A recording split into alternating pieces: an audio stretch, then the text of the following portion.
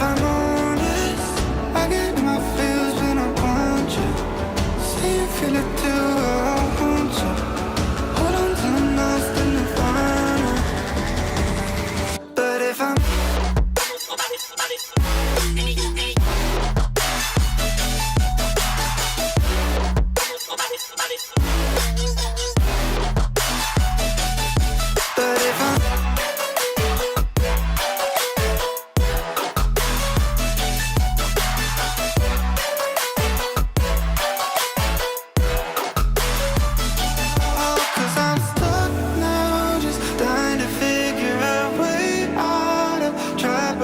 seem to slow down, and I don't know if I want to. Cause I'm stuck now, just dying to figure a way out. I've tried but can't seem to slow down, and I don't know if I want to.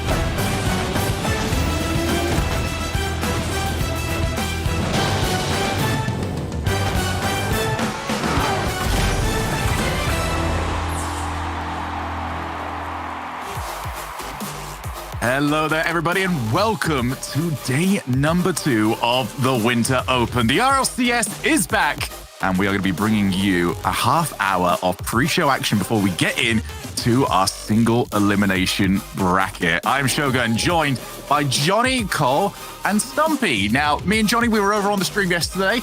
Cole and Stumpy, you were over at the Liquid stream. So, Stumpy, how did that go for you? I mean, your team's still in. They're still in, but my word was it a roller coaster. We started off doing, not great. Everyone might have seen a tweet. We lost to Vertigo. They were blowing us away, though. And me and Cole, we're huge fans of those guys. They're going to do really well. Yeah, fantastic. We renamed one of them, Charlie B. He needs to be called Charles the First. That's all we're saying. He just needs to have a name change. After that, though, it was a little bit middling, somewhere in between. And the way for us to win our group, we had to go through Quadrant and we had to sweep them to win the group. And what did we go and do? We got it. We got the sweep. We're number 1 in Group C and we got through to today. Outstanding. Right. Well, that does mean that Team Liquid are continuing on the amazing form that they had coming in from the Major. And speaking of the Major, let's have a look at some of the best action that we got. Rocket League family, how you doing? And welcome back to home here, folks, for the RLCS 2022-2023 Fall Split Major. Get up and get loud, it's game day. Let's play some Rocket League. Right back around, and not only let power be the Racing Wave, welcome to the Major. Here is Jory as he can wake his team up right here, right now. He manages it. You can only do this for so long. You can't survive an entire game. Leaves it now, rebounded PRK. Ahmad off the Khaled! What? Blocked out by apparently Jack to make back-to-back saves. Chronic! Chronic off the ceiling, raining goals from the sky. Position. They're not letting Farming Corp outplay them or outwit them. Tira got one through. Oh! They finally had a hand up, and Batira ignored it. The Middle East still looking for that big win. The road can start here. They are starting to control this one. Khaled supported triple tap.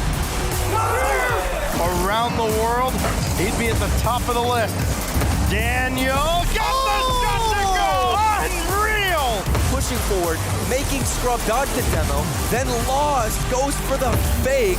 Point of the ball, but it didn't matter. It doesn't matter how the online season goes, I think. Welcome to LAN. We just saw Power sweep G2. Like, anything happens on LAN. I think it doesn't matter. You can do all the research you want. There's something special when the teams get together in person. Championship weekend is upon us, Dazzler, and my oh my. We got nothing but elimination games from here on out.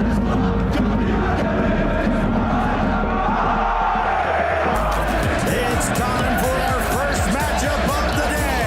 Space Station Gaming, AD Club. They were feeling a lot of pressure from Space Station. Pointing double tap attempts. One of these is going to be stunk at some point soon by one of these teams. Daniel, this could be the moment. There it is right there. Back pass, but Jack's on top of it. Now breakaway, pop up air dribble, reset, shot, goal! Not necessarily last back. First killer, though, with the double. First killer. Oh, my God! Will it come to an end here? No, so close to the top 8 on Sunday. Generate those opportunities. Here's off. Double. 1-0. This is where it's all going to matter. Space Station knowing what's at stake. And Daniel knows what's at stake. Puts it in. Up by 2. Finding each other. Good crosses across the pit. Moving on. Space Station eliminated. Comfortably dealt with by J-Nat. Composure from the great Canadian. And it's Reinforcements on their way in. And Astral, does he need reinforcements? Takes on a club in. what have G2 got left? For the LA Major. Oh, my! This is different. This is the one that was not at the LA Major. Joyo wave G2 goodbye. Please welcome with me the VIP Violent Panda. I want to thank you guys very much. I'm not trying to get too emotional here, but yeah, I want to thank you guys. my girlfriend there on stage. We met 5 years ago in Rock League, and I wanted to end it with her. One important question.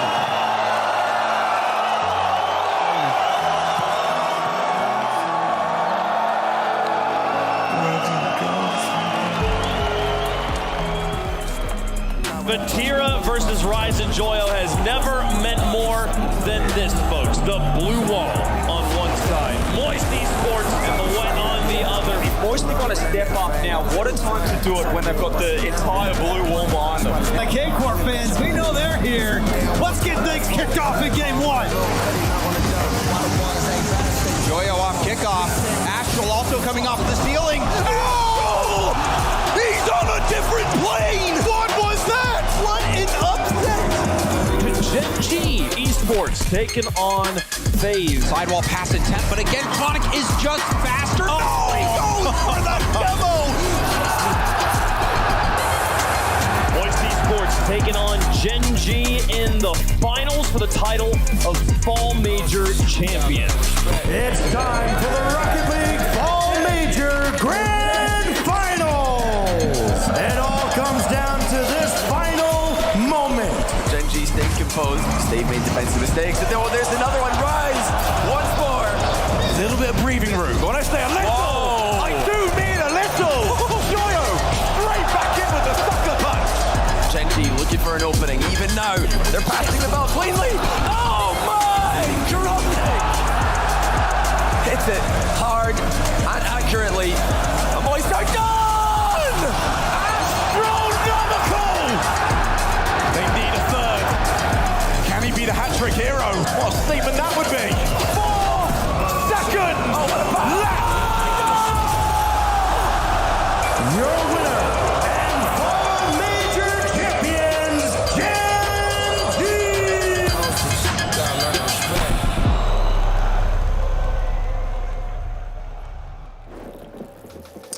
Another amazing event done. Now in the rearview mirror as we look forward to the next major. If you want to get yourself over to the next one, we are over in San Diego very, very soon over at DreamHack.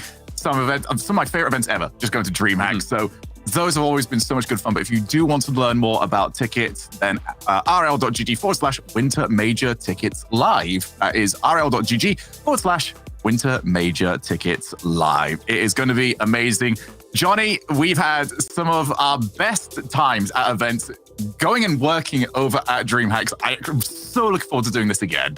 Yeah, it really is a different kind of atmosphere when you can go to one of these events. So I definitely recommend it to anyone who's thinking about going, anyone who's on the fence. You know, these don't come around often, and I think, you know, there was a long time in Rocket League history where we didn't have the opportunity to go to any of these events at all. And, you know, you never know when these are going to come around near you again. So I can't recommend it enough. It's a totally different experience watching Rocket League in person with a live audience. So get stuck in. I mean, Cole, me and you got to go and experience some of that because we do always try and make a little bit of time for ourselves to go and enjoy the crowd atmosphere. We chose probably the best possible time for that, didn't we? I'll let you explain it, mate, but that series was incredible. Basically, obviously, we've always got a green room that we can hang out in, we casters and hosts and stuff. But Shogi and I went out to the stage to see Carmine Corp versus Moist. Oh. And the Carmine Corp Massive were there, the blue wall banging their drum and stuff, French people everywhere. And Shogi, you and I thought that they would dominate the crowd. But for some reason, the rest of the crowd in Rotterdam thought, nah, we ain't having that. If you guys are going for KC, we're going for Moist. And it ended up being an us versus them battle. I think I know exactly what happened. It was because the KC fans dared to boo once, and it's sort of like the not worth it. Now, do you know what it was though? It's because obviously Carmine Corp fans were in the building to watch the Oxygen series. Oxygen, the home crowd favorites, lost, and the Carmine Corp fans waved them goodbye as they were leaving. So that, I believe, turned all the neutrals in the building, all of the Oxygen fans against them. That was enough to just make it, Carmine Corp against everyone. So they did it to themselves. They brought an incredible atmosphere to the venue, and something we hope to see again. I think what it was as well was the EU is so used to beating NA, it just had to turn on itself for a bit of a challenge. It's like a snake eating its own tail kind of situation. We'll get into the good old-fashioned EU versus NA some other time. You got For it now, sometimes, let's focus on Europe versus Europe. And we got to do exactly that, not only yesterday, but throughout the rest of this weekend. Let's take a look at some of the highlights from yesterday's matches. We were going through our a different format for this split, where we go from group stage into single elimination. Getting first in your groups meant that you were through. You did not have to play again. Getting second or third meant that you had to play in a single elimination round, and that was also best of 5. Johnny, you a little bit of time to look around. Was there a team there that we were kind of shocked by? And I feel like that was Vertigo, who, the league's favorite team, did really well. Yeah, Vertigo had one of the best debut performances that we've seen in a long time. It's a difficult format to imagine a debut team like that coming in and doing as well as they did. Going 2 wins and 1 series loss in a group containing, some top tier teams. I'm so impressed by these guys. I think they could be very proud of themselves, even though they didn't go past round 1 in the single elimination bracket. To get 2 group stage wins is already massive. I think that's given them a good bit of experience there to build on.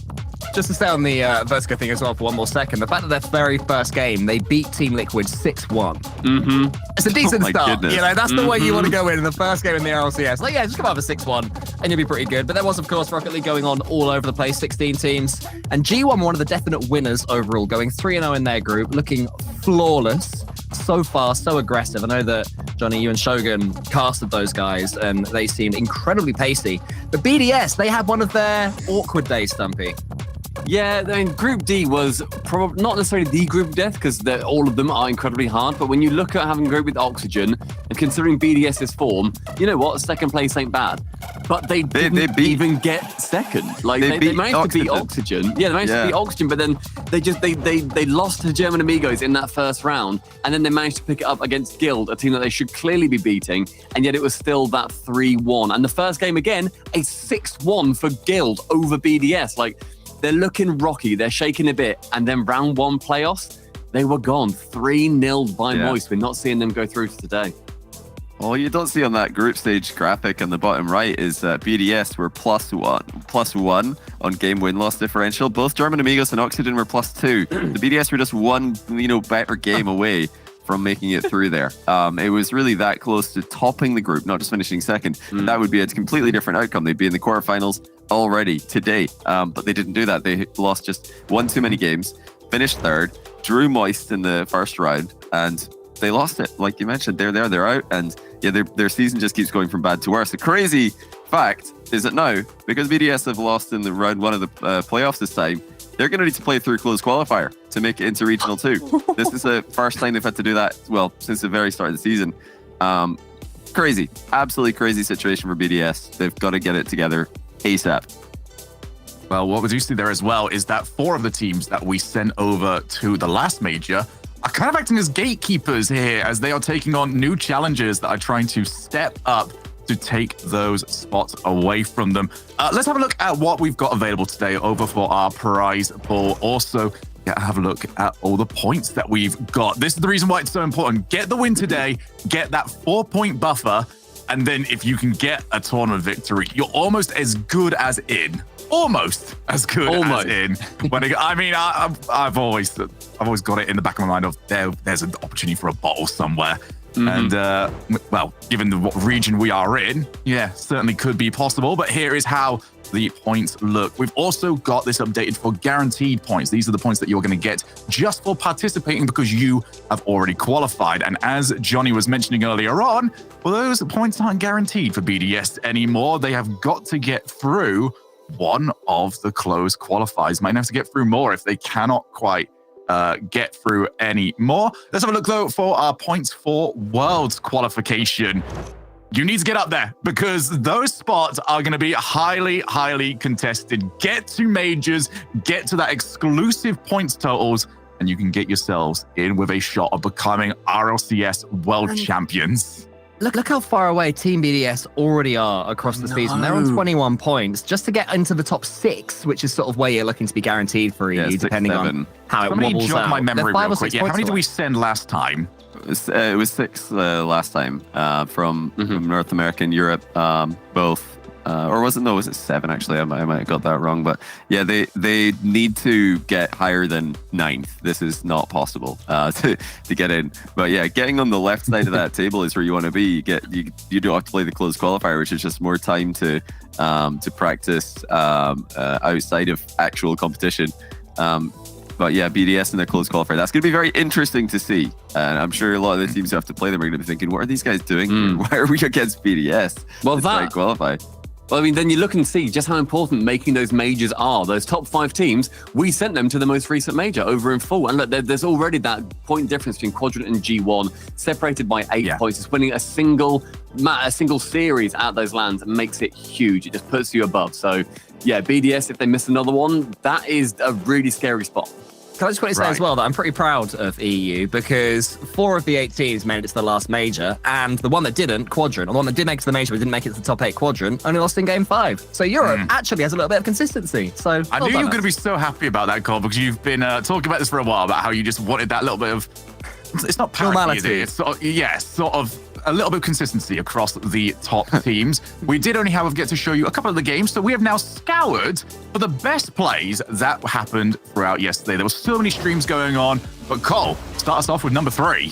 Well, one of the teams that I've been most impressed with and I'm really backing is Vitality. Alpha has been just doing his best to bring this team up, to sort of teach them his ways, and they, of course, have been teaching them him their own ways as well. But Alpha is always the one who you look to score goals like this. It's clean as you like. It's a classic traditional double tap, and also bonus points for using the Vitality goal explosion. Love it. Love seeing those new goal explosions come out. But look, it's Joria's on the ceiling versus BDS. Sure, you know what? They lost that series. That's fine, because Joria's scoring bangers, going round Monkey Moon, goes that rotation underneath to the Musty, and then for some reason, his incredible Dutch brain just goes, you know what, that's not in there straight away. Let's double tap it. Seiko isn't able to save it away in the net. And even then, you see another Oxygen player just following up in case the miss comes in. That is a well-oiled machine. Oh, you think that was rare to see? Check this out from Seiko. Little bounce off the floor, another one off the backboard. It's a floor backboard triple tap. Now, we're seeing plenty ceiling into backboard triple taps these days, but how often do you see a floor and then into the backboard to get enough force into that downward bounce to kick it back up high enough to then double it off the bar? Again, it is just truly unreal from Seiko. But like Stumpy mentioned with the Oxygen Joria series, not a flawless day from them either as BDS crashed out. Right, well, let's move on then, shall we, to prediction? Not quite yet. Not quite yet, because last split, we said that there'll be a punishment for coming last. We were not able to deliver upon that during the split. However, Stumpy, Cole, we managed to organize something to get that all done and dusted. So let's have a look at the punishment, shall we? So good. Okay, all the way back in fall, during that split, we did a prediction competition for all of the European pre-shows, 1, 2, and 3, all the regionals, and obviously that's be a winner. this guy, 16 points, 16 undeniable points. And there's a second place, Johnny with 13, and then it came Cole with 12. Hey! Shockwave, the cameraman. Sorry. Oh, okay, and then finally, fourth place, loser. This guy, 11 pathetic points. And we said right at the start that there'd be a forfeit, and that forfeit, ladies and gentlemen, is in the form of one luscious pie. Are you ready, Show? It's quite a hard casing. Do you want to tap it? Oh. It's quite a hard casing, but I'm in. Right for that, okay? Look at that wobble as well, that's lovely. This entire Yeah, one shot at that, mate. Yeah. Are you ready? I don't want to get it on me. Like I said, directly at the camera whilst this happens. Okay, this is for losing the fall prediction competition.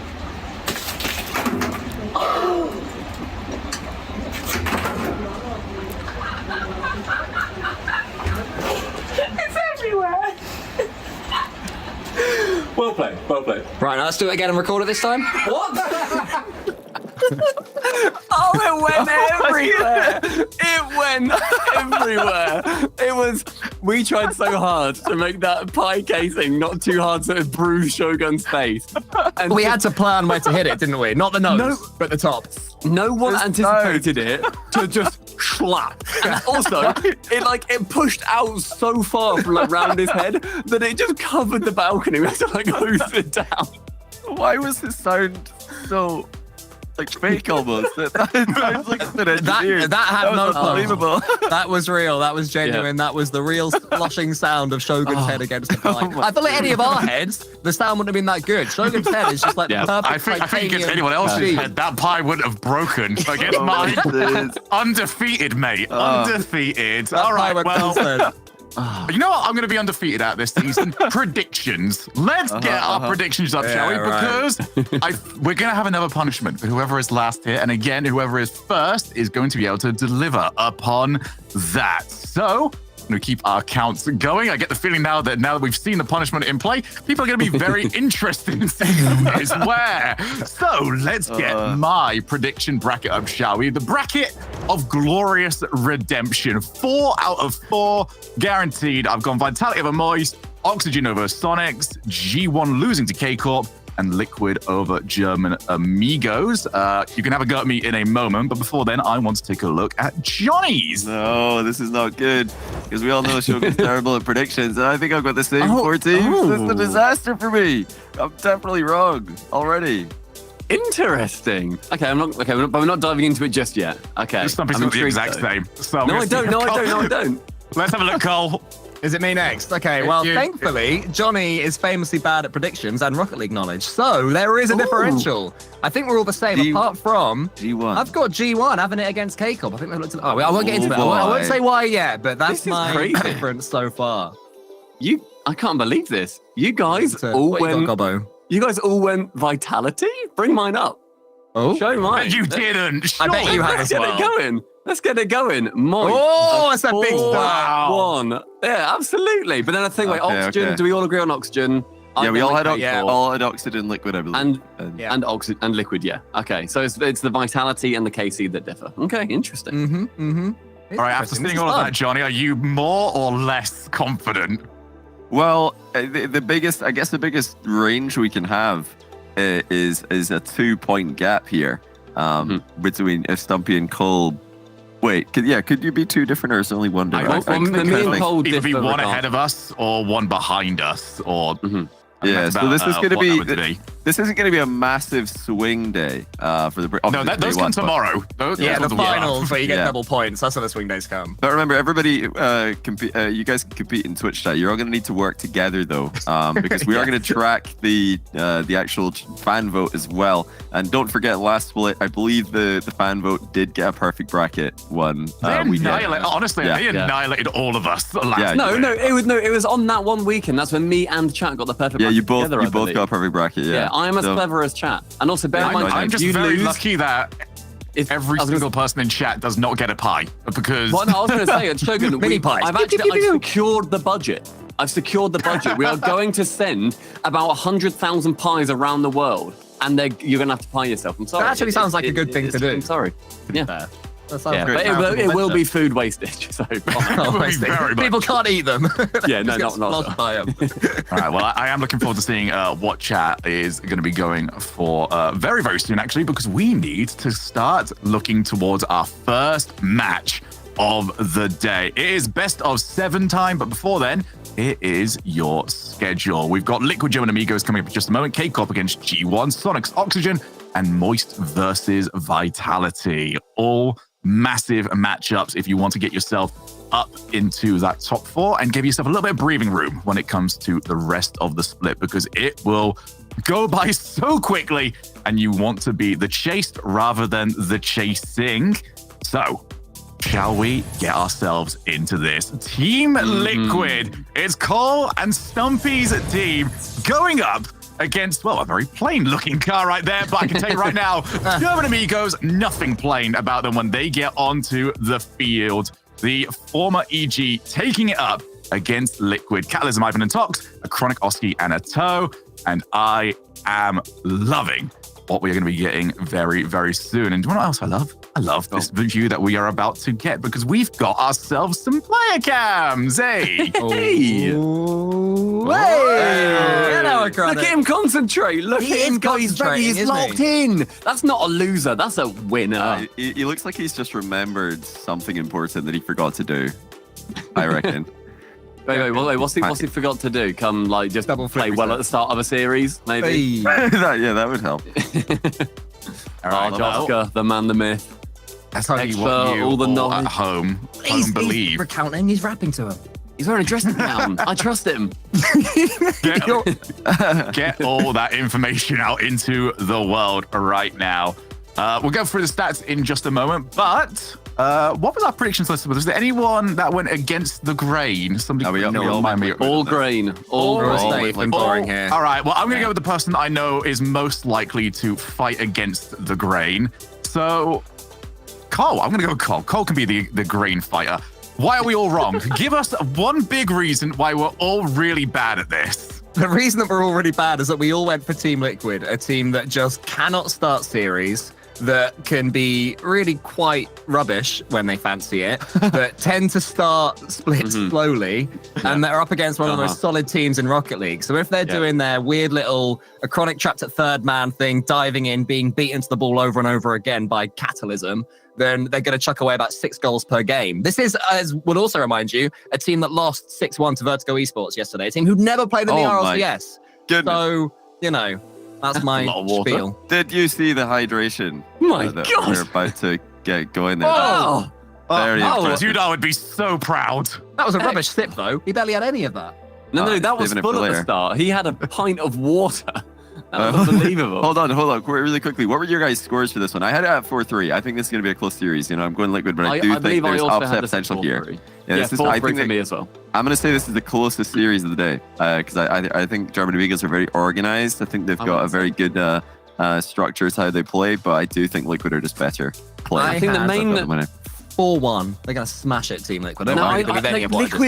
Liquid, I think, just at the start, exactly as Cole said, and exactly as we moan about every time we watch them, they start off series slow. Or when I say slow, I mean like just disorganized, and they don't play the really cohesive aggression that they need to. They don't all form that spearhead. It's just sort of like chucking rocks at a window instead. Like it's nothing that's really going to be taking down a defense. So I think German Amigos, they get a couple of early games, and then Liquid start to turn it around. But I just don't trust them at the beginning, and it scares me every time. I hear what you're saying. I really do. Thanks, man. That means a lot. Whenever I've seen, usually I don't listen, but usually whenever I've seen German Amigos, I just don't feel like they play at that pace required to take advantage of those first few maybe slower games from Team Liquid. I think Team Liquid are going to get a lot more time to sort of do what they do mechanically, and when it comes to mechanics, you will struggle to find any better team in the world. It does feel weird, actually, given how recent it was that this team joined and was capable of playing in the RLCS, that they already feel like, you're kind of just locked in to go to majors. I don't know if anyone else joins me on that, but locked? Just no way. We weren't after the first series yesterday, Sean. I'll tell you that much. Really? We were really they lost.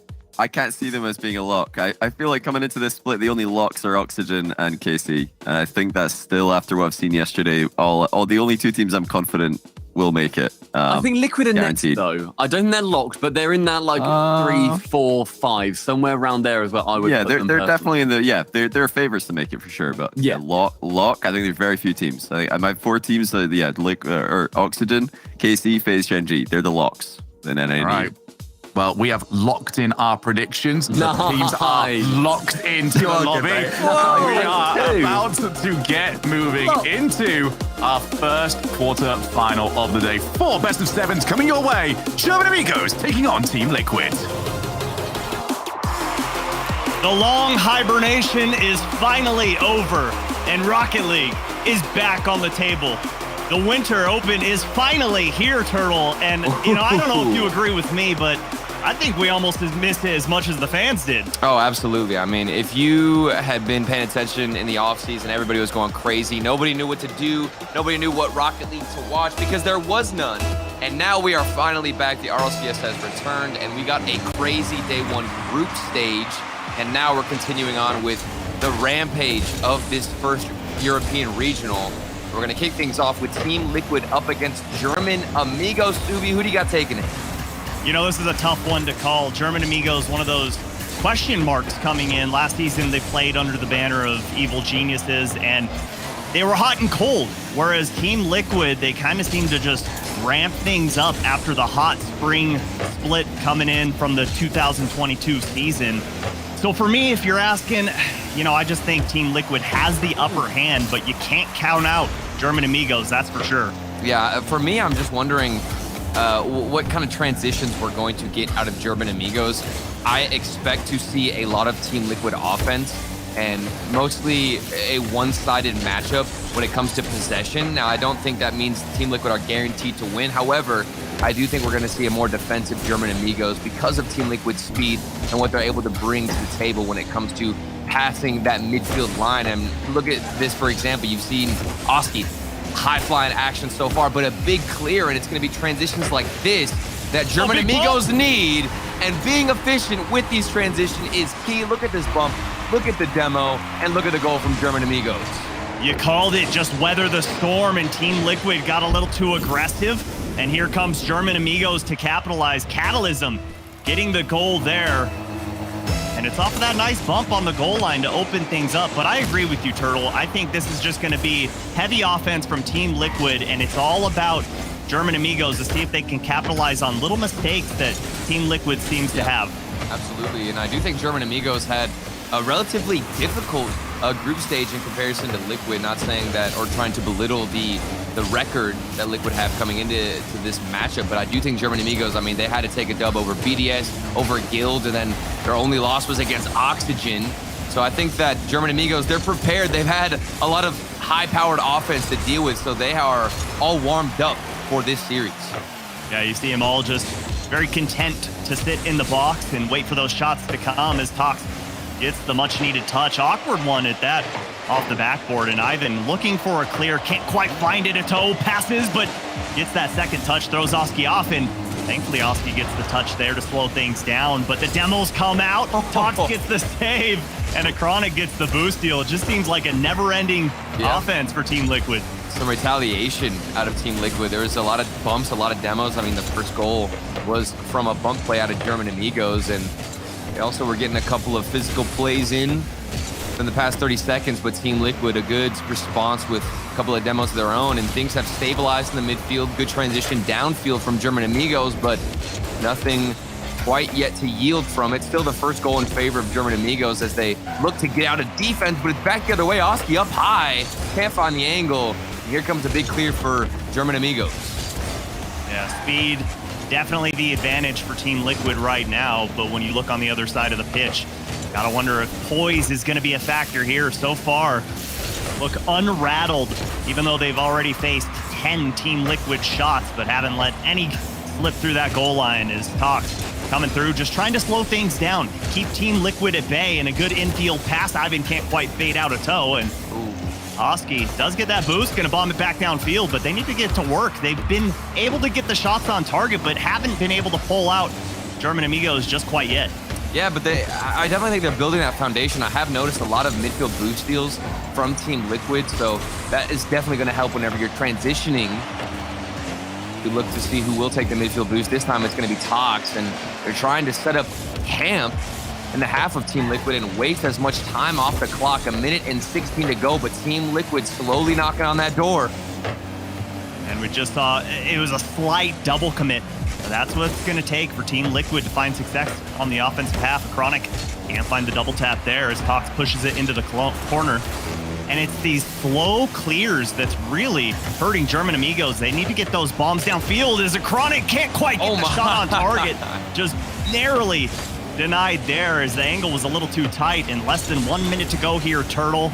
Yep. Team Liquid, the offense has been there. It's just been better defense from German Amigos. Yeah, here we go. You talked about it, poise, and the composure for German Amigos has, without a doubt, been on another level. I've seen Tox go for a slow clear every once in a while, which, like you said, sometimes it's plaguing them, but in other instances, it can actually benefit them, wasting more time, slowing this ball down, looking for a 50-50. That one almost slipped past the final defender.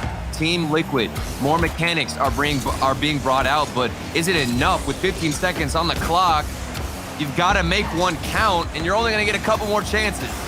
Less than 10 to go. Team Liquid knocking at the door. Ivan needed to get the big clear, can't find it. And Tox gonna push it all the way downfield. Team Liquid has to reset at midfield. The ball's still in the air, but Oski searching for bombs, can't quite find anyone. And Catalysm pushes it all the way back towards midfield. And just like that, German Amigos gonna steal game number 1. Wow. And I'm so impressed with this defense. Out of all 3 of these orange players, Ivan, Tox, Catalysm, putting in work. It was 6 saves to Tox's name, and that's 12 saves in total, which is absolutely ridiculous. 17 shots for Liquid against the 3 shots of German Amigos, and that is what I expected. One-sided offense for Team Liquid, but German Amigos, they looked comfortable the whole time, Subi. There wasn't too much pressure applied to their goal line. Maybe 1 or 2 moments where they had to get that last-second save, but that was it.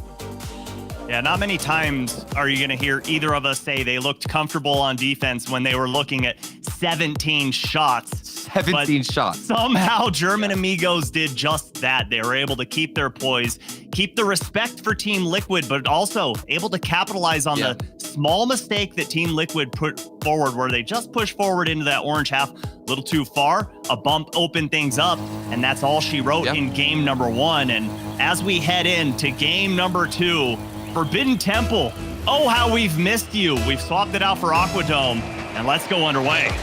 Gotta love Forbidden Temple, and if you're a fan of Team Liquid, you want to see them adapt. In this game, Chronic almost adapting within the first 10 seconds and was narrowly missing that chance to get the first goal for his team. Still scoreless, his Team Liquid, but a good start for them, a very speedy start, which is still to be expected. And you wonder, will they get too desperate? Do they start overcommitting, overextending, trying to put every shot away? They need to be patient, but of course, keep utilizing the creativity that they have at hand.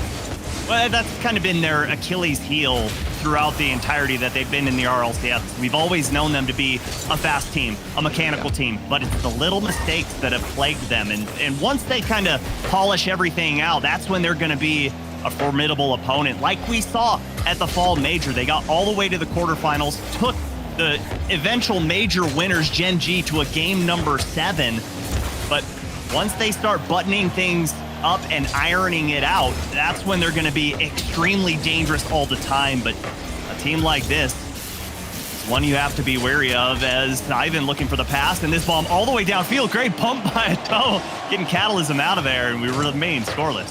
Yeah, now we're starting to see Team Liquid improvise, potentially look for more bumps. Chronic has to get this read off the backboard. He does find it. And Oski, taking so much boost, finds his corner. Let's see how they decide to transition out. There haven't been too many struggles with the clears, and as you sneak this ball past the final defender, it's going to be an open net for Team Liquid. Great carry through the defender here as Tato gets the easy pass out and puts Team Liquid up by 1, and that's what they need here. Minute and a half into game number 2, get that goal. A little bit of cushion to feel comfortable, because we know that they can keep the pressure. We know they can box German Amigos in their own half.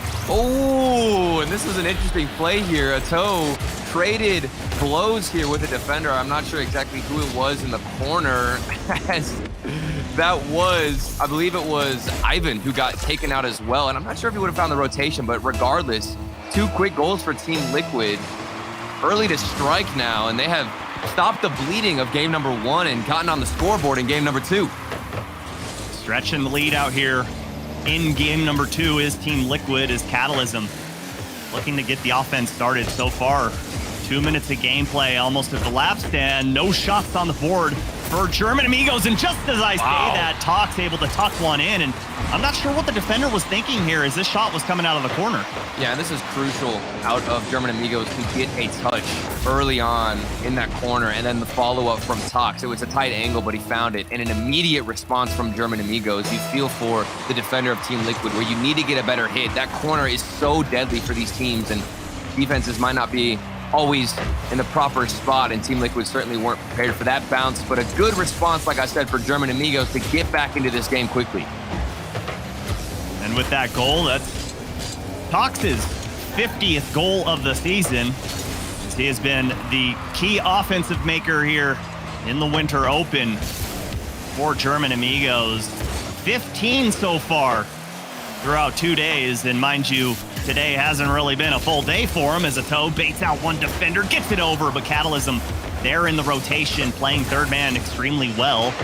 And the offense starting to get going once again for Team Liquid. It's like a fine-tuned machine. A toe can't get by two, but pulls one out. The rotation's a little spread out and a little slow for Team Liquid. The main thing for German Amigos is taking away as much of this fuel that you're given to Team Liquid as possible. Maintaining the midfield boost. Here comes Tox though on a solo dribble. Past the Chronic. This man can do it all by himself. Oh, look at the scoop to get this ball on top of his hood right here so he can get the flick over a Chronic. Just nasty 1v1 skills on display to tie us up in game number 2. Scooby, he barely had any boost. It looked like he had about 30 to 35 boosts when he started that dribble. He managed to get it behind and under the first defender. And then, like you said, the perfect touch to get that ball on top of his car. And he used every single boost in the tank. Made it worth his while. And we've got German Amigos all tied up. That's how you get it done. Exactly 1 minute apart between both of those goals for German Amigos. Didn't take him long to strike, and that's a great passing play, but well read by Tox as he gets the Savior medal on that shot as Oski rotating through as a toe, but Catalysm just popping that one up. And where's the defense to challenge Tox? He didn't have the boost to follow through with that shot, but Team Liquid, the midfield pressure starting to look suspect. Yeah, and that's directly after getting scored on. It looks like the confidence from Liquid has dwindled down. Nobody infiltrating the midfield as much. Maybe they're too cautious about getting counterattacked, which has been so effective. I mean, think back to the first game for German Amigos. That initial goal was off of one counterattack and a quick bump. They start in their own half, and then one shot is all they need to punish Team Liquid, who love to overextend, Subi. Right, that's brilliant. Turtle, I hadn't even thought of that. And you also brought up in game number 1 how strong Team Liquid were at midfield control, stealing those boost pads. And here in game number 2, just looks like it's been nullified, and that's kind of handed German Amigos a little more speed in their bag. Is a Chronic. Third man gets the much needed touch. Ivan tried to dump that one off, not on the same page as Catalysm, and a toe keeping things alive. 20 seconds remain here. Team Liquid again knocking at the door of German Amigos. This is going to be much more difficult for Team Liquid, Subi, because if they're not going for more of a midfield presence, that means they're going to rely more on solo plays with just one player sent downfield while the rest are rotating back to be a bit more cautious. But we approach the final few seconds. The ball floating in front of the net of German Amigos. It will touch the ground and send us right to overtime. Our first overtime of the day happening on Forbidden Temple as a Chronic pushes that ball through. Can't quite get it through Ivan and Catalysm as they're trying to get this ball out of their own half. Great touch there from the toe. And again, starting to look like Team Liquid starting to get a little bit of a stranglehold over midfield as Oski coming through, looking for the double. Can't find it as Tox playing great defense up on that backboard. Oh, and Oski actually stole that corner boost, so this could lead to more pressure. And you'll notice nobody's ready to challenge against Team Liquid. There's barely any boost to go around for German Amigos. Chronic is also taking a midfield boost. This is the best look Team Liquid are going to get potentially in this overtime. You think they got to score, but the defense of German Amigos just somehow pulls on tight.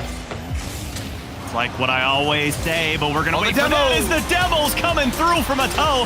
Oski capitalizing on that one and gets a big one to end game 2. A toe cuts across with his rotation. He actually almost saved the ball too, but thankfully for Team Liquid, he wasn't in the way of the shot, and he cleared the path for his teammate, allowing Team Liquid to get their first game and battle back in the series.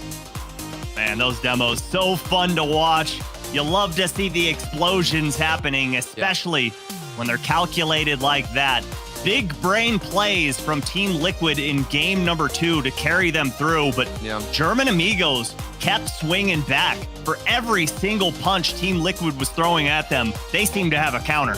Yeah, and I definitely think that German Amigos are always going to be in this game. Like, you can't count them out. No matter what level of offense, no matter how much pressure you see from Team Liquid, German Amigos are so efficient with converting these opportunities. They get 1, maybe 2 shots on the other side, and they're going to put it away. You give them an inch, they're going to take a mile. So German Amigos, don't count them out yet, but Team Liquid, great response, getting creative, not only relying on solo plays, they got physical, and that's what won them game number 2. Yeah, and I think that's going to be the recipe to success for Team Liquid is all of the things that we've been mentioning that they've been doing well, but combining them all to make a nice little meal for themselves. We've seen great midfield control, we've seen boost steals, we've seen demos. Now if they can just kind of bundle them all together, oh, they are going to be deadly. And Ivan has had a bit of a slower game as well, and I think the points represented that at the end of game number 2. He was sitting at about 84 points, and that was a couple hundred behind his next few teammates. And while points don't represent everything, I definitely think Ivan hasn't been as involved for German Amigos in game number 2. And here he is alone. He got bumped and maintained his position on the backboard. That's the Ivan we know and love. And he's coming through with an immaculate save to start out game number 3.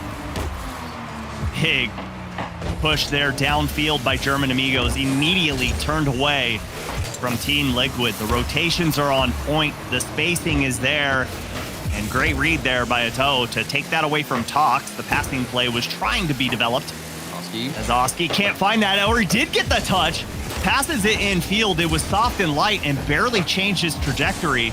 Threw the defense off, and that's why you're seeing some sustained offense right now. But for German Amigos, they just need to try and play a little bit quicker. Try and match the speed for Team Liquid. They're not going to do so exactly, but you can just quite get there to make these challenges a little more efficient, rather. And it's going to be more hard and much more difficult, Subi, whenever you don't have the boost. I mean, this midfield presence from Team Liquid has definitely regenerated coming into Game 3. I'm sure they're feeling a lot more confident after taking a game themselves in this series. But German Amigos, they certainly do have the speed to match it, and you don't always have to go for a challenge trying to win that 50-50. Just anything to get a touch on the ball, to throw off Team Liquid, ruin their possession just for a second. That can give your teammates enough time to get back. But a Chronic, here's another solo play. This man just can't stop going for these air dribbles on the net of German Amigos. Oski coming in, keeping the offense alive for Team Liquid. And again, it has just been Team Liquid getting all of the offense so far. 6 shots to German Amigos. But look at this. Look at this. As I say that, they get a shot on goal that turns into a goal. Stubby, it's an illusion. German Amigos, they might look like they're defeated. It might look like Team Liquid are surely going to score. But through all this defense, through all of the boost starvation, the pressure, it's all coming down on them. One clear, one transition downfield. You catch Team Liquid in that trap of overextending, and you've got the first goal. German Amigos doing their best at really hypnotizing Team Liquid, just pulling them in to the orange half, making them feel more than comfortable, saying, yep, you're winning this, you're getting aggressive, you're getting the shots, and it's not working out as a Chronic can't push that one through. Almost had the 50 to get it on net. And Turtle, this has just been a masterclass of defense so far from German Amigos. Well, and it's also the biggest test to Team Liquid's mentality. This is a frustrating game. When you're a pro player, Subi, the most frustrating games to play are the ones where you know you have the pressure, but you can't punish. You can't put away these shots where you're given opportunities. It's ridiculous. This goal is just hanging just barely out of reach for all Team Liquid, and they can't seem to grasp it. But this ball, a big clear down the other side. Maybe we get one from Oski. So much space in the air, barely any boost. Ato needs to find a shot, but again, denied defense from German Amigos, not letting up. Yeah, Turtle, I think you're exactly right. It's just one of those things where you're playing and saying, what else do we have to do to find success? As Tox can't quite get there. Ivan was looking for the demo, ends up getting demoed for his efforts instead. And right now, you got to expect Team Liquid to show some frustration. What do they got to do here, Turtle? 14 shots on target, but it has just been a brick wall for German Amigos. Well, if you look at the history for what won them the previous game, it was the demos, the physical gameplay. Yes, they were taking boosts. Yes, they had possession, but at the end of the day, it was the timing of when they went for demos. and having well-executed plays that are much more prepared moving forward. I mean, you can't just send a Chronic alone every single time. You've got to have multiple layers to this approach. One person going for demos, one for a solo play. How is that third man then getting involved? There's a lot of different moving factors, and Team Liquid can't put all the pieces together against this German Amigos defense. 35 seconds remain here in game number 3. Team Liquid still searching for their first scratch and completely denied by German Amigos.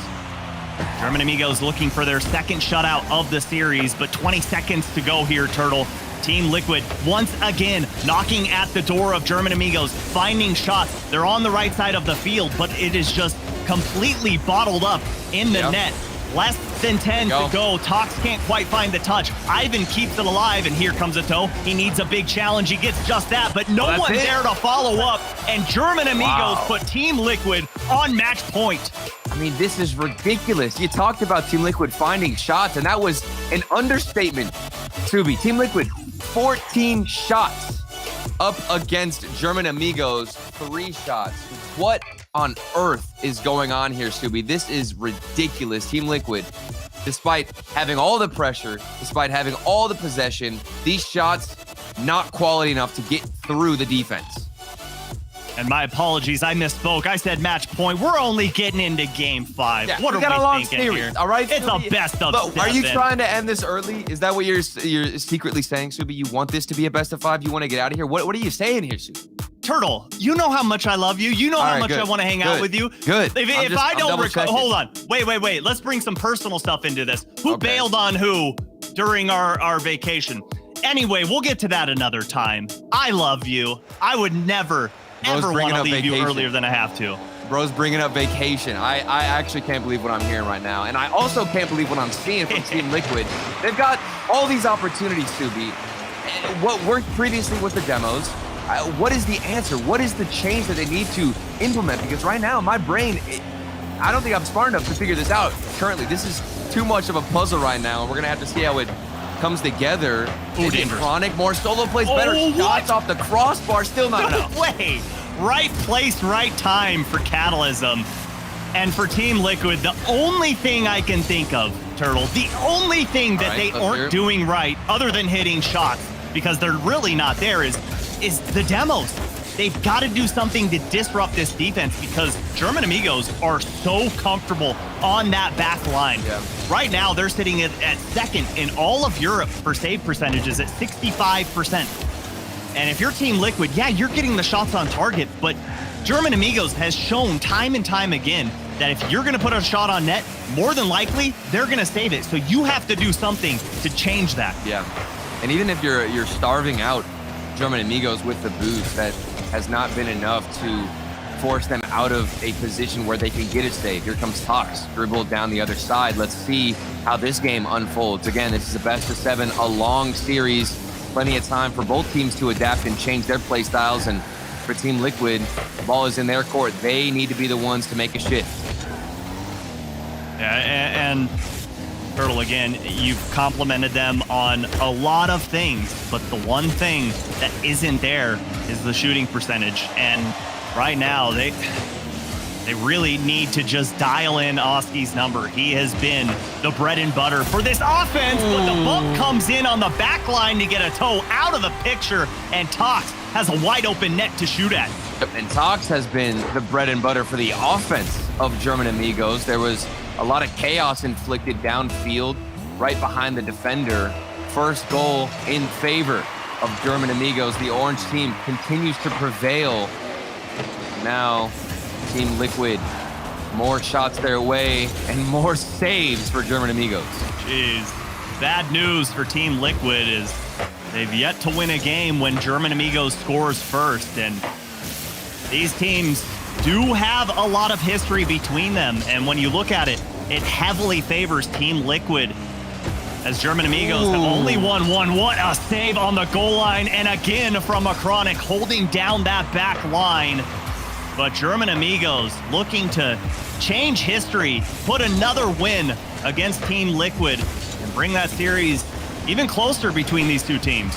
And I genuinely do think that the group stage was perfect preparation for German Amigos coming out of here. I mean, especially up against Oxygen, such a offensively minded team. They know how to handle as much pressure as possible. They've had great warm-ups yesterday in their group stage, and coming up against Team Liquid, they know exactly how they need to play, and they are executing flawlessly. Here's Oski from his own corner. Slow little transition out of Team Liquid. They're playing more defense, which actually might bode well for Team Liquid if they can focus more on the transitions and working together as a team instead of being one-dimensional. I mean, this is just Oski pushing himself downfield alone. There's nobody to back him up, and even when that second challenge does come through, he's not even touching the ball. Team Liquid, they've got to get things together.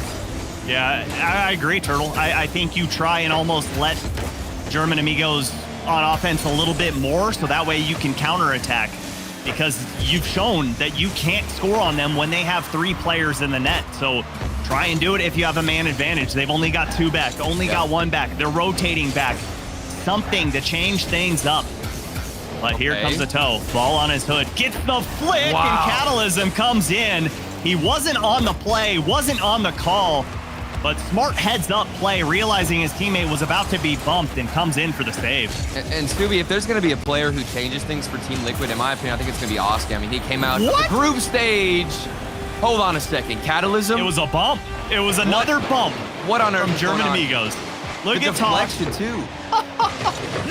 I mean, it's a nasty hop out of the corner. Catalysm reads it well. But the bumps for German Amigos have just been causing chaos for Team Liquid on the back line. And German Amigos up 2 goals. 60 seconds remain. Team Liquid need a quick one. Need a quick one indeed. And I was just talking about how I think Oski is going to be the difference maker if we see Team Liquid get back into this game. I mean, he came out with the most goals per game out of groups with 1.31 per game, excuse me.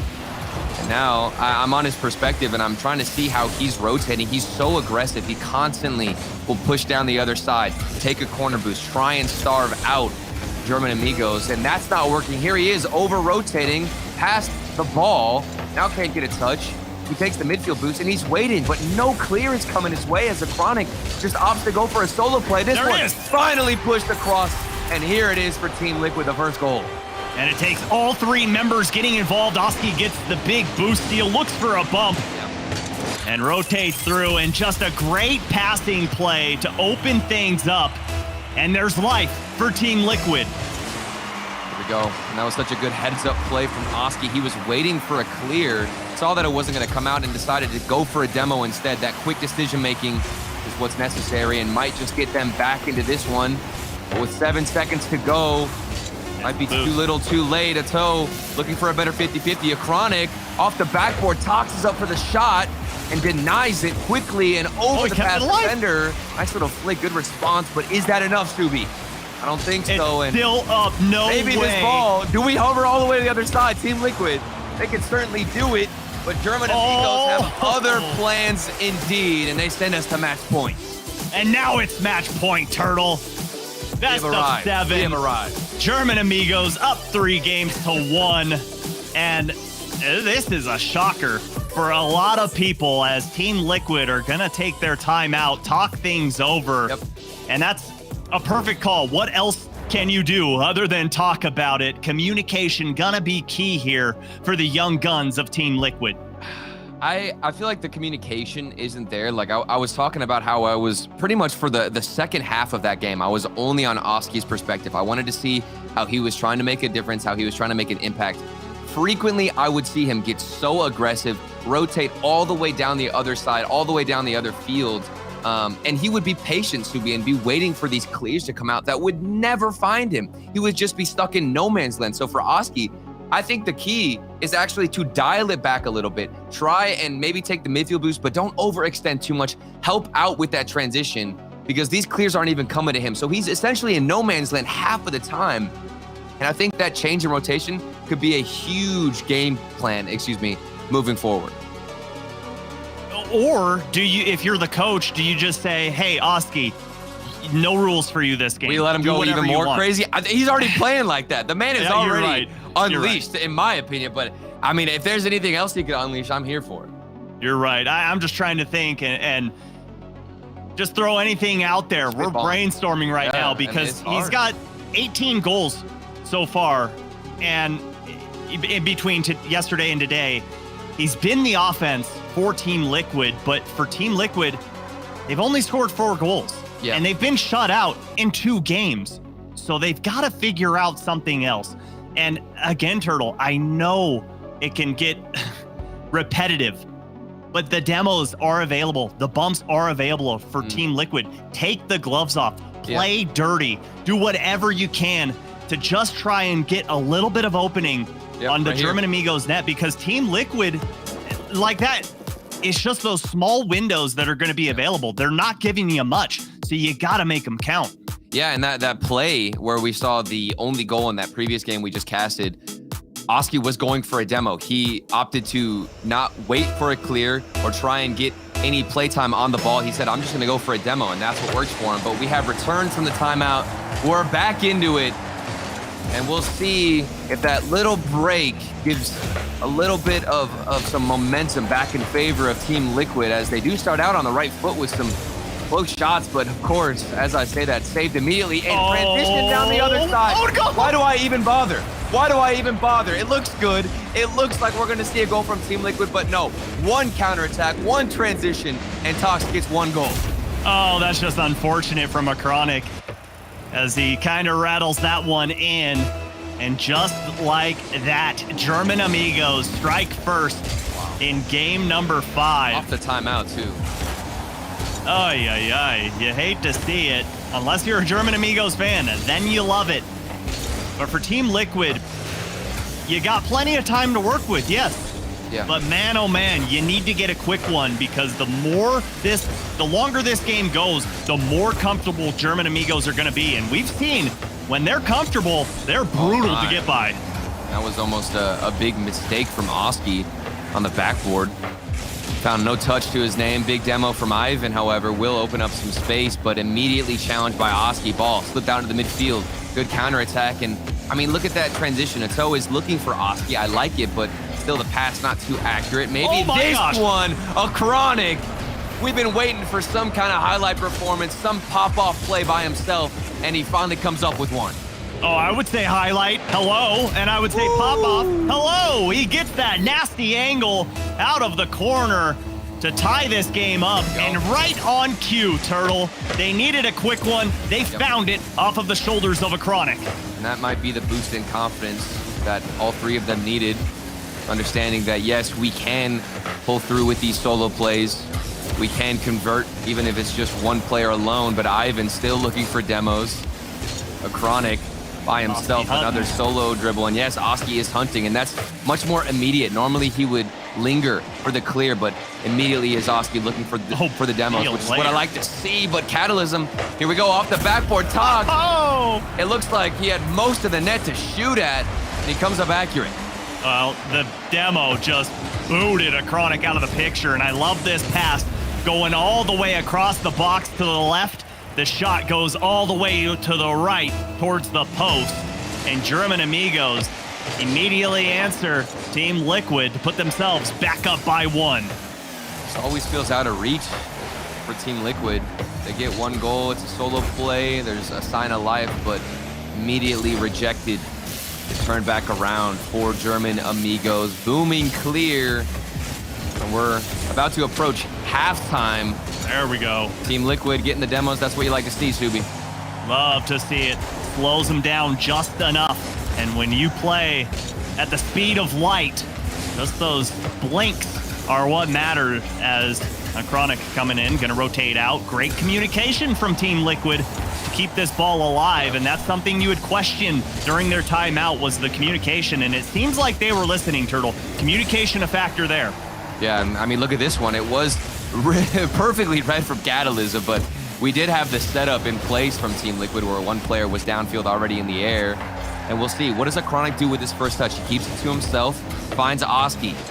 Threading the needle is Team Liquid, keeping pressure, applying it well. Now the question is, when will they find an opening on the net? Oh, great pass, but a little bit too slow and behind Oski. The idea was there. Just the Way that Okay, passing out. Oski's looking for a demo. Oski can demo him. Oh! Ivan. I mean, he must have known and recognized that a demo was going to come out. He's rotating back immediately, Subi. Way to have your head on a swivel. Gotta be aware of your surroundings at all times as Tox gets Chronic to bite on that one. Put on the big lure on the fish stick and threw that one across as this one going down, denied by Oski. And we've got 90 seconds to go here. Game number 5. And Team Liquid still down 1. You see how German Amigos are reading this play in the midfield. Catalysm crashes in. They know where Team Liquid want to move the ball. And if it's a solo play, it's even better. Almost slipped through the defense, but we do have Catalysm back on defense. Last man back, holding strong. Ivan opts to not go for that challenge, and we've got Team Liquid hunting. They can smell the goal, but when will it present itself? Oh, soft shot denied by Ivan. 60 seconds to go here in game number 5 as Team Liquid realized every push matters at this point. Every touch on the ball so important. Everything so crucial here as German Amigos keeping Team Liquid at bay once again, and that has been the headline of this series. As Chronic keeps that one alive, Tox gonna push it all the way back, and 30 seconds to go here. Team Liquid have to reset. All right, this could be the transition needed for Team Liquid. It looks like they're going to have to score on this final transition. I mean, if they can get this ball downfield, there might be an opportunity, a nice pinch attempt, but immediately given back to Catalysm. All players from Team Liquid have pushed forward, desperate for this goal to tie things up. Their tournament life on the line, and that save will keep it alive. This is it, the one transition. They need to find a goal, Subi. Well, it's up. Tox, let's see what he does with this. He's going to go towards the net. Chronic keeps it alive. Ivan there, and this one going to be too far forward. And German Amigos take down Team Liquid 4-1 and move themselves on in the Winter Open. Even after the timeout was called for Team Liquid, this game started with German Amigos picking up right where it left off, regardless of the break, regardless of the pause. Determined, consistent, and able to punish on those transitions. German Amigos, they looked unshakable. You couldn't get anything past them. You couldn't make them stress. No amount of pressure was going to break through that defense. My jaw is hitting the floor right now as we were talking. I think Team Liquid's going to take this. I think that, German Amigos just put everyone's prediction to rest. Just absolutely impressive performance from German Amigos. We were always looking for how Team Liquid were going to change things up, what they were going to do to improve. And eventually, it looked like they had it, but unfortunately they don't. And I think that's going to do it for myself and Subi. But stick around because we've got G1 up against K-Corp right after this quick break.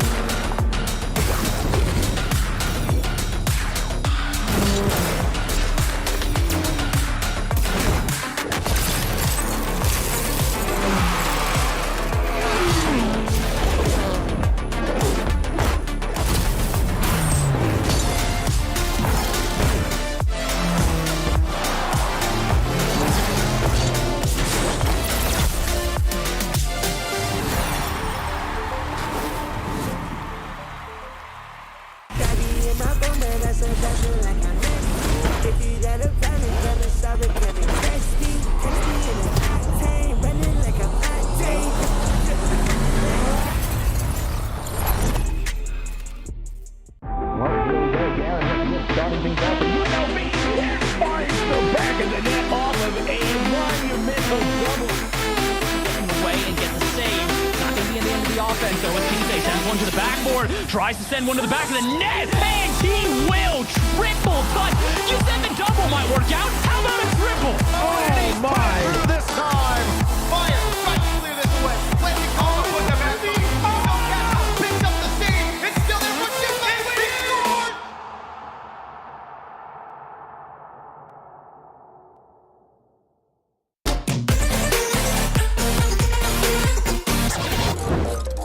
We have seen that we can play very, very good. We almost made the major, and knowing that and knowing our potential, that's why we stayed as a team, no? Because I think even in like the worst state of this team, we can at least make wildcards. I know that this team can make easily worlds and also compete in it. The solo play. Oh, went that for acceleration. Rocket sorted to the near post on the reset. I think one of the proud things of the team the last split was in the important games. We showed that we are consistent. We are not very nervous about like intense moments. Even if we are losing, we don't lose the mental. The environment is very healthy, very, very positive, and that's one of the best things we have as a team. The semi-final, they're up against a banger of a shot though. We haven't talked a lot about changing things because I think we found a way to play. Like I would say we are one of the most offensive teams in the whole world. I think our offensive is really, really good. We just gotta work on defense because I believe that if we can improve our defense, I think we can be on top. On a swivel, but now they're up against and Atomic turns it in. We have a very good synergy as we are Spanish, as we are friends. Like we understand that very well in the game and in the field. And right now, like I would say, we should be top 5 in Europe, but we gotta show it in the regionals. We gotta work for it, and let's see what happens. Now Atomic off the back ball. Right up. G1 have stepped up to the plate.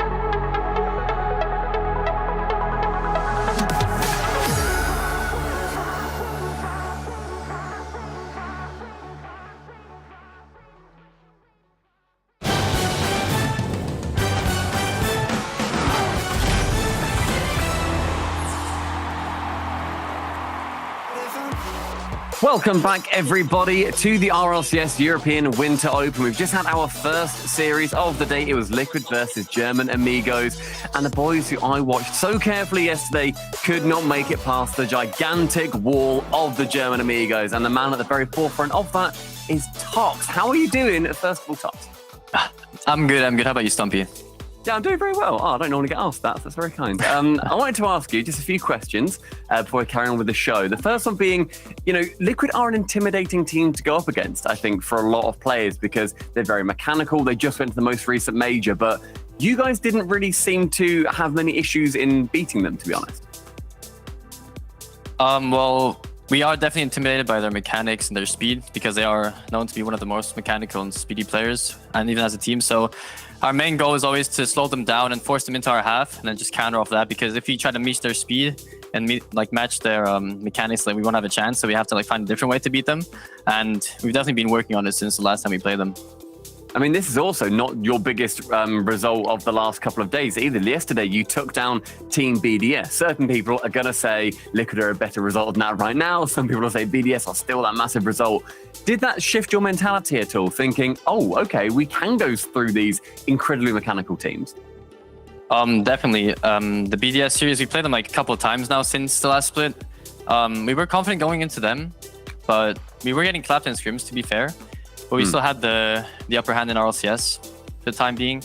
But going up against Liquid was a similar experience, just try to play our game as hard as possible and make sure we're doing our thing. And once we get the confidence and see that we can actually beat them, then we just go from there. I mean, confidence seems to be such a massive thing with you guys as well. And bringing on a coach such as Verge, it must add to that because he's so seasoned in being in that position.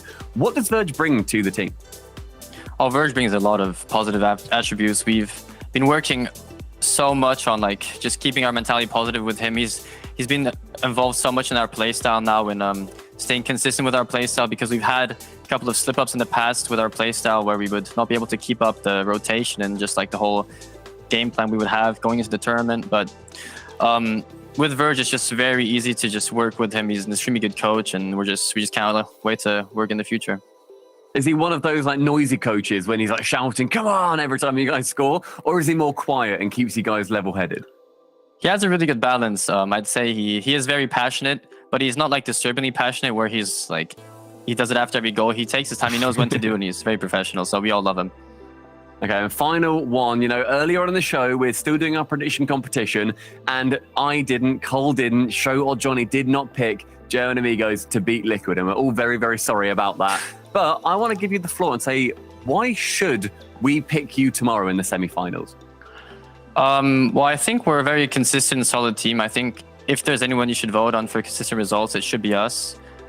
Just due to our playstyle at the moment, we're just working on being consistent throughout the whole tournament, throughout every single tournament, and obviously trying to get into the major whilst doing that. So I think we might not be the flashiest team, might not be the most mechanical team, but we are definitely a team that you can pick for the future. Okay, you know what? I think we're going to take that into consideration. Thank you very much for chatting, Tox. Thank you so much. Have a good one. Consistency is a very important thing to have in Rocket League. Johnny, I feel like, you guys are having a little bit of regret right now on your decisions earlier. Yeah, especially me, missed opportunity. I said out of the 4 matches today, I thought this is the one that I'm the least confident about when I picked Liquid to win it.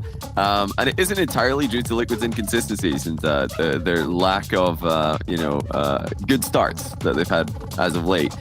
It's also German Amigos are actually one of the teams who are looking to get that next major spot. They're one of the teams fighting for that position, looking at Quadrant, thinking, I think we could do a better job than you guys did going 1-3. And, I think they can. They're very, very solid. Tox said it best. They're just working their consistency, and they're very hard to beat.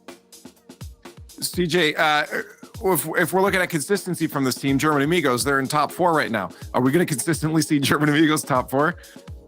I mean, when you see this team, I think Johnny will agree with me. When you watch German Amigos play, you just know that they're coached by Verge. There's something about when Verge gets behind a team, they have this structure about them, this consistency. And if consistent results mean top 8s, maybe some top 4s, we should be seeing these guys, I'm sure, around in the semi-finals.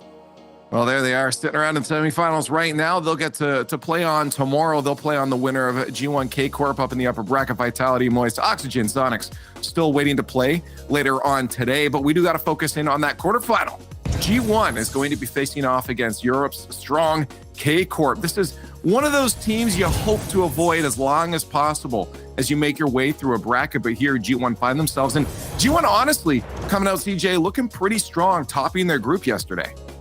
Yeah, I think when you look at the groups going into it, G1 were always a team that you thought they can probably top that group going in. They've done it. They've got the number one seed straight through here into the quarters. And Johnny, I don't know about you. Can they keep this up? Can they keep this streak? They've had a great run against Moist yesterday, but this is their biggest test yet, surely. This is very, very difficult to say. I mean, I feel like any matchup would be better in the quarterfinal than Karmine Corp, because Karmine Corp, when they reach playoffs in the last split, and from here on, we switched up the format, but from here on it's the same quarterfinal single elimination. Karmine Corp never lost a quarterfinal, they never lost a semi, they made every final.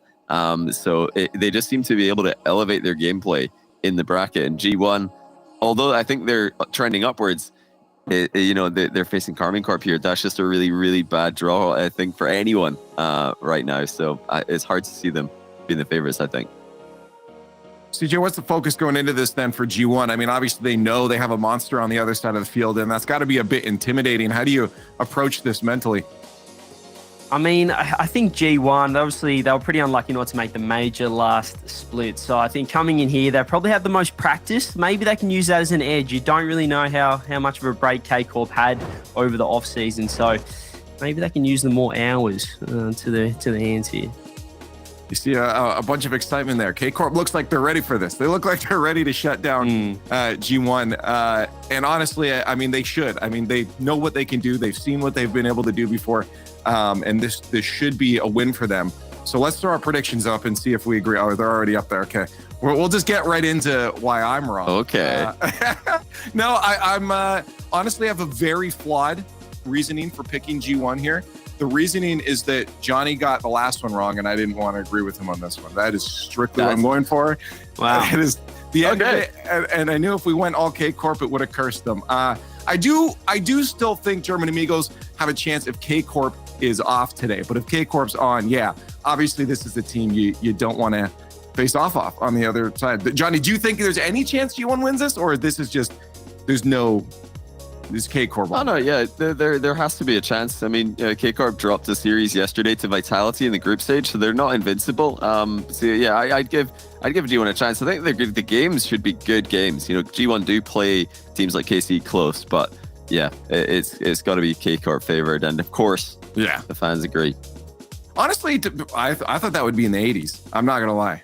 I thought that'd be in the 80s, but we're gonna find out now because Cole and Turtle are waiting by to cast this match for you. Europe's strongest in K-Corp faces down G1, who are coming out of groups looking real strong. Will the French squad be able to stave off the aggressors from Spain? Let's find out right now.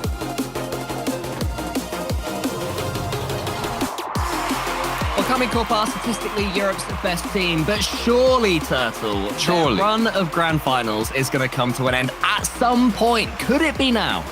Surely. I don't know. I don't think so. I hope somebody clips this, and then, whenever K-Corp make every grand final and make another crazy run during this split, we can all embarrass Cole and make him know that he was wrong, and he's never right about anything, and he's also beautiful, because Karmine Corp, you doubt them even a little bit, and you realize, why would I ever do that? Because they've got the players, Batira, Exotic, Itachi. Everybody talks about Batira. Oh, Batira's the best player in the world. Batira this, Batira that. I think Itachi is also one of the main players who keeps this team alive and makes it so consistently hard to beat these guys. They're a team that have a little bit of everything about them, Karmine Corp. When they need to, they can turn on this explosive power and just force a goal, force 2 goals in minimal time. But they can also, as you say, thanks mainly to Itachi, the man who touches the ball there, play such a solid style as well. Yeah. It's rare to beat them, but we did see in Rotterdam when Moist come up against them that they can be beaten. Yeah, absolutely. And we also did see Team Vitality, who Johnny Boy was mentioning, take down K-Corp in game number 5 as a couple of demos are flying left and right on our screens. K-Corp under some immense pressure, but finally a big opening comes through and a booming clear down the other side for Batira. As for G1, one of the few teams that are unbeaten so far in this event, alongside the team that beat Karmine Corp in Vitality. And it was really interesting for anybody who saw it during the break, the interview that we had with Atomic from G1. He was talking about how cool they are in these high-pressure moments. They won't tilt out, they won't turn on each other, and they're gonna have some tricky moments right now against Karmine Corp. I think that is a guarantee, so they'll have to show their mentality. Yeah, and I think that the last series with Team Liquid, and regardless of them having so much pressure up against German Amigos, that mental game really came through. And if G1 are as consistent in that mental game, I'm sure no matter the obstacle, they can definitely overcome it. Well, step one for G1 to overcome is to make sure that Karmine Corp don't spend too much of the game camped up in that orange half of the pitch. You saw them all three of them were just there lingering, waiting for the ball, which is exactly what G1 do not want. They are desperate to play on the front foot. But wow. You can't when Karmine Corp are passing it around like this. So fast, 1-0. I mean, okay, look at this recovery from Vatira. He wins the 50. The landing on the backboard. It doesn't look super flashy. It doesn't look absolutely unbelievable. It's not as flashy as a flip reset, but I guarantee you it's almost just as hard to land right under the ball. Get the perfect touch where it's not too strong out into the midfield for Itachi. That is why Vatira is regarded as one of the best, if not the best. One of many, many reasons why he's regarded so highly. Here he is again. Can't quite get as good a catch as last time. Does manage to get a decent 50-50 towards his teammate Exotic, who ends up keeping the ball yet again in that left corner as far as G1 are concerned. They have to be able to break free a little bit more often than they already are, because right now it's Karmine Corp that have got the squeeze on them, and so much of that is Vatira's pace. Another couple of clean touches on the G1 backboard. G1, one of the most aggressive teams in the world, one of the faster teams as well in EU, but they are really struggling to deal with this KC pace right now. Yeah, but here comes Atomic, though. They were struggling previously, and that was a fancy little double tap from Atomic to get something on the board or any form of traction here for G1, but nice challenge as well from Atomic, and maybe the double tap, he missed it, but it worked as a fake, and we do get a response. Only the second shot so far for G1, and it ends up nestling its way into the net. It was Atomic who actually beat Vatira. Exotic couldn't believe what he was seeing, his French teammate being beaten to the ball. And suddenly Dorito finds an easy finish into the bottom left corner. I like the narrative of just, they're never expecting each other to miss. I mean, do you think that's actually true? How much faith do you think these guys, K-Corp, have in each other to constantly overpower and win every challenge? I mean, there's got to be a conversion right there, maybe 90% of the challenges, but Atomic, hello, welcome back, and we got the second goal for G1. They did say that they weren't afraid to go in when the going got tough, G1. The going was very definitely tough at the start of this game, but suddenly, 2 fast goals, and they're the ones in the ascendancy. So now it's the next question. Atomic also talked about the fact that they have to improve their defense. Are they going to be able to hold out? Will they even try to hold out against Karmine Corp over these next couple of minutes? I think we know the answer. They're going to try and get a third, but first, they will have to keep the ball away. Serious to the side, Itachi's coming in. It should be bumped away by Dorito, and was. Atomic can't quite get his second touch, though, so that should let Karmine Corp in. Exotic to the backboard. Dorito misses, and Mark by 8's there to help him out. That's absolutely the right approach, Cole, is keeping the onslaught moving forward. You don't want to let up on the aggression, especially a team that is so efficient as K-Corp. If you give them, 1 or 2 more extra chances where you could have been attacking, that might actually be the end of the game for you and the end of the lead. But a lot of the success for G1 has come down to Atomic. 81% goal participation. Itachi certainly going to try and match that number here as he gets the second goal, and the second goal to his name as well in game 1. What a goal as well. I mean, Itachi is sharing a pitch with Exotic and Vatira. He's unlikely to be Mr. Mechanics, but he finds a way to squeeze the ball in his own little that was way. Mechanical. What are you saying about that? That was very mechanical, right? I reckon he had that in mind as soon as he went up. He's thinking, I'm going to get a dunk pogo. Ooh. Yep. Dunk pogo. The new strat, the new meta. Mark by 8, maybe he'll invent something as he... Sounds like one of your songs, Dunk Pogo. Oh, thank you very much. Here is Atomic from his own backboard. He's met by Exotic. 2 players with very similar names. I'm going to probably get mixed up a few times this series. I'll try not to. Here is Atomic yet again. Vatira's is waiting underneath. Going to try and get involved. Send that ball high above the G1 goal, but it's pretty safe again for Dorito, who can find Atomic. There's a shooting chance here, but it's not quite there for G1. I'll keep it going, though. Just a safe prod by Mark by 8 onto the backboard. And Exotic can come away. You see all that space given to K-Corp? That ball was just floating, and nobody from G1 wanted to extend forward. We talked about how aggressive they can be, but it's a very awkward sign. Maybe they're just patient, knowing that K-Corp are in a sticky situation and are waiting for that one mistake to come out, but that might be the end of it because Itachi had some space to work with. Huge clearance there from Dorito with 17 seconds left in this first game. Starting to get a little bit more important who gets the next goal. That one's above the goal by Atomic.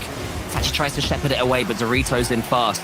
Exotic up against Mark by 8. More good pace from Mark. He can't quite get the second touch again. That final hit for G1. Not quite there on a couple of key occasions. That could lead us to overtime, and I think now they would take overtime because this is some danger going into the 0-second period. Dorito does indeed push that ball down, and we head to OT in game number 1. Yeah, it's definitely been a big weakness for G1 is the follow-up. Wherever that second or third man is positioned inside the box. But hold on a minute, that one, almost another wonky goal for Itachi. Tried to land on top of it where he was hovering above the net. More pressure coming out from K-Corp as heading into the OT, they were under all the pressure, but now they're the ones demanding it. My goodness, it's looking a little bit dodgy in defense from G1 right now. Every time they're getting these touches in front of their own goal, it's not perfect enough. And Carmine Corp is starting to sense that blood in the water, but credit to G1. The Spaniards have managed to hold out for now, as we saw at the start of this game, able to just keep Carmine Corp at arm's length when needed. They're coming forward again, though. Itachi has Vatira to his left, misses the ball, actually, and Atomic can send it away. I think G1 will be happy for this one just to settle down for 10 seconds or so after the way the overtime started. Yeah, and it's let Mark by 8 actually position himself better because it's settled down. Look at that big clear. He was able to get some boost to his name, find a better position, and KC were looking for a counterattack in Vatira, but he was positioned a slight bit too defensively, and a big miss from Itachi will set up another follow-up shot of Vatira, holding it down as that last man. Dorito up against Exotic. A huge clearance from Exotic as well. Had to avoid the Dorito-shaped vehicle in front of him. And did so well. Mark is going for attack. He's almost got him yet again. Another almost for G1. So many of those moments early on in a best of 7, but you want to start off well if you're the underdog. So close to doing so. Gonna have to keep on trying. Atomic, Exotic gets it past him. Mark by 8 there into the center, and it was one awkward touch in defense, too many, and Carmine Corp take game 1. And it looked like Itachi saw this mistake from a mile away. He realized all this pressure was coming out from Exotic, and he's rotating in from the far side. Perfect angle, perfect strike, and KC take the first game. I feel like that developed into a game that was perfect for Itachi because Carmine Corp weren't having everything their own way. At the beginning, it was the Vatira show. His mechanics were working, but G1, those frailties in defense, that's exactly where Itachi is always sniffing around. And he's always going to be the player that reads that 1 in 100 mistake that the opposition defense might be making. The way that Itachi reads the game and understands where 50-50s are going to go, or maybe how a challenge might end up, or a pinch, or even a clear, it truly is on another level. And this is why I was bringing him up whenever we got into this series. Whenever Vatira isn't coming out with these mechanics, Exotic isn't doing as much on offense, you can always rely on Itachi to read the play. Whether he's getting the goals or he's setting it up, he will always be there to back you up and your teammates. How happy will Carmine Corp be after that first game, do you think, Turtle? Oh, very happy. I think that's like such a... If you can win without crazy mechanics, Cole, and you can win without, relying too heavily on outside situations or potentially having Exotic go up for a flip reset and just Itachi with these wonky mechanics, I think you're very confident moving forward. Okay, well, the exact sort of ugly win that every team loves to have. Carmine Corp enjoyed there. G1 will be looking to get a bit more beauty into this second game. They're trying to force it by going to the backboard early. I'll change the question. How will G1 be feeling after that one? Because surely you're looking at that thinking, we should have won. We should have won. I think there's definitely different perspectives you could have on that. You could get frustrated, and that's where the mental game can come through. You can either see it as, oh, we came so close. We were literally within 1. We forced them into awkward situations. Or you could view it as, oh my goodness, we should have won that. How did we not win that? And that's where the mental game and having a coach can really benefit you to stay positive and see the bright side of a lot of those mistakes. Seems to have that positivity so far. It's a good start to Forbidden Temple. Welcome back, Forbidden Temple, to the rotation. Happy to have it back in this winter split. G1 has started it a little bit stronger, keeping the ball in blue territory, at least for now. Atomic should be able to beat Exotic pretty comfortably here. Does Mark by 8 is coming in. Itachi saves it. Mark by 8. Not quite the finish he was after.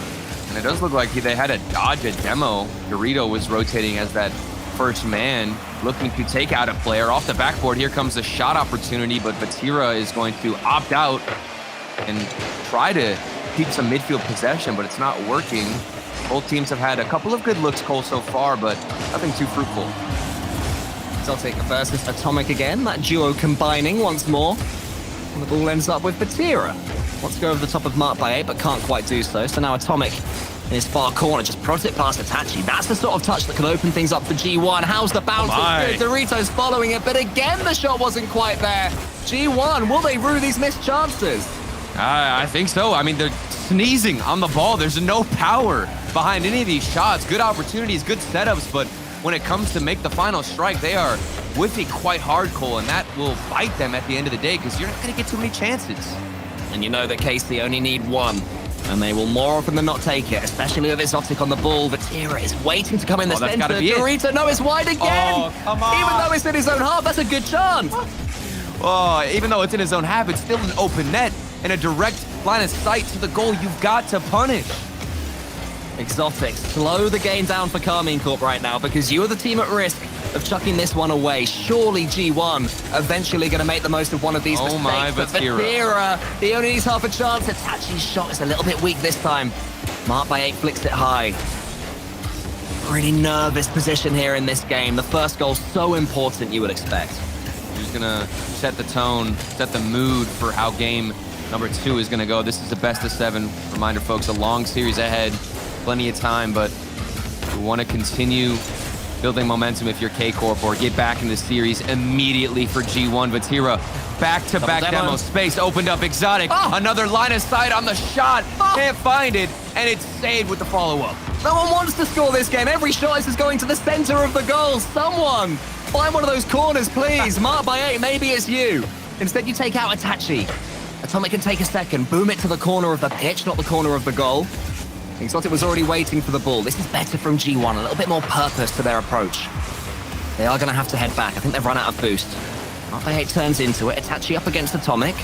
Some 50-50s go the way of Carmine Corp, at least for now, until Dorito can slow things down. Decent play from G1. They've managed to wrestle that ball back, wrestle the intensity back for themselves. But all it takes, yet again, is one touch to clear, and G1 are going to have to reset. But I really like this from Dorito. I mean, look at all this space this man can work with. Over Vatira, off the backboard, Atomic up early. There's 2 players in the net, which means, of course, one of them is going to find a pre-jump save.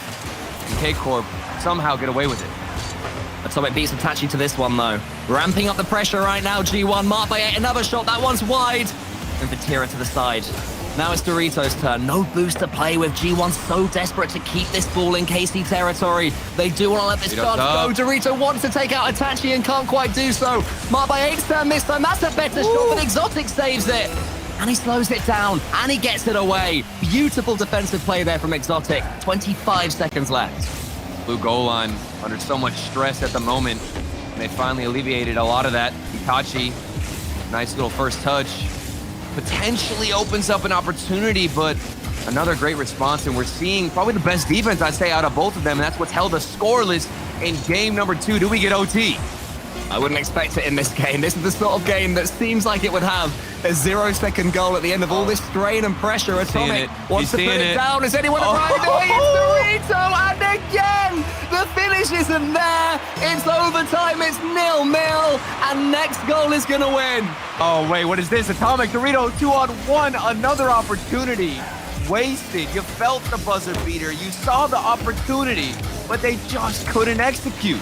7 shots for each team, but you feel the difference is that for G1, all 7 of those shots could have maybe should have been goals on a different day. But only 1 goal is going to matter, and it's going to be the first one in game number 2. Exotic puts it into the center. I don't want to have done that. Tira to the corner, a little bit safer from him. A couple of touches, bopping it on his car, and now he can follow it. Mark by 8 with the big booming clearance. Comic's just waiting behind him, in formation right now for G1. Carmine Corp want to take the sting out of this tail. And to be fair to them, they've managed to do so. It's a shot there from Exotic. Itachi's coming in. There's going to be an absolute steal, but Mark by 8 gets the save, and a huge demo as well from Dorito. Now Mark by 8 can chase it. Again, pretty low on boost. All he can get is a 50-50 against Vatira, and not quite the same. That time against Exotic it was. And Itachi clears it yet again. You bring up Itachi, but He's the player who was so consistent in the first game. He had that opportunity to end this OT, but he found the very center of the net of all the places. Again, he got it right at the goalkeeper. Opportunities. Now for both sides, initially we could harp on G1, but this is K-Corp failing to shoot accurately and with power. One of the more interesting 0-0s I think I've seen for quite some while. The amount of real chances that we've had. Vatira, he can always cause a chance. Look at him, nobody can get the ball off his car when he has it dancing on top of it like that. Is it coming for Exotic? Now Atomic has Mark Bayer behind him, so we can really attack this air dribble. Try and make something from it. Vatira's touch is awkward. That's going to let an Atomic, and it's going to be an own goal! After all of this, finally what brings it into the game is a calamitous mistake from the defense. What is this game? Exotic in the midfield. He must have expected a touch from Itachi. On his cam, he's rotating back. He touches on the backboard. Exotic just hits the brakes, and it bounces right off his forehead. What? You asked me in game one, Turtle, when a Carmine Corp player goes up, to what extent do their teammates believe they're gonna 100% hit it? I think that's your answer. I think that's your answer right there. Itachi even thought about going for it, and Exotic thought, he's Itachi. He's gonna get it. But he didn't. For some reason, I'm happy it ended like that. Like that was the perfect conclusion to this wonky game where nobody wanted to get a proper goal, and instead we just got this forehead smash own goal from Exotic, and that was the best way to end it. And now G1, they've got a chance to at least take the series momentum with a lead in Game 3. Wild game of Rocket League. You won't see too many like that. That's the return of Forbidden Temple. It brings with it good luck for all of us viewers. Not so much good luck for the strikers. I was going to say, I don't know if that's good luck for Exotic, but I guess for entertainment purpose, yes. Exactly. And that leaves us pretty much as we were. It's 1-1 in games. I think that G1 overall are shading this game though, because they will still, part of them will be thinking they could be 2-0 up in this series right now. Yeah. I would wager they've looked slightly the better team throughout. And like, how much does that dethrone K-Corp in your mind if you came in here and you had them on this pedestal and then you see them hit that own goal and you start to think to yourself, if you're G1, okay, no, these guys also make very blatant mistakes as well, and we can apply pressure to enforce that. Moving forward, maybe that brings a lot more confidence, and Atomic, a solo play at that caliber would bring more confidence. Even the opportunity looked good. Again, it's how you take it, how you talk to yourself, what the coach is saying. Do you think, they've made a mistake, or do you think we forced them to make an error? I mean, it doesn't matter what you think for the last game. Itachi's got those doinking skills. What a finish. I was about to say, the doink of a lifetime. And it's Vatira. That setup, too. Vatira faked the midfield challenge to keep the ball moving forward. Nice little doink from Itachi. And they can end the curse. What are you laughing at? What's wrong, Cole? It's just the most underutilized move. And for anyone who doesn't know, I love the doink, where you let the ball bounce in your car and just bounce to the other side. So hard to defend. And pros, they struggle with them normally. I don't know why, but that was how you do it. Well, it's weird because normally if you're going to get a doink, wait, hold on, okay. I got scared for a second. If you're going to get a doink, there has to be nobody coming in for a challenge. Like Itachi had so much space to get the doink. Most of the time, you've got a player going in for a 50-50, so it's not as effective, but I guess for Itachi, he realized he had all that space. Carmine Corp keep things going. They are in the lead now in this game. A good start for them. Glad we're not going to have another long, drawn 0-0 in this one. Ready to see some goals. Itachi, he's desperate to get himself on the score sheet again. Already on 4, I believe, this series. So he's been getting plenty. Vatira's not a bad striker himself. Well, and he put it just to the side, hoping a teammate would be coming in, but it wasn't happening. And so far, this is looking a little bit more like game number 1, with Casey having all the pressure.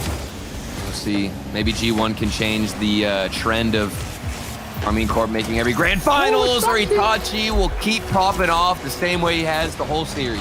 The man can't be stopped. Here he goes again. Vatira tees him up. Itachi follows it up, marked by 8. Wow. Left just stranded in the center of the pitch. Itachi's one of those players who makes it look so simple. Yep.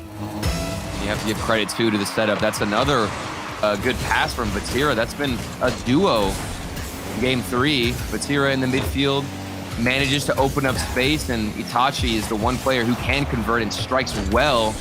2 goals to his name, 5 shots in total for K-Corp, and G1 are pretty quiet on the other side. G1 just starting to inch forward a bit too much. Vatira had a chance there. Now it's Exotic who puts it away, and it's looking a little bit simple for them. G1, they said their mental is good. They won't overcommit and get frustrated, but so far forward, the third man there. I don't think that would have happened as well if Vatira didn't get a touch off the backboard. You could say it was a bit lucky with how it positioned itself and almost pinched off the backboard, but Vatira has been the pillar of all of these passes, getting 3 assists for all 3 goals.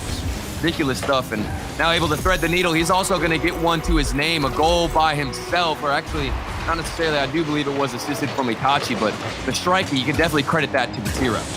I think what we've discovered in this series is that KC don't like being made to look silly. Because... You think they're mad? You think they're upset? I think they are incredibly mad. I think they know that all the people in Twitch chat going, oh, lol, haha, overtime, own goal. And then this is what they do. It's your guys' fault. They are punishing poor old G1 right now. So I hope you feel proud of yourselves, chat.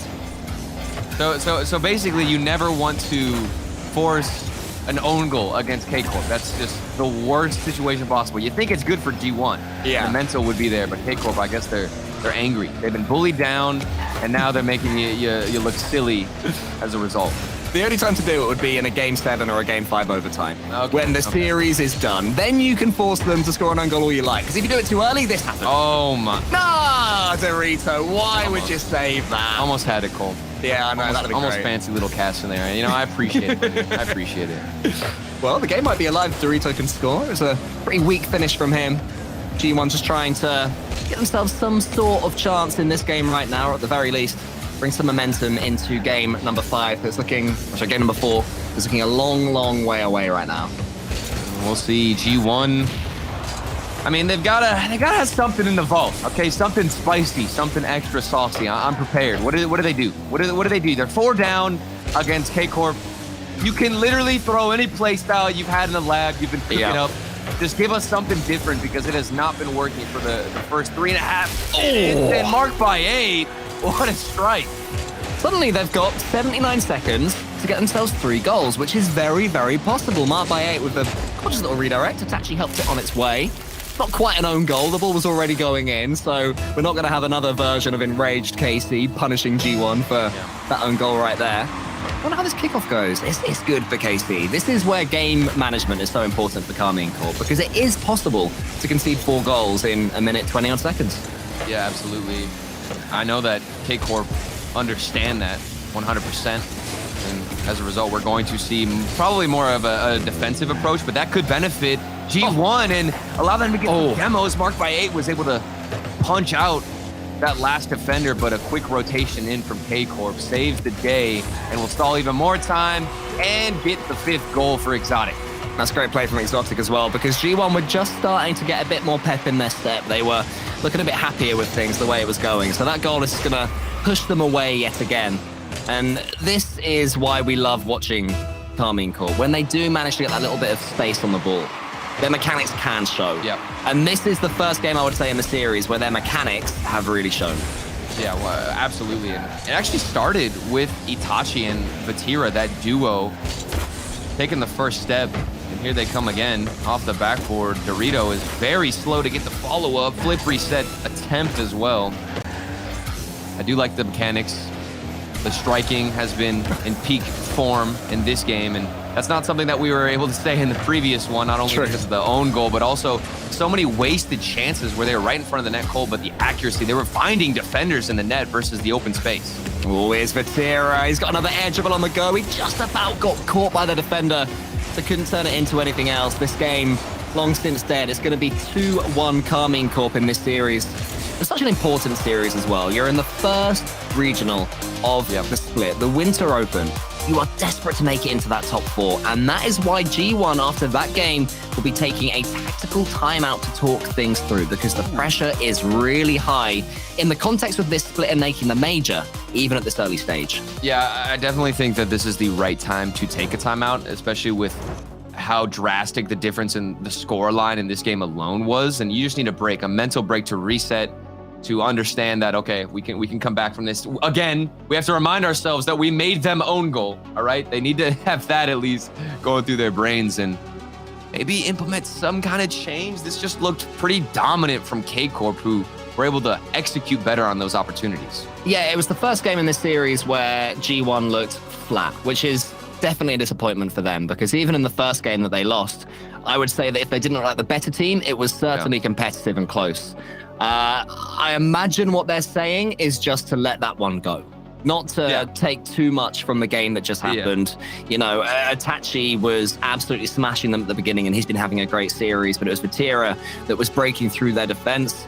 Sometimes against Karmine Corp, arguably the best team in the world, that's going to happen. Yeah, I completely agree, especially looking back as a player, or if you're a coach, there's really no point in seeing a game that's as one-sided as that and understanding that, okay, it just wasn't the top performance for us. There's no point in nitpicking every single individual play. They know they just have to simply elevate all of them and all of their play styles together, and they can definitely do that moving forward. And G1, always a team that can pull out random surprises when you don't expect it, and I hopefully get to see something crazy moving forward, and maybe they can embarrass K-Corp a little bit more. Maybe. I dread to think what would happen in game number 5 if that does happen here in game number 4. So I'm hoping for their sake that they don't embarrass Karmine Corp. If I'm their coach, I'm saying whatever you do, don't do that. But I mean, we're seeing these highlights now, and at this point, Itachi was the only player who'd scored for Karmine Corp. He's having such a good series for them, and he's not really known for his goal scoring. And a lot of it started out with Vatira having that setup. You mentioned Itachi. Normally, you know, it could be Itachi up to Vatira who's hitting the shot, but this time it's swapped a bit. Vatira sets up the space, and you've got Itachi who's as consistent as ever. This player, always in the right spot where he needs to be. He can fill in anywhere on the field. And in this instance, K-Corp, they didn't have the firepower. They didn't have the striker. What does Itachi do? He steps up, he starts hitting those shots, and his teammates can follow.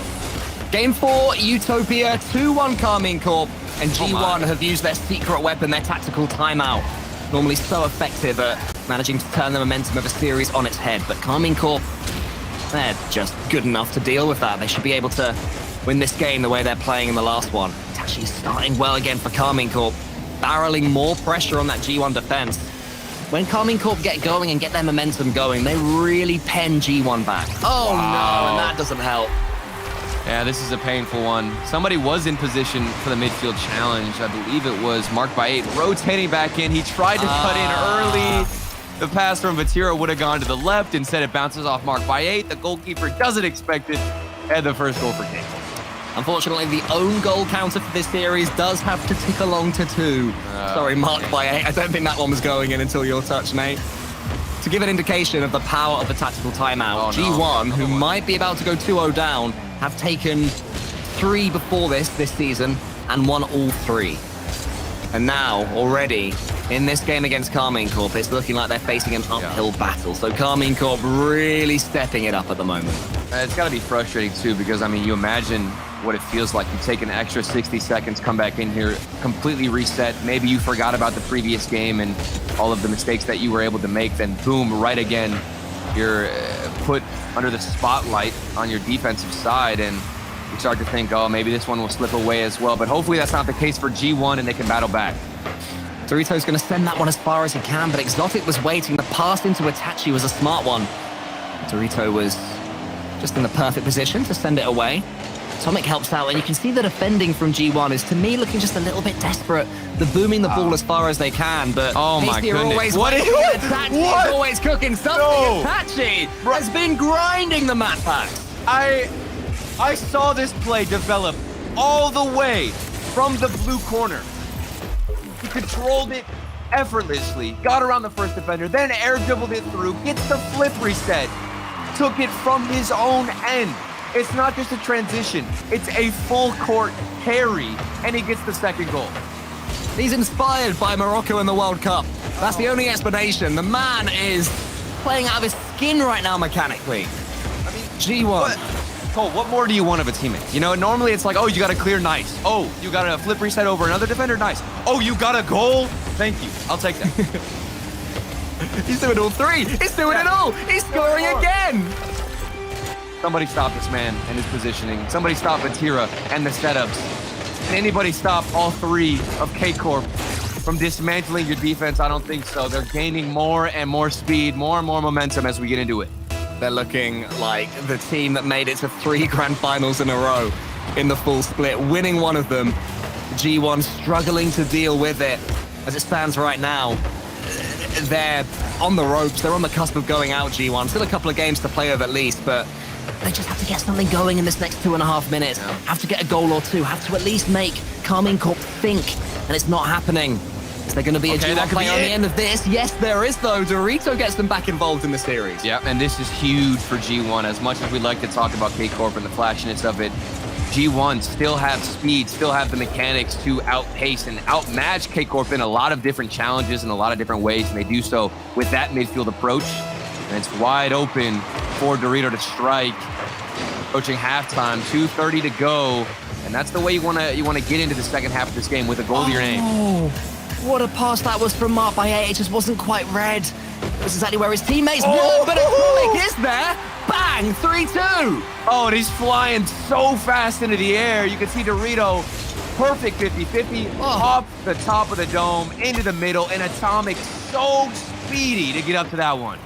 I was just starting to count G1 out. Maybe a little bit early, don't get me wrong, but it seemed that this wasn't going to happen. G1, they talked about their mental in the interview with Atomic. They're showing it now. Suddenly they're back in this game on Utopia. Can they ride this momentum? Dorito sends it forward. Vatira to the side, being hounded by Dorito. Exotic over the top, but now it's the Karmine Corp clearances that are just going to a G1 player until that bump hasn't quite worked out for G1. Smart Bay catches up against Vatira. Huge demo again from Dorito. Smart Bay have the boost to do anything with it. Not quite then, but G1 Turtle well and truly now on the ascendancy. Do K-Corp start to push back and feel the pressure? Maybe they try and get just as aggressive as G1 have been. There's been more demos. Vatira, maybe he can follow that one up. The bounce wasn't in his favor, but it doesn't matter because Exotic is there to have his back. You have to close Vatira faster than that. If you let him get to this side of the pitch, 9 times out of 10, even if he doesn't score, he'll put the ball somewhere dangerous. And Exotic's finish at the end of it, he'd learned from that game too. That was pinpoint. I could see the respect too. I was on, I believe it was Atomic's cam settings, and he believed in the Vatira double tap. He pre-jumped early, assuming Vatira is going to hit that shot. And as a result, he couldn't get a response or even another pre-jump for the follow-up from Exotic. And that just goes to show how much pressure can be applied when you've got a player like Vatira on your side. A few demos are flying in now as well to open up this game even more. As Itachi takes out 2 of them, but not quite the third. The 50-50 is not bad either, though. Vatira has a chance to make this 5 and end the game. He can't quite take it. G1 going to try and keep on coming, but Itachi comes steaming in. Atomic has to get over the top of Exotic. Again, unable to do so. Exotic just puts the ball on a plate for his teammate. Itachi's waiting in the middle. He'd love one more goal to kill this one, but he's going to have to show some patience for now. Exotic, look at all the time that he can burn. G1, someone go. Exotic's toying with his food. Dorito gets the next touch, but he would have loved those few seconds that he stole. Yeah, it was a big break in rotation. Atomic was the player who was supposed to move forward, but he actually parked his car directly on the midfield boost, and more space for Vatira. And there's the double tap that we all expected him to hit before. There it is, just over the top of 2 of them with the flick. And then it's like he's in a training pack in that situation. Yep. Vatira just has this inner sense of where Mark by 8 does not want the ball. Yeah. And that's where it goes on the backboard. It's all about making it out of reach for these players. If you're going up for a double tap like that, finding the perfect spot on the backboard where you can still hit the angle but keep it out of reach of the goalkeeper. And like you said, it looks like a training pack. It looks routine, textbook stuff from Vatira as they get possession back in this game. There was a moment, Cole, I'm not gonna lie, where we started to see the comeback from G1 and we're thinking, okay, we've got a game on our hands. It's not just gonna be all K-Corp, but they did battle back. They squeeze the life out of you, the blue wall. As soon as you don't take that 3rd goal chance, as soon as you give them a little bit too much space because you overcommit, they will just destroy you. As we have seen here, another 3-goal difference in that one right there on Utopia. G1 are going to need 3 games in a row against the Karmine Corp that are finally hitting top gear in this tournament. And we actually don't have any timeouts remaining, obviously, for G1 as they just took it to head into this one after losing 5-1 in game number 3. Now they lose 5-2 in game number 4. So there's some improvement. Okay, there's a little bit of some improvement. But interestingly enough, this has been a game of who can score first. The team to score first has won all of the 9 games played today. So getting that first goal, starting out strong, has been crucial with this series. Would you say then that if G1 get the first goal in the next game, you'd be thinking, oh yeah, set me up with that. Don't set me up with that, bro. I just hit you with a stat thinking I'm all smart, and now you're going to call me out and make me go against what I'm saying. Because honestly, if G1 score first the next game, I'm still giving it to K-Corp, bro. I can't go against them. You wouldn't go against the stats. I'm horrified. I'm going against it, man. I don't believe in the stats. I only believe in the history of it, okay? Okay, so Turtle doesn't believe in the stats. So if Carmine Corp score first in this game, Turtle will think that G1 will win it anyway. No, that's not what I'm... Listen, K-Corp are winning this series anyway. I would love to get proven wrong. I just can't see a world right now where K-Corp don't take away a win in this series. And as I... Come on! What is going on? Bro, can I stand on any opinion ever? All right, I guess I'm just always... Well, there it is. G1 take the first goal. A massive first goal, as Turtle was so keen to mention. The team to score first your fault. has won all 9 games played so far today. Turtle believes in the perfect 10, but G1 are going to have to believe that they are perfect 10s. Yeah. They have such a good game right now if they're to take down Carmine Corp. Because in all seriousness, Turtle, Carmine Corp still look unstoppable despite that early goal. Regardless of their early goal, they're still moving forward with pressure. Itachi's going to take the midfield boost, and we'll see what he can do with a small first touch. Tries to force it in the midfield. A big dunk from Vatira, and this pressure can continue moving forward for the blue wall. Vatira is just waiting for the ball. What's he going to do? Up by 8. Just gets up as soon as he can. That's smart play. Don't let Vatira have too much space. He's going to grab Sun. His first touch is always perfect. Just close him down as soon as you possibly can. And Itachi is not having a bad period himself, is he? A huge demo. Exotic's waiting for it, but Atomic just prods it to the left. Exotic can go again, tease it up for himself. This is a good play from Carmine Corp, getting themselves straight back involved, especially when the backboard defending from G1 is imperfect. Dorito with a save from that backboard keeps G1 ahead. I'm impressed with G1's ability to just maintain their lead, quite honestly, and not allow a mistake to come out of their defense, because K-Corp, they're so good at setting up their players in your box, the positioning, the rotations, wrapping around perfectly in front of the box, and it's so difficult to deal with. Now you've got a ball going off the backboard, and all 3 players, this is the mistake that the positioning can bring out. This is what I'm talking about. All of this pressure. You think it's going to let up, and it finally does. This is why K-Corp are so hard to defend against. How has he threaded that needle as well, Exotic? Look at this. Look at all the parts of the goal that were covered. And Exotic, via a bounce that avoided Dorito still, manages to get it in that perfect, precise position. And, you know, we talked about the triple commit that they made on the backboard, G1. It's because they know if not one of those players gets the ball, Carmine Corp ain't going to miss. You have to somehow get the ball away, because if you do make a mistake, you will be punished. And then on top of that, you've also got to worry about, you know, the solo plays. Like, yes, you might be able to find perfect challenges for each shot, but then here comes Vatira with more flick resets, or potentially Itachi with a better creative setup, and so many layers to worry about. We'll see what Itachi has in store to try and get the second goal. It's another bounce shot. All the respect is there for G1 on K-Corp.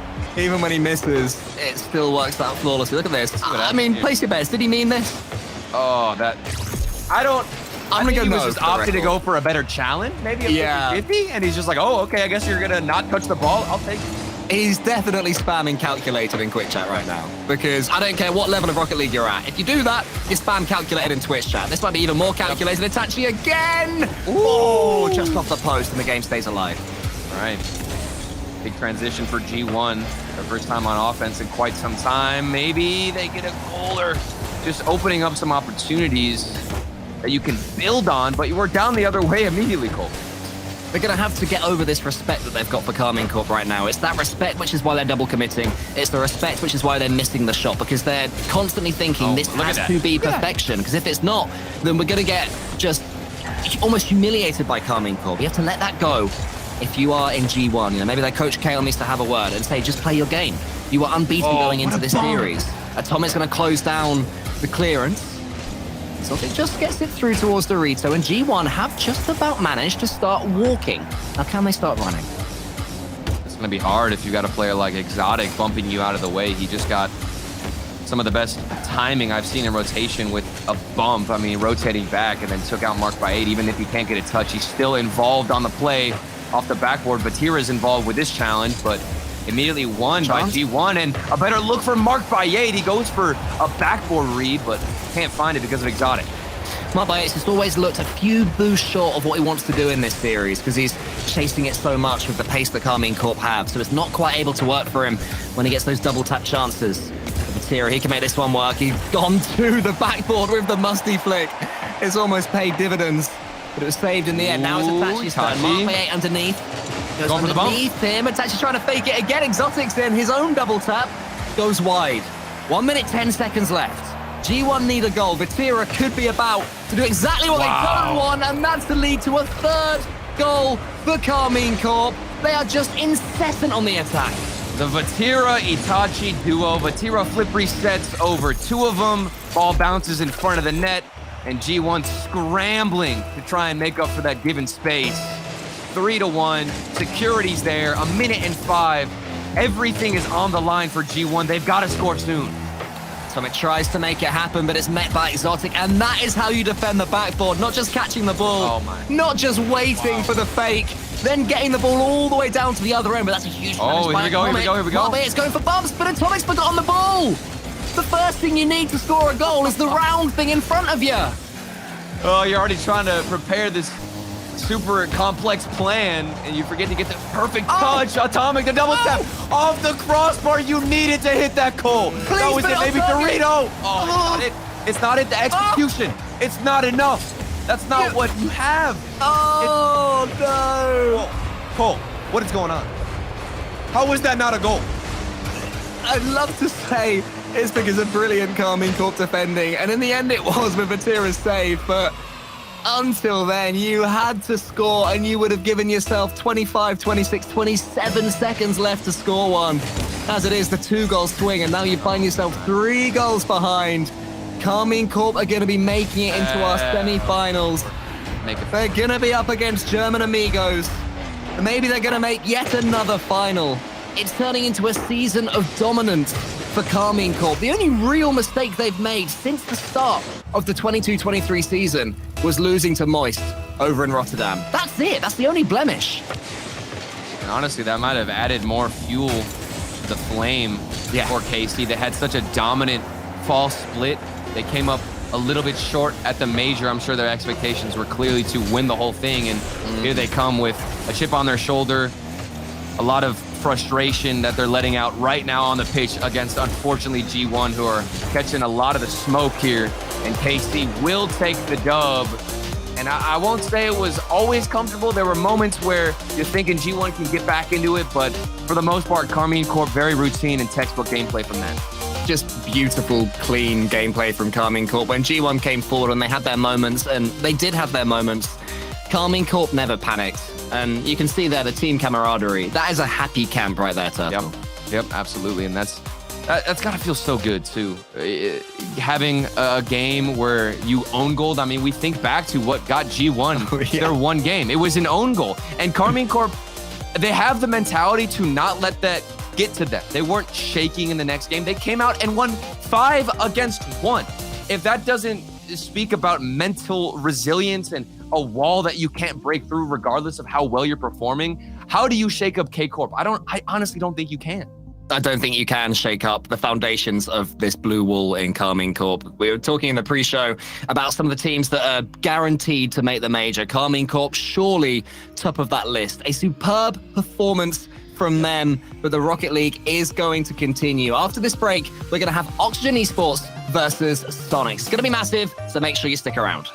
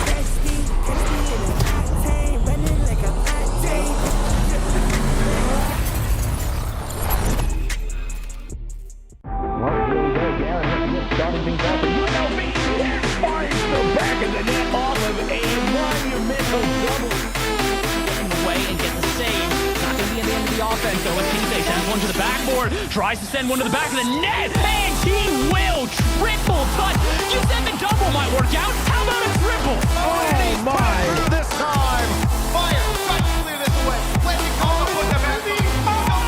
Picks up the steam. It's still there for two. He scored!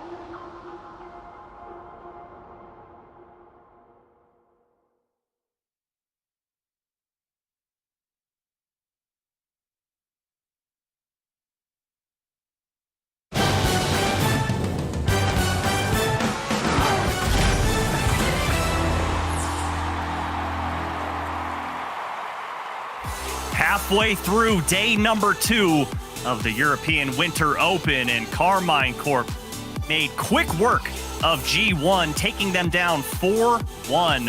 As you get a nice little doink to end the replays there, and you see the excitement on Itachi's face in the replays, and lo and behold, we have Itachi here. Itachi, how are you doing, my friend? Hello. I'm doing good, thank you. And, I got to ask, before we get into all the stuff about Rocket League, how was your winter break? How was it between the fall split and winter split? It was pretty cool. Like, we took a little break after Rotterdam, and we started screaming 3 weeks ago, and it was really good. The team is in shape, and everything is fine. Nice. Did you get to do anything with family for the holidays, or anything like that? I came back to Morocco to see my family, and it was really nice, really cool, and now we are back into the business. Nice. Back to business indeed. You guys are looking strong and looking in peak form, but looking backwards, looking in the past at the fall major, I think you guys didn't perform as well as you wanted. You guys lost in the quarters to Moist Esports, and coming through that, you guys were heavy favorites to take the major. Obviously, it didn't go the distance. What did you guys learn from that experience? We learned a lot. Like in Rotterdam, like we knew what happened. Like with all the fans coming to support us. Like there were so much things outside of the game that maybe made us have a little bit of pressure during the major, and that may be another reason. Like in the major, we didn't play really good as well, and we learned a lot about this, even about Moist, because they played really good at that major, and yeah, now we're in shape for the next split and for the rest of the season. What did you guys learn about those expectations? How do you kind of turn off the outside noise and just focus on Rocket League? How do you guys do that? I think it's just like the experience. Like we're used to now. I played 3 LANs, Vatura played 4. Like we know how the crowd works, etc. But like the Carmine Corp fans were like an exception. Like we've never seen something like this. Like they made so much noise. So it was our first time. But now we're going to adapt to it if it happens like in the future. And yeah, it's going to be fine.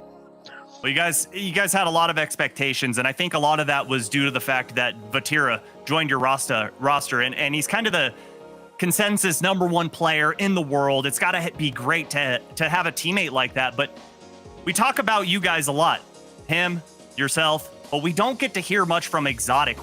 And I want to know, what does he bring to the table as a teammate for this K-Corp squad?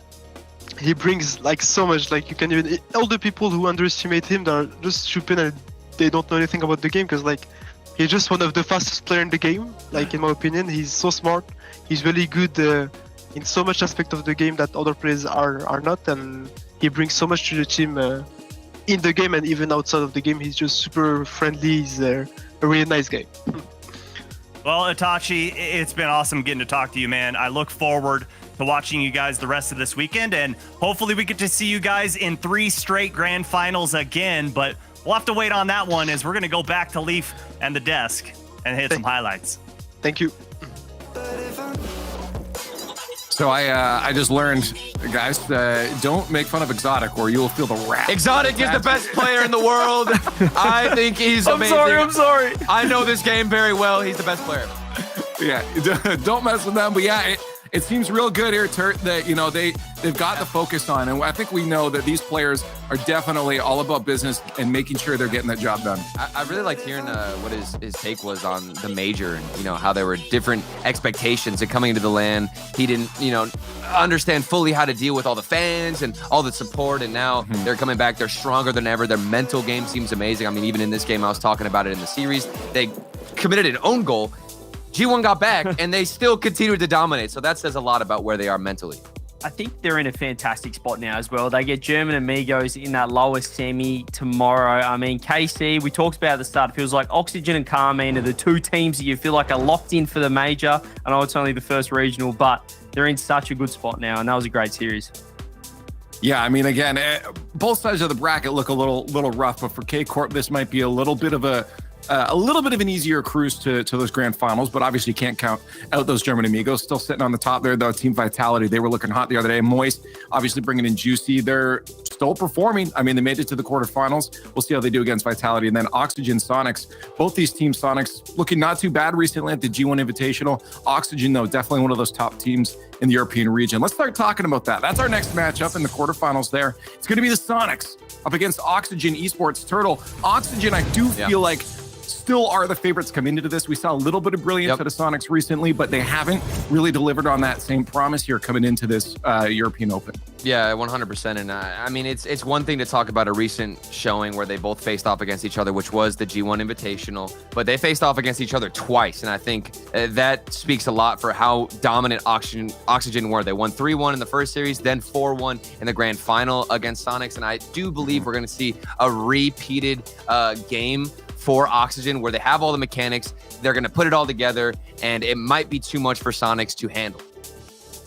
CJ, I'm just curious how you feel. I mean, obviously, I think we're all pretty excited about this move with Rise over to Oxygen here, but just what are your thoughts overall? You think this is just end game going to put them at the top of this region overall? Yeah, I think that Oxygen, they have to be the most hyped roster right now in Europe, maybe in the world. For good reason, though, Rise. I mean, anyone wants Rise on their team. He's just a player that's always going to give 110%. And, you know, Oxygen, we saw it last bit when they had Oli picking them up. The first regional, they had the honeymoon, quote unquote. They rolled through at that regional, and right here, I mean, they're looking to do it again, Turtle. Maybe this is the recipe. Yeah. You just get a nice little pickup, swap your third around. That's right. Win the first regional, make the major. Well, it's always nice to have like a fresh roster moving forward. And if there's any player you want, it's going to be Rise. I remember whenever he was on Moist Esports and they were starting to really make a name for themselves, you'd always see one player score in overtime or one player come up with the clutch goal. And it was Rise scoring these incredible 0-second goals where he would be the player that you rely on. In Oxygen Esports, they had the mechanics previously with Oli, but now they've got the clutch factor. And I think closing out games will be that much easier with this new addition. I do like to see, though, both rosters looking excited and ready to get into this. I think that's a very important aspect to have when you're playing such intense matches against such great teams, is to make sure you're in the right mental space, and smiling, having fun with your team before the match starts is a good way to get into it. Not too much to lose focus, but being ready and being happy getting into it. But again, even stats wise, Oxygen's still looking like the strongest team coming into this one, and I feel like that's why across the board when we're doing our predictions, we just all went Oxygen. I think it'd be a little one-sided. Yeah, Turtle, to go with Sonic. I like risky picks. I like always rooting for the underdogs, but it feels too one-sided to not go for Oxygen. CJ, what instance would you go Sonics? Hit me with it. Come on. It's so hard because, as you said, they just played each other twice in the G1 Invitational. Sonics only took one game both times. It's so hard to root against Oxygen, just knowing that it's the first regional as well with this new team. Like, there's just no pressure on them. I feel like they're just playing, having fun with the boys. So Sonics have their work cut out for them. And I guess if anything, maybe they underestimate them a little bit. Oxygen can be known to be shaky in sort of Swiss stages against some lesser teams. So maybe if they underestimate them, but Oxygen should win this. And we'll see. I don't know. Rise brings in my opinion, the team's already got focus, but Rise brings such a professionalism and a focus to that team that if I were to answer the question, Turtle, what was the situation to see Sonics win? Well, it would be a different roster on Oxygen, probably. I just don't think there's much of a chance here for the team, and neither does chat. Yeah, it's the highest one I think we've seen today, 84%. We're going to find out if they stop them or if Sonics are going to do any decent work there out on the field. Shogun and Johnny are waiting by to cast the match. Sonics had a decent performance at recent events, but this weekend, Oxygen by far looks to be having a much more comfortable go at it. Let's see if the Sonics are able to shake it up and carry on. So, just how good is this new Oxygen roster? We are still waiting to see where that ceiling will be for them. But for now, they are up against a Sonics team that they are heavily favored against, Johnny. But hey, it's Europe, and guess what? That reasoning is usually good enough alone to maybe expect an upset. Yeah, and you've got to keep an eye on this Sonics team. They've taken down Quadrant yesterday, and they, had a great run despite losing twice to Oxygen. They did have a good run in the G1 Invitational midweek, beating Moist in that tournament as well. So they've got some quality wins recently. I feel like they've been playing very well.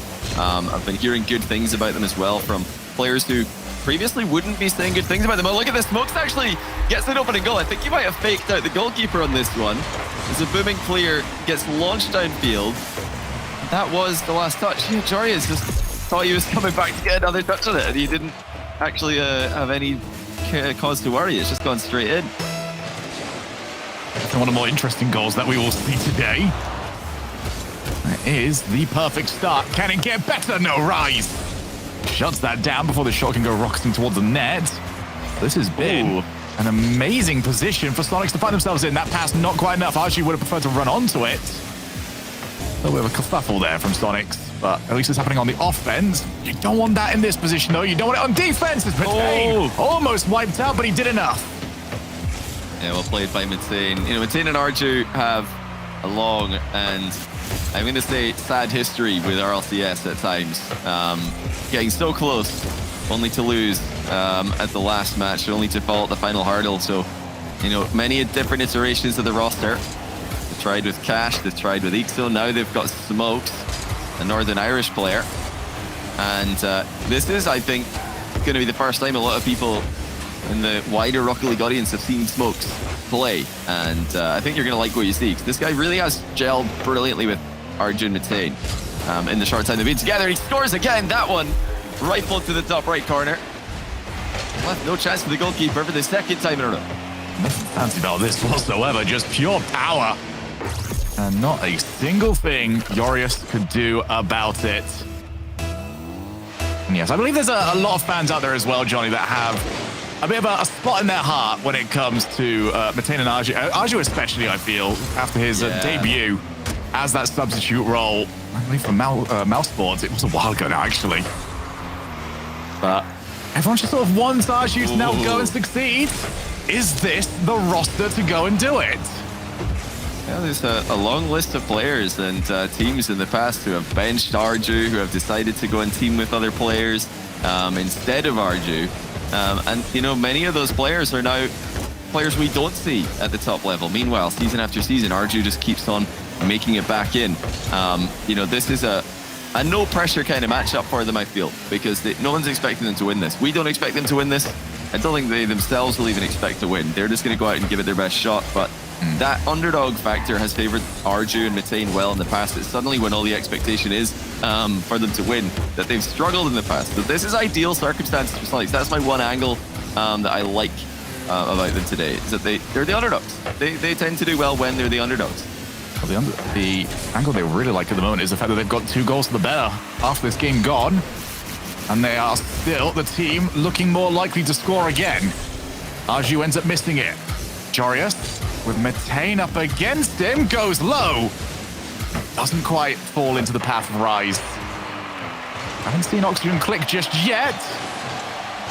It's time to probe now. Smokes up against Rise. 2 players committed. Arju's going to see an opportunity to maybe turn back around. Instead, backs away from it. I'm ticking away here. Jorius with Rise to the side, decided to go by himself. Not quite happening. So Sonics, not just good at offense, but holding strong in defense as well. Yeah, Jorius was looking to use the infield pass as a fake there. Hoping that the defender would lunge too much on that side and give him a good angle to 50 it towards the near post. But it looks like the Sonics defense, the Sonics midfield is going to be up to the task so far. They've had an answer to all of the Oxygen mechanical plays that we expect to see from this stunning roster. Is that going to be a hat trick? Indeed it is. Smokes has scored on a breakaway, and he has just been Joria's worst enemy in this game. Scoring on him twice when Joria's in goal, now just dispossessing him and scoring a third with no goalie back. Well, Smokes has made quite an introduction to the quarterfinals for himself and his team. I was just looking at that one from Rise's POV and just got caught on the jump at the worst possible time, but at the same time, I don't really think I can blame him because there wasn't a challenge from his teammate. You do not expect it to be won that easily, and nobody was expecting Sonics to be winning this game this easily. 4-0 points. They are running roughshod over one of the tournament favorites.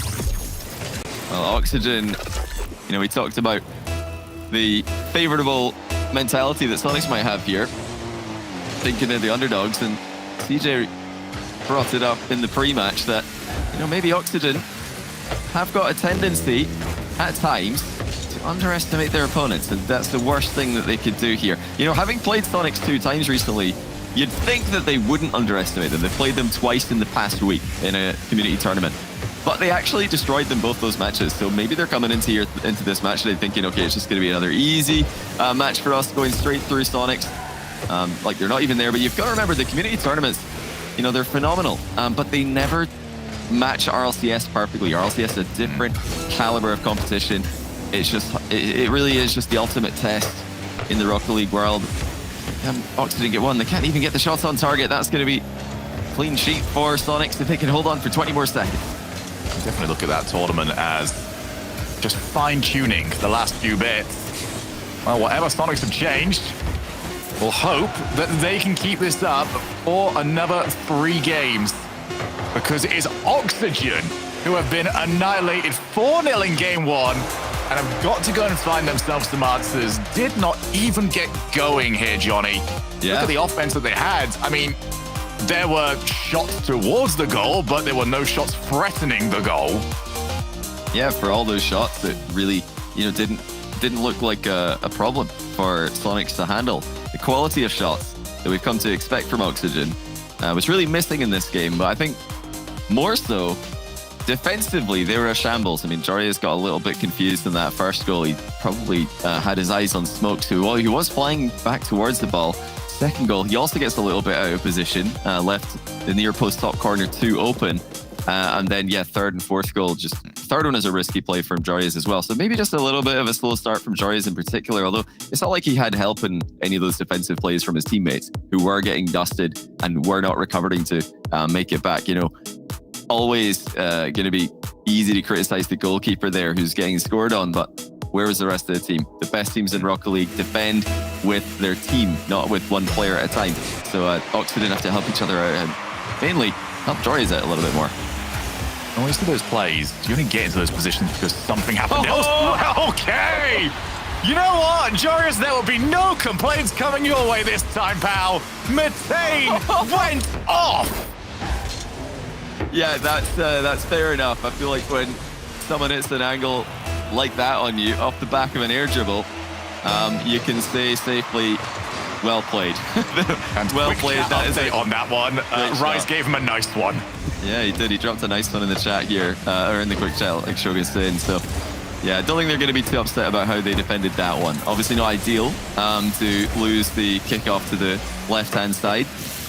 Kind of falling for that back corner strat. Now look at this, Archie is going to be 1v1 with Archie. He might be going for the bump. He hit the first touch a bit too high though, a bit too far in front of himself. But look, is there Smokes testing the woodwork again. It's all Sonics in game 2.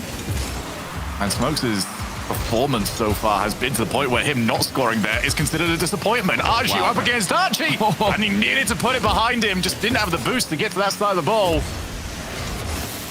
Oxygen are barely hanging on already in this game. Could so easily be 2-0. It should be. That should have been 2-0, I think. You know, the shot wasn't as accurate as it could have been. Especially given the fact that Archie was under pressure from another player trying to bump him as he's making that save. You know, you've got to back the 2 to score there. The 2v1 to come out on top of a single goalkeeper. But yeah, we're talking about Oxygen having to help out Joria's in this game. It's Archie that needs to help him goal this game number 2. So, you know, what's happening to the defensive structure of Oxygen? They just keep on ending up with one player alone at the back. Sonics are threatening every time. I do like the way Sonics are rotating out of offense. They're just making sure that they go through the angles that you know Oxygen would prefer to be going themselves through. Just making you pause for a second, make sure you avoid getting bumped. Metane maybe asking a little bit much of himself now as Arju starts to go quickly, recognizing that the 2v1 was starting to develop. Now, as much as we did say, Johnny, it should have been 2-0, this is the point of the series now, where Sonics, as good as they are, have only got the one. And anything starts to go against them here, I think a lot of people will very quickly go back onto the Oxygen train. Cannot afford to only ride off the peaks in this series. They need to make sure mistakes aren't happening, a bit like the one Oxygen gave them. Now Arju just getting in the way of the defenders on the back wall there, making it as awkward as possible for them. Now Rise and Joria's have collided in defense. Well, Oxygen certainly look disorganized. at the defensive end. And they have missed those opportunities to get the big air dribbles started, the big pre-jump plays started. The aerial game that this team is so well known for has been completely missing so far this series. They're going to lose their back corner boost as well. Not that it was a terrible idea for Rise to play the bump instead of the ball, but obviously just not being rewarded right now. Sonic's efficient style seems to be generating more pressure, more chances, and giving them full control of the match. Well, off the demo, can they turn that ball in? They're not going to get a better chance than that one. Wiped its feet on the way past on the goal. Still, 1-0. Is this going to be the one? Now crossbar overpowered. Archie cannot get the ball past Metane. We go to the opposite side of the field. Oxygen still scoreless for nearly 9 minutes. That's a pretty unfortunate bounce for Oxygen off the underside of the bar to clear the ball when they had all the pressure there. Before that, Jory has landed a demo on a goalkeeper, accidentally cleared the ball in the follow-through, so it's just all gone wrong for Oxygen there, but they have had chances and they've, not taken them with the quality finishing we're used to seeing from them. That's not the best clear from Metane. Arju smokes both jump. Arju comes away with it. In that situation, a double commit makes sense because you've just got to get something on that. You cannot allow Oxygen to come away with the ball in those positions. What can Rise do? Reset. Not going to be his until he reaches the backboard. That's the backboard that's well defended by Smokes. Just the anticipation that we are seeing from Sonics has been incredible. Metane does have Arju downfield, but Arju does not have the boost to do anything with that. 30 seconds. It'll be half the job done. And I will reiterate, no goals for Oxygen. Given the star power and the talent on this roster, that is never a sentence I was expecting to say. Demo from one. Joris is going to try and hunt down Smokes.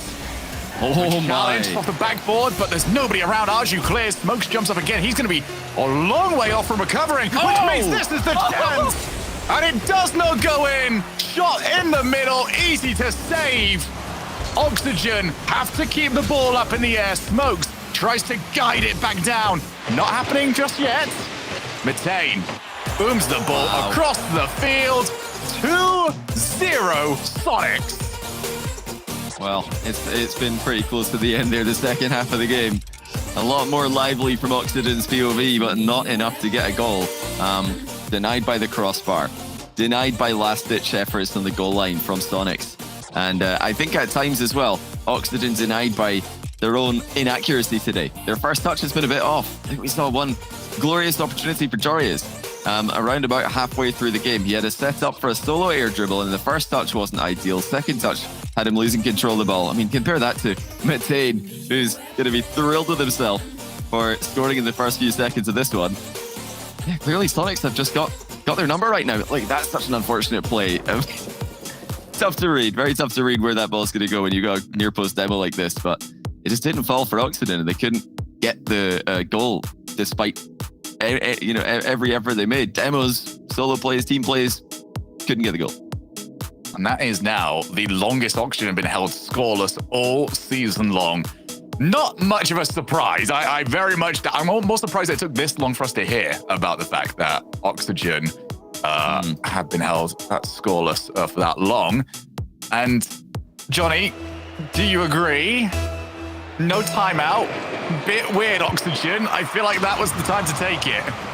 Yeah, I'm very surprised that we've not seen a timeout there. In fact... Oh my goodness! They've conceded it's that again. Guy. Great placement by Smokes. He saw the challenge coming towards him. He just delayed the shot slightly to wait for Rise to flip past him. Rise anticipating an earlier contact on the ball. Just airs the block. Smokes sends another one into the Oxygen net. Well, I feel like this might be just a little bit of pride from Oxygen, thinking we don't need a timeout. We're better than this team. We're just going to beat this team if we play our game. But it's whether or not you're the better team, whether or not you're the more mechanical team. I'm sure Oxygen will consider themselves. Everyone has an off day. Everyone has a bad series here and then. And they've got to get it together here. There's no goals. Sonics are just scoring consistently every time that they get these opportunities. I'm sure Sonics will make the argument. Yeah, we had our off day. It was when you guys beat us. Now Rise, reset number one. Wanted to take out Metane. unable to do so. Surely, nope, not surely, not whatsoever. I'm just counting upwards at this point now, Johnny. 11 minutes, no Oxygen goals. Well, you know, an interesting thing to note is the group Oxygen played in yesterday was being called the group of death when everybody saw the draw. German Amigos, BDS, Oxygen, all in one group. Well, that thought. Oh, there you are. Goal. It is the first goal. The bump connects, timely fashion for Archie to run the ball into the net. They want to prove that they were in the group of death yesterday by winning this, sending a Group D team into the semi-finals. But, you know, if Sonics can close out this series, if Vitality can win against Moist, that would be 3 teams from Group A all making the semi-finals. So that would confirm Group A as the real group of death, not Group D as we previously thought. Now, time for Oxygen to try and put all of this behind them and work from the position they're in. Have got their first goal. Problem is, though, is this hasn't looked like how I was mentioning earlier. Oh, wait a minute, Rise. Oh, wait a minute, Rise. Surely that goes in. That was some heavy lifting from the corner. And for the first time, Oxygen have got the lead. What? That is a 1v4 play from Rise. A 1v4. He 50-50s the ball through one defender, fakes the second one, 50-50s it through the third defender, and then bumps the recovering fourth man. How does he hit a 1v4 playing 3v3? It doesn't add up, but that's just how good Rise can be. Unreal. And a great finish as well. Well placed from Oxygen. That is the reason why they were so intent on getting him onto this roster. Just feel, though, that this is now the testing point for Sonics. Were they just going to peak for 2 games? Or are they going to continue to bite back and make every single game as difficult as possible? Rise, he's cut past one, well he's turned it in. For all the work he did early for the assist, he deserves that goal. Well, this game has been about 2 things for Oxygen. The physicality and the control. You're seeing a lot of controlled touches.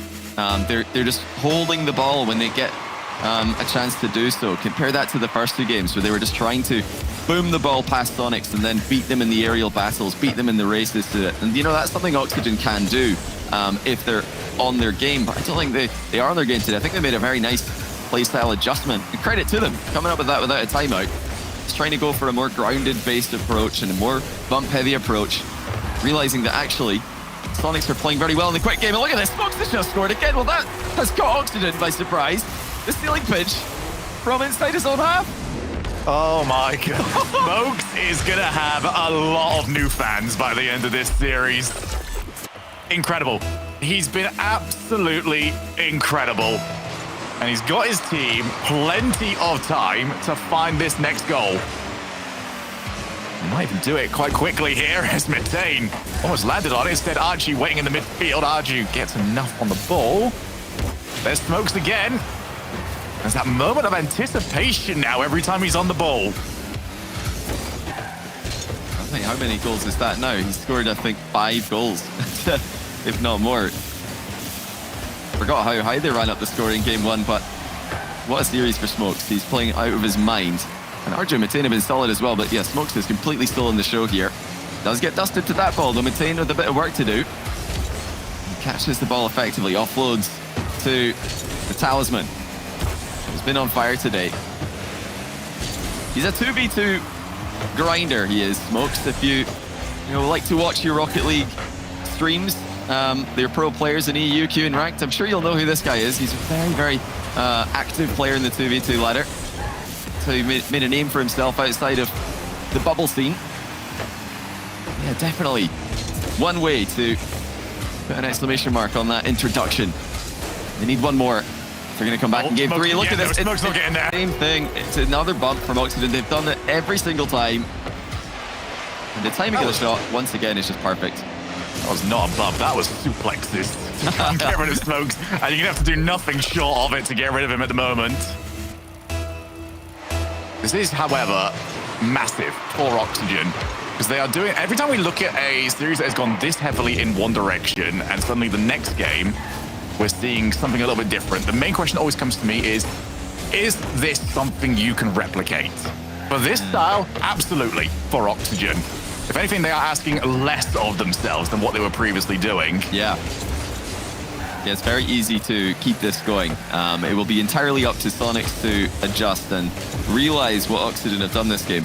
I mean, if you're going to sit back and wait for hard clears, and the other team just doesn't hard clear the ball at you, they just control it and dribble it towards you, then, okay, you need to start moving out and challenging earlier. I think Sonics are going to be quite happy to do that as we progress through the series, but not able to make that adjustment mid-game. They've been caught too many times. You can't leave just one man back. You know, we saw Oxygen being punished for that in games 1 and 2. The isolated defenders being outplayed. It's not just on the ball outplays you have to look out for. That's almost a fifth there from Oxygen. A banger it would have been. Oxygen showing you've got to look out for the off the ball plays as well in game 3. Putting one on the board in style. 2 games without scoring. And now they've managed to score 4 in 1. No timeout needed. Easy enough. Just change everything. That's what you got to do. Is Oxygen have got themselves their first game win. And it was everybody not sort of leaving the other players out to dry when it came to defense. Did a great job of maintaining the pressure, making sure that they've got transition options. I think most importantly, when you are looking towards both Rise and Jorius, they were never isolated. And that is a big, big difference maker for this squad. Yeah, absolutely. Yeah, just look at all these goals. I mean, every single goal involves some kind of physicality, some kind of ball control. And we mentioned earlier on in the series that Oxygen's ball control didn't seem to be on point. Sometimes it's something I've seen a lot from Jorius in his 1v1 career, in fact. If he's having an off day with his big aerial mechanics, which I'm sure all of you know he's got in spades, he just goes back to a very simple game. And that's, I think, what Oxygen have done here. They don't have to pop off with the huge aerials and the pre-jumps and the double resets and all of that. They've got a good fundamental game as well to switch up to. It's very difficult to defend against a team who can make these adjustments on the fly like Oxygen have. I'm sure Sonics didn't expect that. No timeout, no indication that there's going to be a big switch up of play. So maybe, I think we need to give them more credit for doing that without the timeout. Could have been an intentional disguising of their intentions. Timeouts do telegraph changes the game player coming. Well, for Sonics, can't really blame them too much, given what they had seen from Oxygen. There really wasn't much of an argument to be made that there'd be much of a fight at all. Oxygen, though, proving that if you want to get into those sort of point-scoring totals where you can qualify for a major, you have to go through the very best that the region's got to offer, and they'll consider themselves that very team. Huge opportunity, though, for both squads. Who can get that front foot when it comes to getting over to San Diego? Jorius realized that he was under pressure from smokes, can still become the target. It was surrounded by blue cars, and it will be back to the drawing board. Oxygen start back up from their own backboard, and Archie, they'll be happy to play from here, actually. Good challenge. Who's going to be first to it? It's Matane, and now he's got his own opportunity. Smokes in the midfield if he wants him. Instead goes low. Maybe the wrong decision. Well, that lob pass from Sonics is only going to find Jorius, who has his shot intercepted in the backboard. But look at Jorius just lingering there. Didn't immediately leave. He just stuck around in the goal line just to be a nuisance. Potentially redirect the ball if it comes straight at him. This is just annoying for Sonics to have to deal with. The cuts of rotation from Oxygen, having a much more tight retreat close to the ball. Really denying those counterattacks Sonics were able to generate earlier on in the match. That's a heavy hit from Matane. Swatted away by Rise. First goal going to be crucial here. Sonics have been the better team in the series as a whole. But once you give Oxygen a little bit of momentum, they can run through absolutely anyone. Maybe the team with the highest peak in the world last split. Now they've got Rise in the roster. You have to imagine that peak has only risen. Jorius is going to go for the follow. It's loose. Rise around. Unable to truly threaten the goal. Archie now with his own chance. He's got over the top of the ball, and in fact overdid it when it came to finding that angle. Still scoreless across 2 minutes. But Sonics are seeing less and less of the offensive side of the field, and when they do get it over there, it's a loose ball that Oxygen can just retake over of the game. set themselves back up for offense. Maybe the best chance we're going to see here is Rice. Happy that ball got to him so early because that meant he could go before being demoed. Well, that was almost disastrous for Oxygen. Look at this from Smokes. He's hit the underside of the bar. That was It has been 3 minutes since Smokes last scored. He's due. He's overdue. But yeah, a little bit more patience, I think, with that previous push from Sonics. It would have been a guaranteed goal if the shooter just let Arju arrive and bump the goalie. Oh, that's not the clear ball that they're looking for. Arju sends it top corner. Well, Oxygen have gifted them that one. Jorias panics, gets no distance on the clear, does not control the ball whatsoever. Yeah, you can't blame Archie from letting that one through. Absolute bullet of a shot from Arju. Well, we've got many mechanics in Rocket League. We've got the Musty, we've got the Breezy. Unfortunately for the defensive side, that one was called the Whoopsie. Catastrophe over for them over on Oxygen as they are getting themselves back into form.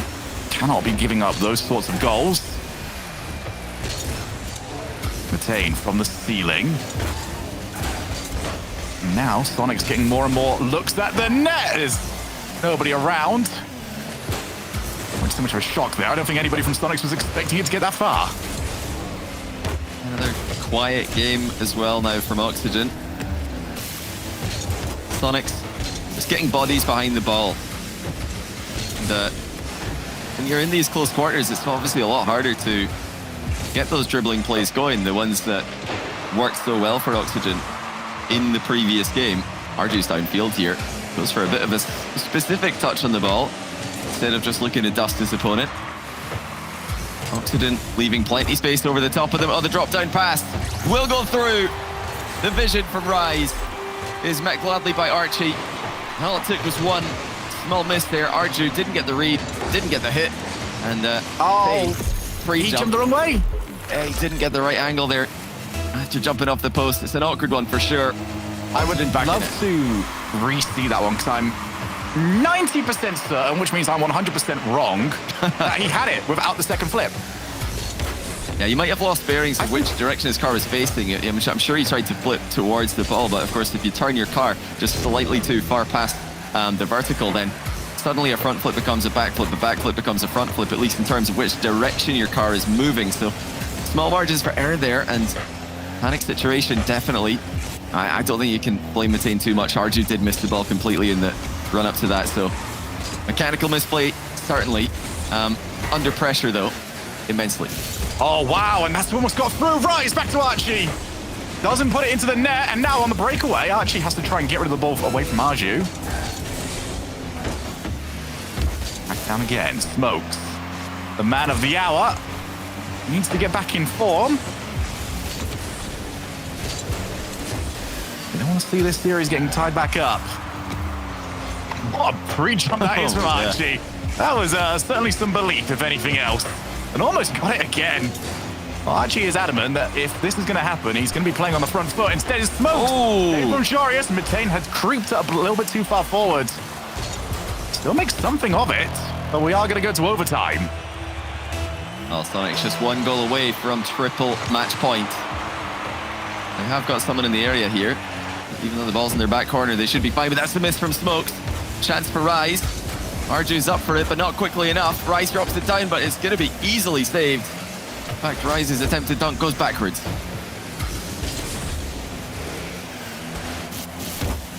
Smokes takes under control. He's got past the first one. Can't outplay the entire team. Saying now to the backboard. Tries to take on the challenge. He's going to want some support very soon because he is out of boost. There it is from Smokes. Boost coming out premium across the field. And is that the opportunity? Oh, yes, wow. It is. Wide open goal. And Archie has got his team their second win. And despite maybe a lack of a good start for them, they are well within this series yet again. It was Rise on the recovery, just catching that third man of Sonics by surprise, demos him to remove him from the field. That left the net completely open. So well spotted there from Rise, showing that, you know, you shouldn't always rotate back post. If you're being told by your friends who are coaching your Rocket League, trying to help you improve, to always go back post, I would question that, and you maybe look at this play as an example, because you're not doing anything if you're rotating back post there. Rise knows that. He just goes straight back to the play, straight back towards the ball, creates a goal-scoring chance for his team, and they've taken it in overtime.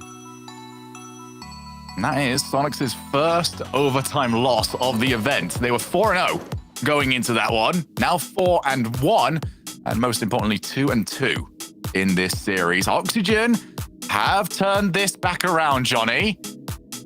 Who have you got as favorites? I mean, given what we've seen, who is now the favorite in this series?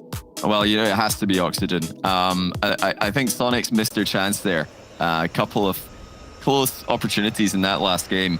But from 2-2, it's very difficult to see them breaking the Oxygen momentum. You know, maybe we could see a Game 7 here, but Oxygen have to be the favorites from here, from this position.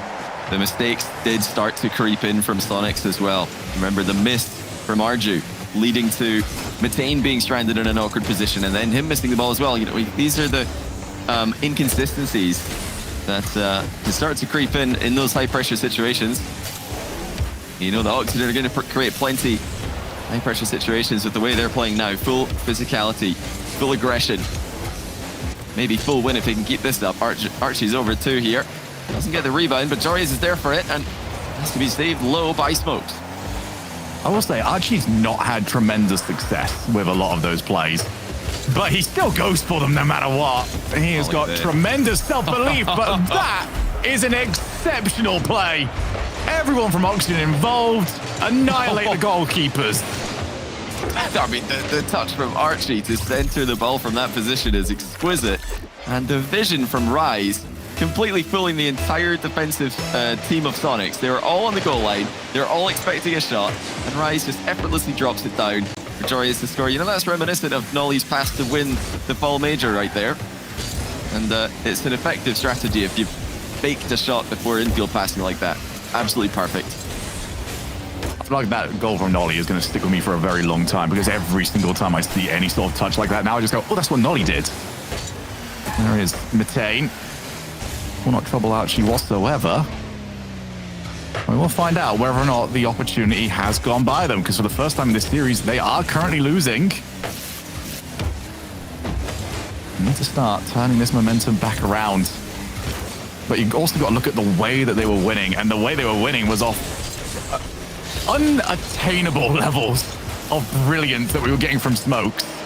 Is it maybe asking a little bit too much for not just him or for anybody on that team to regain that sort of level? Oh, definitely. I mean, they've reeled it in a bit. I think they've tried to counter this heavy bump style that Oxygen have gone for by just making sure that they've always got 2 players back. And when you've always got 2 players back, it means you rarely have 2 players forward. And that has limited the pressure that Sonics have been able to generate on their attack, just giving control to Oxygen. Going for him. Yeah, they're still able to connect those bumps even if there are 2 defenders back. It's saved well there by Sonics, but they don't have the opportunities going forward that they previously did. And Sonics can't hang with a peak Oxygen mechanics level, which is what they're starting to reach now. If we're talking about the mechanics looking a bit off for Oxygen earlier in the series, now they're getting into gear. They've got another gear to go to still, but they're putting it together now, but they're becoming unplayable. Well, we do see potentially using 2 players back as a way to counter those demos. You have to also say, you'll take that. If you're Oxygen 1 player for 2 players? Oh, absolutely. Go back down, Rise already around. Pulls the backboard, Matane has to chase. Still have only 1 goal between them. Jorius. Midfield, Rise pops the ball back up. He's going to scramble back. I'm not too happy with leaving that ball where it was, but still Archie's kept him out of any trouble. Maybe for the doink call, theory, mate. That was not far off. And the fact I know Colin Stumpy are livid right now because it was the other dodge that took it away from it. He didn't jump. You've got to jump there. We want to see the clean double jump pop. Everybody's favorite redirect. Yeah, the pros do love to dodge into that. It will give the ball a tiny bit more power. Makes it significantly harder to hit, though. Archer's going to have to get back in time. Now Rise, time on the ball. Is that something you're going to regret every single day. Yeah, too much space. Rise past one.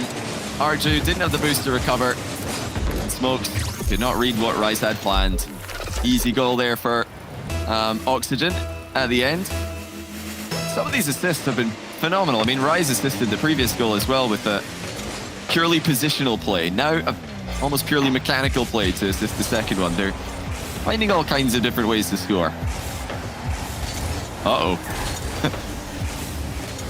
That was almost there. Just, yeah, Jarius goes for the top corner. Smokes at least keeps his team in it. They need offense. They need that ball. Jarius will lay claim. He's ended up missing it after the little bit of a fake from his opponent. Oh, no. There was an attempt to maybe give a receipt on the demos. That's not worked. Yeah, you don't want to... That's really not worked. Well, Matane finds himself on the wrong side of the goal line and can do nothing but jump as the ball hits him and goes in. Yeah, he just got bumped into this position. It's not like he wanted to be here, but... Yeah, unfortunate end of this game, if this is to be the end of the game for Sonic's. Comeback looks way far in the distance at the moment. Yeah, like you mentioned, they tried that to give the Oxygen a taste of their own medicine with the bump, but they didn't check to see if there was anyone behind them who actually had control of the ball before sending the aggressors forward. They're still going for it. They're adamant. They're getting one, and almost again they got punished. Archie couldn't find the pre-jump into the ball. But this is now game number 5. Out of the way. And this is what I really love about this esport, Johnny. It's the fine margins. Because we can now go back in this series and we can find the little moments where if maybe something goes a different way, that is fully Sonic's in the driver's seat for the series. You go back to the overtime. You go back to game number 4. And instead, it's Oxygen who hold all the cards. Maybe one goal for the road. But that road leads to Neo Tokyo, and that road leads to double match point for Oxygen. Yeah, 3 straight games as well. They're clearly the better team at the moment. It's an interesting series where Sonics, by the way, have just called a timeout. This one, of course, does make sense, facing double match point. It's such an interesting moment in that third game. Oxygen making a massive playstyle switch up without calling a timeout. So that probably came as a surprise to Sonics when they ran into it's something that they've practiced, because you don't look that smooth that quickly. Well, you know, they went from just trying to beat Sonics to the ball, because I think going into game 1 of this series, Oxygen probably thought we can just be faster than this team. We've beaten them twice this week in a community event. We were faster than them then. Let's just go and be quicker. Let's dust them. And it didn't work. They actually ended up being in the losing end of some races to the ball. So they just thought, well, if maybe we're just not on our game today with the speed, with the precise touches. Let's simplify. Let's just dribble them.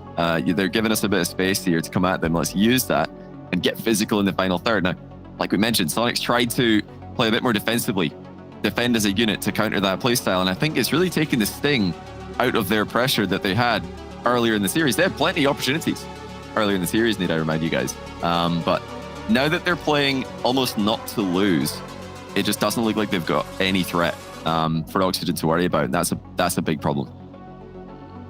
And again, we do keep going back to it. Well, I at least keep going back to it because it was that good. But Smokes, he's cooled off, understandably so.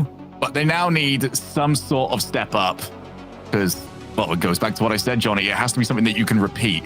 Especially when we get into the quarterfinals, we hit those best of 7s. You know, best of 5, it can kind of be blink and you miss it at times. You lose those games, you're already up against match point after 10 minutes. Yeah. You know, that can really, really rattle a team. But when we get to best of 7, it's only half the job done. You still have that timeout if you're a team that isn't Oxygen and actually want to use it. It's just difficult to really blitz a team in the way that you might be able to in an earlier part of the tournament. Yeah, it's very difficult in this kind of position for Sonics because like you mentioned, they need this game or they're out of the series, but they also just need to figure out something that can get Oxygen to feel uncomfortable again. Oxygen clearly were not comfortable at the start of the series. They didn't look like themselves. I think they were a bit surprised by the pace and the consistency that Sonics were able to bring to the table. Can Sonics produce the goods again and actually cause problems for Oxygen? It remains to be seen. Let's see what they're going to attempt. Well, they're not going to get much done with plays like that. Smokes quickly recovers to scramble the ball clear. It shouldn't have been there in the first place. It's a huge miss from Sonics to allow that half chance. Arju is downfield. Doesn't have the boost really to stick around with that one. It has been in a position we've seen him in a few times as well, where he can be target man. He seems to be positioning himself for it, but he also only has 12 boost. Maybe something to look at in the future. Smokes daring somebody to come towards him. Jorius is not going to be playing that game. Dead back to Archie. Contain, pass 2. Gets the support. Archie takes over mid-air. A little bit creative from Sonics. Now they've got offensive positioning. Really, really need this first goal. Rise gets that little bit of time. He's got a lot of respect. Nobody charging him down for any sort of bump, demo, or challenge. Going for a stalemate to start us off on game number 6. Oh, there's the player gone. Yeah, there's what you were worried about. Well, what a selfless couple of games these have been from Rise, who's come up with some spectacular assists in the previous game, and now in a position where I'm sure the vast majority of Rocket League players worldwide would have taken a shot on that redirect. It was coming at him so quickly, it must have been tempting, but he thought, no, I'm just going to drop it down middle and demo the goalkeeper. I mean, that's just selfless gameplay from Rise to pass the ball off to his teammate and leave the net open, but it was defended by a recovering Sonics player. They've got to keep an eye out for Rise. He is slotting the ball to his teammates in the final third consistently, and it's causing Sonics problems. I said that Rise has been the main proponent of that demo style. Zero boost again for Archie. He's just really struggling to get to the opposite side of the field with anything in the tank. Now Archie looking for the solo play. Has he got it? No, Archie shuts it down. Saw earlier on, though, that he can hit those sort of angles. Now Jorius, Rise to Jorius! Jorius to the back of the net! I think that just sums up Rise in the past couple of games here.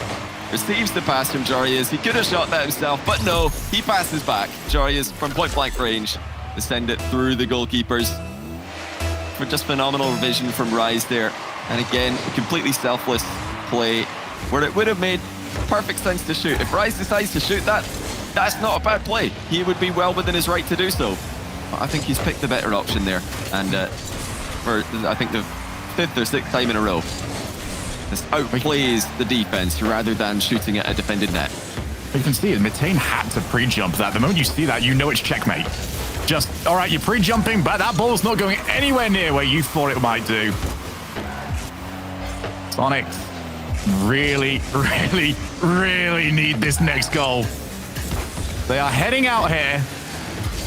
I would maybe like to prefer their tournaments be remembered by those first 2 games than what we've seen in the last 3.5. But they are starting to see right now that when it comes to European Rocket League, there might be a level to it. And Jorius is that level above. Yeah, Arju nearly connecting with the bump there. Jorius with a phenomenal effort to dodge that while making the save. There's the difference, or at least one of the differences between Sonics and Oxygen at the moment. Oxygen, you feel, would have hit that, and oh dear, it's all gone wrong. It'll be 2-0. Jorius accepts the downward pass from his opponent. Arju just getting the read all wrong, tries to knock it to the side. He instead centers it. In fact, he puts it on his own goal line. And now Sonics have it all to do. Well, if they're going to win it, they're going to have to bookend it. Start off brilliantly, end brilliantly. Jorius back over again. He seems to be going strength for strength in this series. There's a couple of good blocks, actually. Maybe a chance. They're going to try and rush it in, and Mitane has cut the lead in half. Well, that's something out of nothing. Rise with a bit of a mistake. Tried to outplay there. He didn't get behind the ball with that 50-50. He was trying to slot it past the incoming challenge by faking a wall play. And it wasn't all that convincing. And that risk has remained unrewarded. Jorius to re-establish the 2-goal lead, and it is right back. The moment Sonic started to hope may have been snatched away from them yet again. Archie even still boosting the fast. Just to try and add a little bit of insult to injury. 1 minute and 8 seconds. Sonics need some magic.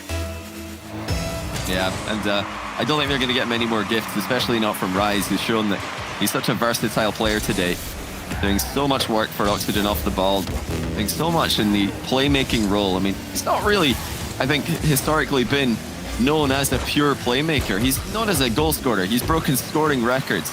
He's, often the finisher when he was playing for Moist and Team Queso in the past.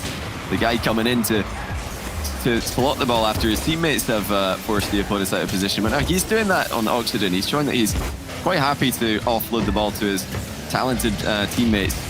That's a terrifying prospect for anyone watching this. Oh, half a chance for Smokes here. And he doesn't get the shot on target. There's no one there. If that was an intended pass, it wasn't communicated early enough. Maybe the last real throw at this one here. Pass back out to Smokes. That's going to be up high. Follow required. Archie gets rid of danger. Joria sees it to the opposite side of the field. Yesterday, Johnny, we spoke with Leaf and asking, could there be another team that steps up the same way Team Queso did last season? Rise over on Oxygen says, if there is going to be one, they're not doing it by beating me. Oxygen, after a rough start, have annihilated the next 4 games, and they move on to the semifinals. Yeah, it's incredible, isn't it? Rise, Joyo, Vatira, a team and a trio that will never be forgotten. Now separated on 3 different rosters, and they're all still in the tournament. I mean, that just shows you how talented those 3 individuals were, but also how versatile they were. I mean, they're doing it different now. Rise and Vatira, we've already seen today. We've seen a lot of Vatira, of course, on his new team, having a whole split already with them. But they have just done everything that's been required of them so far, and can't wait to see more of Rise on this roster. He played a great series here. Man of the match for me. And it will be a team that we are all looking to see more from in the future. Sonics had a great tournament, but they are out. And when we come back from the break, it will be Vitality versus Moist.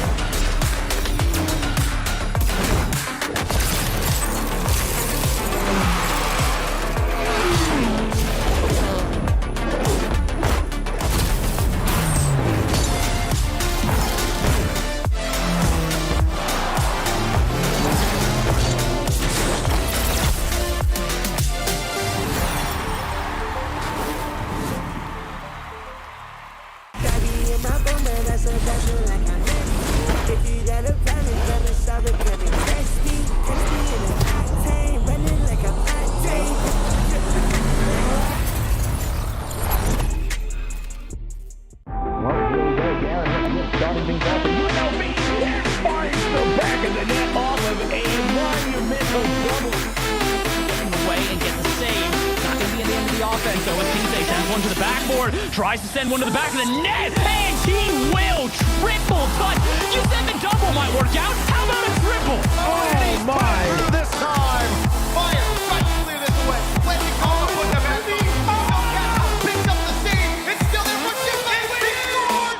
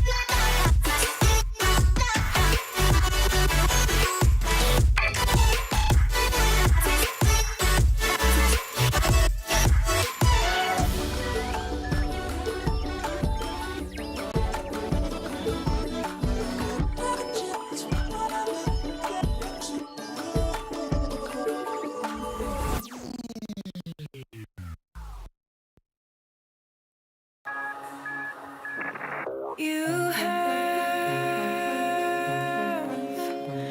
habits just like me.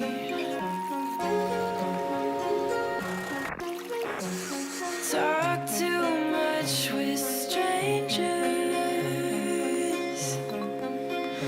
Get way too serious around family. And I don't have any wishes,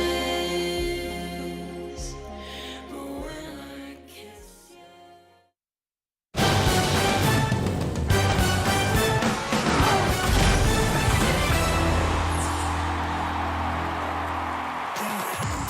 Welcome back to the RLCS European Winter Open. We just got done seeing Archie and gang take down the Sonics, and it was a slow start, but once they got going, Archie, you guys just looked incredible. And, you know, right off the bat, I got to say, welcome to the show. It's been a long time. What's going on, man? How you feeling? Yeah, I'm good. How are you? Not bad. Thank you for asking. And I got to know, all the boys want to know, you guys got smoked in the first 2 games. What was going on? I mean, like we had a game plan like how we want to play like this weekend, and you know both like starts like on Friday and then Saturday we just didn't do it like for the first few games. Like against Guild we were 2-1 down in the series, and then we decided how to play. Not really, but then BDS we were 2-0 down, knew how to play, so we did it again today. The first 2 games we were absolutely terrible, and then we finally realized we need to just play our game, and then it was easy from then on. I mean, there's some teams that are well known for kind of downloading their opponents throughout the match. Do you guys feel like that's kind of your play style? It takes you guys a minute to figure out what they're doing, and then you're able to kind of counter that? No, I think it's more like we play into their play style a little bit, so then it benefits them, and then we decide like we're better than them like as a team, so we just play our game and then we'll win. And during the not off season, but in between the splits, there was big news, obviously. You guys picking up Rise, huge addition to your team. You bring so much offense, so much poise, you know, and as he said last spring, he's just got that ice in his veins. So other than those things, what else does Rise bring to this new Oxygen roster? He's like a leader in the comms as well, which is good. Like always bring stuff up that we need to do and change. And also it's like, I don't know, it's like, his playstyle is really easy to play with. He always like sacrifices like, you know, points, you know, stats to help the team. So, I mean, me and Joris can just farm that a little bit, especially Joris who steals a lot of goals. So, yeah. It's good to know that you're okay with them stealing goals here and there. I mean, I'm not really, but yeah. Hey, you know what? I would take offense to it too. It's your stats. It's your accolades. Exactly. You got to take those back, man. I get it. Just flex on them next time you see them. But, you know, I think that trade came with shock across the entire, I mean, not only continent of Europe, but just the entire world in RLCS of Rise joining your team, leaving Moist, especially after finishing second at the last major. So with that being said, do you guys feel like going into this winter split, do you guys have like, okay, it's boom or bust. We have to make it not only the major, but we've got to make grand finals and we have to win grand finals. I mean, yeah, to be fair, like on paper, like we should be making the finals with like the tournaments, like with this team now. And if we didn't, then, you know, we'd probably get a lot of backlash for dropping early. So there's maybe a little bit of pressure on us to like do well with Rise now, because, you know, everyone was hating on us for getting Rise a little bit. But now hopefully we can win this tournament and then settle it a little bit.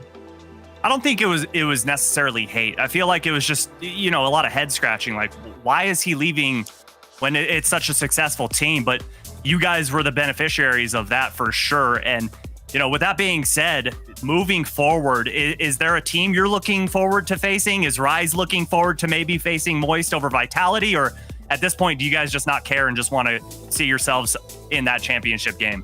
I want to play KC, to be fair. I think they're the best other team in the tournament, so I want to play them again in the final like last split, regional 1. Well, Archie, I appreciate you sitting down, hanging out for a minute, opening up about the squad, and wish you the best of luck. Thanks.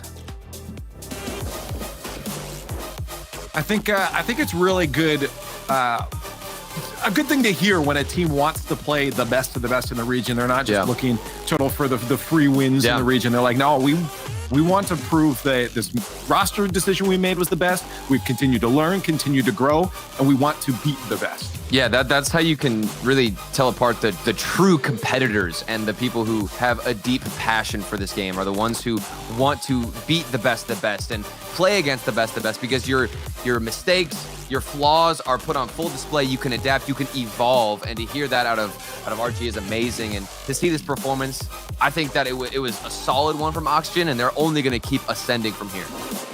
It's solid, but those first 2 games, I mean, we spoke about it before the series, how are Sonics going to get these guys? And maybe they underestimated them. I don't know if you agree with that, Turtle, but they certainly didn't look quite warmed up into the series. We were even speaking to Archie before the interview, and he said that he scrimmed some bots before the series. So they weren't quite warmed up for the Sonics at the start, and it showed. They got absolutely smacked in those first 2 games, but then we saw the oxygen that we're expecting from this caliber of roster.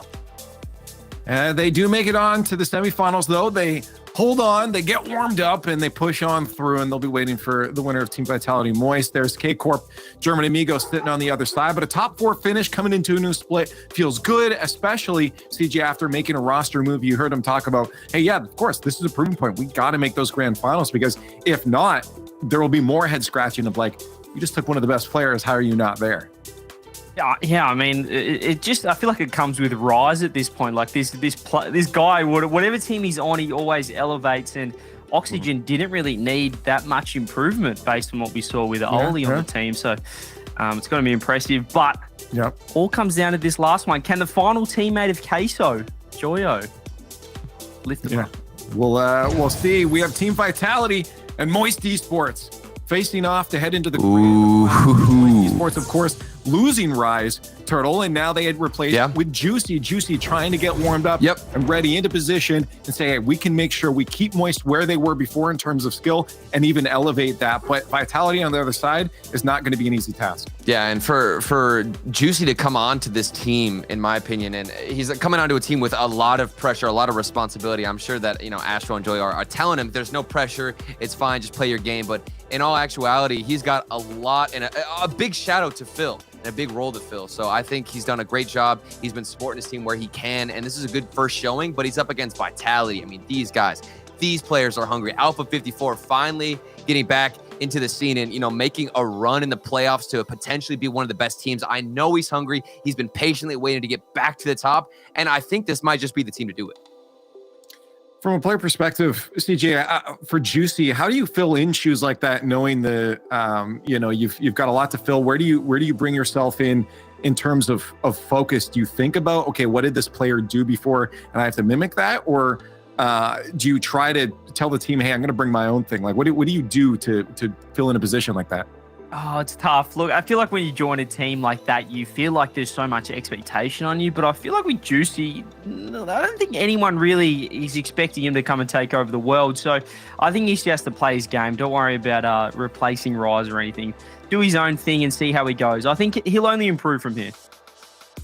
Either Astral's really short or his desk is really tall. That's quite the gaming position to be in here. But this is definitely, in my opinion at least, going to be a slight uphill battle for Moist up against Vitality, Turtle. Vitality had a wonderful entrance into this European Open in the winter split here. It was a surprising one too, going 3-0 in Group A, and they took down Carmine Corp, who, we just heard Archie talk about how one of the best, if not the best, and everybody wants to play them. Vitality took them down in Game 5, and they won by 1 goal. So that has got to speak to the confidence and where Vitality are sitting at so far in Europe. Well, let's reveal what we got going on here. Oh wow, okay. I did not expect what guys. I was hyping up Vitality. Turtle? Look, it's hard to just. I can explain, okay? This is the pick. This Juicy player. I believe in this man. I think that the pressure's off. We talked about him filling the shoes, filling the role. I think CJ's right. As long as he alleviates that pressure, as well as Moist. Not everybody's expecting him to be the best, and for that reason, they will go to a top-tier team in Europe because the pressure's a little bit off. Rise is in the top 4. Vatira is in the top 4, and now we're going to see Joyo in the top 4. These guys are destined to always be around the mark together. Interesting. I definitely felt like Vitality might have had the upper hand coming into this, but apparently Oh, I'm wrong. Well, now I feel wrong. I wanted to have the underdog. So. Well, I could be biting my own words here. We'll find out in the match. Why not? Let's head down to the field. Shogun and Johnny waiting by for our last match here. While Moist works Juicy into the mix, Vitality seems to already be in full swing in the European Open. Let's find out if Moist can overcome them in our final series of Day 2 of the European Open. Vitality might end up seeing those sort of predictions and wondering what they've got to do here to get the pick, as they are coming into this one. Not only the desk against them, but you at home against them as well. Jogan here joined by Johnny. And yeah, I'm a little surprised by that, mate. What are you thinking? Yeah, after the showing Vitality I've had this weekend, beating Karmi Corp and Moist looking a bit shaky in their group, I'm of course leading Vitality here. I've got to, give a special shout out to Alpha 54. I'm hoping get well soon, Alpha, because he tweeted a 39-degree fever today, so hopefully he's feeling good. He definitely looked to be in good spirits in the pre-game there when we got a chance to see them on the camera. And yeah, I'm sure a lot of people are also curious after seeing Astral on camera. What's going on? Why is he sitting next to his desk? Well, I've actually had a chance to talk to him about that. He likes to be exactly the same distance away from his monitor every time he plays, and he doesn't trust himself to know based on just gauging the distance. So he wedges himself next to the desk with his chest and puts the monitor a specific distance away. So he knows that in real life, and not just his in-game camera settings, but his in real life settings are on point every single time he plays. Oh, whatever works for you. I'll be wondering though, if we do end up seeing Vitality go ahead to win this, are we going to start getting the illness buff be known as a thing in Rocket League? Because we had that at Worlds. Potentially might have this here with Alpha. Maybe not something I would highly encourage people to go looking for that buff, but still, Astral now on the chase. Didn't quite get it this time around. I think the main thing that we had the chance to cast over Moist yesterday, the main thing for both of us is that when they are clicking, they look fine. But this was a team that was thrown to some very weird goals conceded, just out of nothing. Yeah, they didn't look comfortable in their group stage match. The match that could have had them winning the group, it ended up it ended in a second place for them, in fact. But when they faced BDS in round 1 of the playoffs, they were a different team entirely. I think Juicy is now on the ball looking for a solo play and almost gets the solo play. He had a big step-up performance against BDS. I think he looked very comfortable on the pitch, and that's full credit to Moist, the organization, the team, Astral Choyo for being able to turn the mental around that quickly, because they played the first round yesterday immediately after losing the group, so they needed to step up. It was do or die, and they did what they had to do. Especially when you look towards Joyo, that is a player that has gone on the long run during the last winter major, knows how to look beyond a loss and focus on what is up next. He's now on the ball, which reduces into a bit of an awkward spot actually, but does enough to put Juicy on the off angle. Been good offense so far, just ticking along from Moist. Again, something that we did note yesterday, Johnny. Moist were doing a phenomenal job of not just lashing at the ball when they thought they had a half chance. They will just keep ticking away until they get the chance. Yeah, they've had Vitality on the back foot for a long time here. And it's these early interceptions that are keeping Vitality in this position. Astral jumps on them as soon as they try to clear the ball. Now that's better. The clear goes towards Alpha, who launches it into the net. Now, it might have been tough for Vitality to break out of defense, but they just needed one go at it. Sizen down the line to Alpha. Perfect passing play. That is why you want to pass out of defense. That's also why you just want to give yourself that option on the angle. Alpha did exactly that. Stuck around, and is that now going to be 2? Juicy tries to get back. Still would have been held by the post. Vitality, despite almost no time at all spent in the blue side of the field, are a goal up. Moist now need to make these opportunities stick. Dawson not going to get beyond Astral. Does at least get the bump on him, so that now brings Alpha into the play. Off the reset, low challenge. Goes safe for the time being. And now Astral looking for the setup play. Had such a great major for himself. Wants to keep that form up and running. A difficult shot to take if anybody was around, and nobody there for Moist. Minute and 20 here, Johnny. They are the team down by 1. Yeah, Vitality have had the structure. Oh, that's a bit of a fortunate save there, though.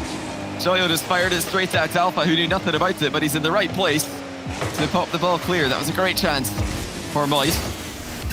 Only got a minute to work with. Having difficulty getting that final shot on target. Everything involving midfield pressure has been good. It's been on point for Moist, but getting that last play to go past Vitality has been tricky. Oh, that's so brave. Alpha just stands and dribbles the ball away from his own goal line. And he's still going, you know. That is an unbelievably brave play by the Vitality captain. There's been a fair few plays today that we've said, maybe incorporate this a little bit more into your ranked play. Yeah, don't do that one. That one's a little bit too much to go and incorporate that into your ranked gameplay. That is an alpha-only thing. On 20 seconds now. Onto the corner. Not quite the bounce that Vitality would like to see. But compared to Moist, they don't need to see anything else. Joyo. Has he got any help? No, instead tries to go by himself. Alpha does shut that one down. Astral back passes to his teammate. Tries the wrong foot Radostin. Joyo doesn't get a bump, and that will be a 1-0 victory. And not a game, Johnny, that has answered a lot of questions that we have about this series. But one thing we do know, Vitality, they know how to play defense. Yeah, so organized in this game, so calm in this game as well, especially towards the end. They were on a 1-goal lead. Alpha 54 is catching the ball at his own goal line and dribbling it the entire length of the pitch, while multiple players throw themselves towards him, trying to get him to lose his cool. And yeah, Moist, they had a couple of very close efforts here. I think that they can just keep on doing what they're doing, and they are getting chances. But the final execution is what they've been lacking in this first game here. But yeah, shout out Sizen mainly for that goal. You know, it's the pass that makes the goal in those counterattacks down the line. Of course, Alpha had the awareness to run down the line and be a passing option, but the pass is what made that shot so quick. Alpha just had to get a little touch on it, and the ball flies into the net even from a distance. So Sizen making the goal happen there, the 1 goal, and separated the two teams. And it was not much that separated them at all, because cast our minds back.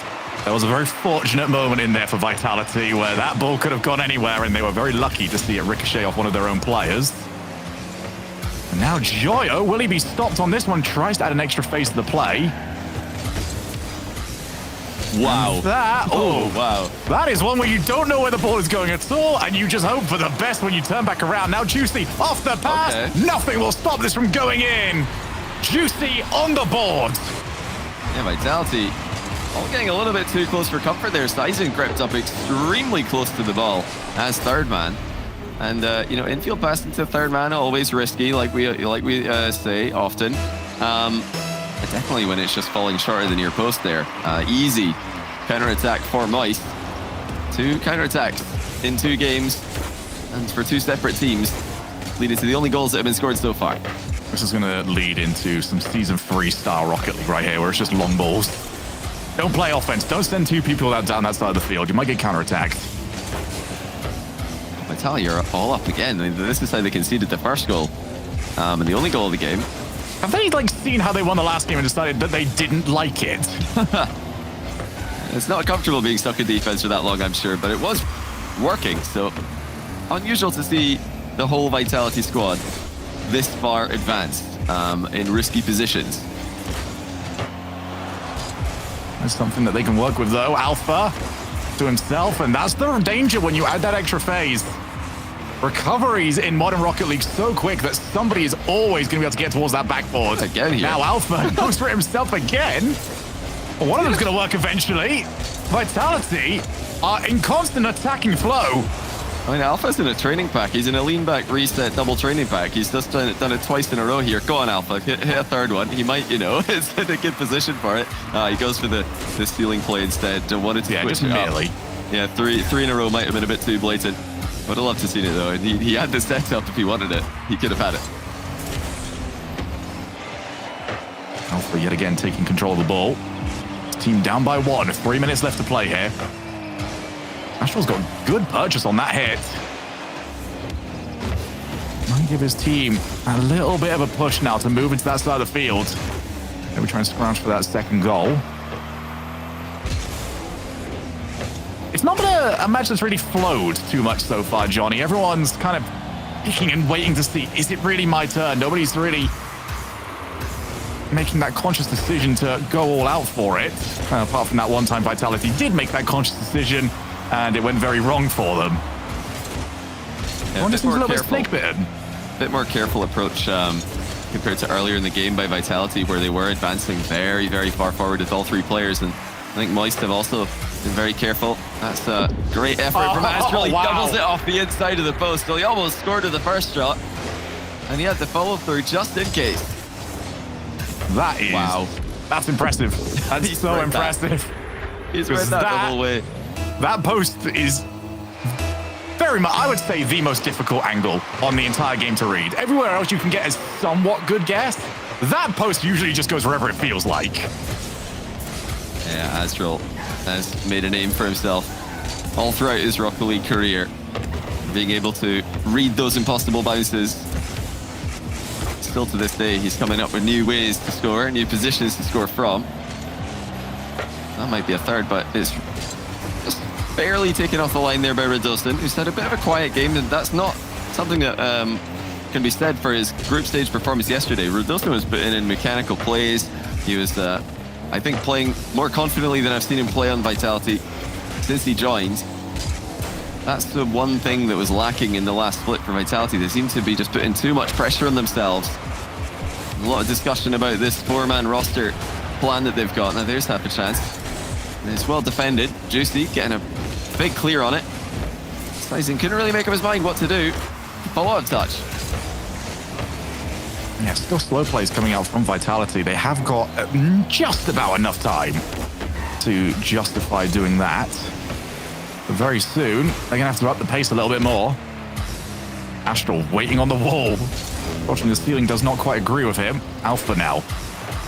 Off the ceiling to Redostin in field, and just mistimed. Pass, as you said earlier on, is what makes those sort of plays, and that was not a pass that could really be worked with.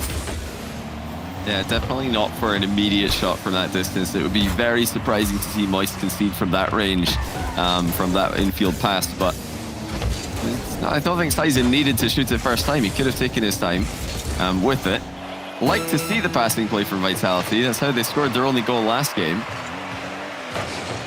And they've got plenty solo play power to fall back on as well. It is unusual to see Vitality struggle to connect for this long. Surely that'll be an opportunity. Choyos floor pinched it to get the save. That all but confirms the Game 2 win for Moist. Astral trying to add another one. And he will, just to make sure, is 3-0. Moist. There's too much in the second game for Vitality.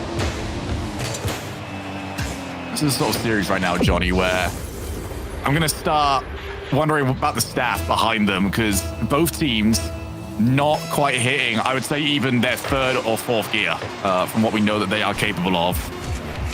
It's going to be out which coaching staff can get their teams into as close to the prime as possible. 1-0 victory, followed up by 3-0 defeat. Vitality, I don't know if they quite know what they did right last time and what went wrong this time. They've got to find those answers very, very soon. As for Moist, the answer usually is pretty simple. It's called Astral. Yeah, big play there from Astral to double off the inside of the post to put in what really was the first solo goal of the game. Before that, first solo goal of the series, I should say. Before that, we saw a couple of team goals on the counter-attack. Yeah, looking forward to seeing what Team Vitality try to do differently here. Of course, they've got Farah standing behind them, former World Championship 4th place finisher, former LAN champion, winning DreamHack Valencia 2019. So he's got a lot of experience, of course, in these kind of positions, played online RLCS for many seasons in a row. Yeah, that's the kind of guy you want behind you in these positions, someone who's been there, done it themselves. Looking for somebody that you would have expected to have maybe all of those accolades towards them at the moment. Maybe say Alpha, who, for all the promise and potential that we know he's got, would maybe want a little bit more to his name at this point. Is this the new roster to do it with? Is this the split to get that sorted out? Or is Joyo going to have too much on this shot? No, right at Redostin. Be thankful to see that. There's a big chance early for Sizen with the downward bounce double attempt. Something we saw Alpha score yesterday. Made it into the top 3 plays of the day. Sizen was not able to emulate him in the first effort in game 3. Clear again. This is where we've seen the majority of offensive opportunities come from. Now Juicy, can he get on Radostin? No, not quite. Realized that he'd lost control of the ball, tried to get rid of the keeper itself. Booms the ball straight over to Joyo. Happy to boom it straight back. Alpha, only as far as Astral, does take control. Of course he does. Now Juicy goes straight for net. Did have Joyo actually to pass it back down to. Instead went for net. We still have Moist on offensive duty.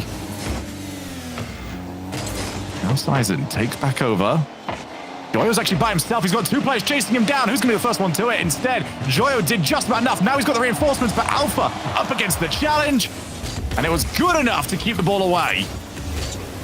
Well, you know, they're playing more spread out, but they get the goal off the back of it. Sizen pounces on a near post fumble by Moist. Radostin managed to get the ball into the middle, despite the fact he's been bumped off the back wall. And Juicy couldn't get goal side. Joyo couldn't get goal side. Moist just needed bodies in the way there. They needed somebody to hit the ball into the corner, but some kind of miscommunication has led to nothing happening. Hold on, that might be a second goal. Unless Astro can scramble, which he can. Well, that was all too easy for Vitality. Moist not doing enough to prevent a very simple goal. Now Moist needs to buck the trend because we have not seen a team score a single goal after conceding the first in either of our first 2 games. 1-0, 3-0. Moist have to try and turn that on its head. All right, now they're up against the Radostin, who is just trying to turn them into pretzels on the goal line. Sizen passed down. Radostin chooses to delay the shot. Have they been caught out here? Yes, they have. It is another coast-to-coast hit. Yeah, this one didn't even need a passing play. Juicy just fires it first time. He saw Alpha going for that side boost, and he knew that there was no way that he'd be able to catch up with a full power shot. That's a big mistake from Alpha. He did not need to grab that boost. What he needed to be doing, staying between the ball and the goal, just make sure that a long shot doesn't have a clean road through. There's the lead. Disappeared. Radostin now. No boost with him, but he does bring in a player that does. First one to it. Juicy. Just delay off. Astral. Not far off making unintentional contact to turn it into his own goal. Gets away with it. We've been caught completely blind about one coming towards him. This is a series, Johnny, that both teams know that they can take control over. It is very open, with a very big opportunity to whoever wins this. Yeah, it's also, I think, about time that we intentionally mentioned that Juicy's slotting into this lobby very well. And this is a player who's been under question. A bit of a newer player to the scene. Moist have put their faith in him as a replacement for one of the absolute best players in the world, Rise, who has departed for Oxygen, as I'm sure you're all aware. I think so far Juicy has proven that he belongs at this level. It's, I think, great that he's got a chance to play on a world-class team and show everybody what he can do. Moist have really needed him in this match. They've really used him well at times. Such an intelligent player. Such a consistent player when his mentality's on point, which it seems to be right now. And what would that say as well for the recruiting of this team? That they can lose 2 players at the caliber of Rise and Vatira and still keep themselves in that fight. That is something that time will tell. Vitality, on the other hand, we spoke about this yesterday, and this is to a lesser extent for Vitality, but they're in the same rough boathouse as BDS is, where they're a team that need a major spot. They did not get one in the first split. Now playing chase to the everyone else when it comes to World qualification. You want to make it to a major. You want that exclusive points total that nobody else in your region is getting access to. This is a nice part of the tournament to make it to, but you want to make it that little step further. Yeah, it is that semi-final is the big step. Obviously winning it. Oh wait, that's another one like this. Astral's gonna get up. Second touch on it, but why is this open? What is going on? Well, Sizen has just decided to advance with no boost and ends up underneath the ball, completely unable to get back to it, completely unable to retreat. I have no idea what possessed him to drive forward there, and if he's called for the pass or if Verdosen is called that he's passing, either way, it doesn't make sense. Vitality give Moist another easy counter-attack goal. They're not going to get a 0-second opportunity. That is game over. Wow. In the same way that they conceded at the start of game 2, Vitality lose game 3. And both the goals were from creeping up. Yeah, from Sizen. Moist did not have to do much at all in offense, and they have still won this one. If Vitality, surely they call a timeout. You don't lose like that. I mean, look, here's goal number 1. Yeah, that should not be going in. Here's goal number 2. Yeah. That should not be going in. I mean, it's really quite simple. When you're making mistakes like this, it's easy to identify where it's all gone wrong. I mean, Alpha just has to know there that he shouldn't be going for the boost. You have to respect the long shot. You know, it's not a play where there's a pass, but in a way, Juicy passed the ball to himself. When you can fire the ball off the back wall in defense, the side wall, I should say, in defense, and then it comes back to you, you can use that power that you've already generated on the ball to get massive power in a shot from distance, which Juicy did. Alpha didn't respect that. They conceded. And now Sizen, 2 separate occasions, has driven forward in incredibly risky positions without telling his teammates that he's on 0 boost. I have to imagine that he just didn't communicate the fact that he's on low boost. Either that or his teammates are just not listening, because if your third man says they have low boost, you should not be infield passing blindly to them. You need to maybe look where the pass is going to go before you just hope that they're going to be there. Yeah, crazy misplays from Vitality causing them to concede. And now when we see them in this sort of position, it's almost not Moist I'm worried for anymore. Who have conceded some similar-ish goals, but at least those ones were nice passes right onto the hood of Alpha. Vitality are causing themselves a heap of their own trouble. Yeah, really hope Sizen could just get into the game here, because it's so easy to just tilt off the face of the earth when plays like that happen. That's the reason why I was thinking you just call the timeout, like just cool off. That, yeah. Especially when you lose a game like that one. Yeah, They have thought that they can just go next. And if there was a player that they needed to get that goal, that was the one that needed it. Oh, it's great control by Alpha. Look at what he's been able to do with 0 boost there. The fact that he gets around the ball and then gets just enough on it to infield pass against Moist prepared goalkeeper. That's just perfect play. I mean, it doesn't look like much, but to get that much acceleration on the ball, to keep control of the ball with no boost available, every touch needs to be perfect. Every movement needs to be perfect. And that's what Alpha's done there. Open up the goal. And how crucial is it that Sizen's the one who's got it? That's going to settle the nerves, you would hope, for Vitality. I just want to see any more long shots going. Yeah. Get a pass and plays like that. Reminder as well, whoever does win this has got to play against Oxygen tomorrow in the semi-finals. Oh my goodness! Verdosen! That was incredible! Well, he found himself with a bit of space. And it's an incredible angle double. Goalkeeper just got on the wrong side of the goal line there. Juicy probably not expecting the shot to come at him at that much, with that much quality. Verdosen has seized the opportunity there. And he's trying to do it again. Air dribble bump into the bar. Astral going to turn it around and attempt the same idea. He's got 2 players to get past and doesn't get past either of them. Back out to Joyo. Heavy first touch. Doesn't mean that he is met mid-air.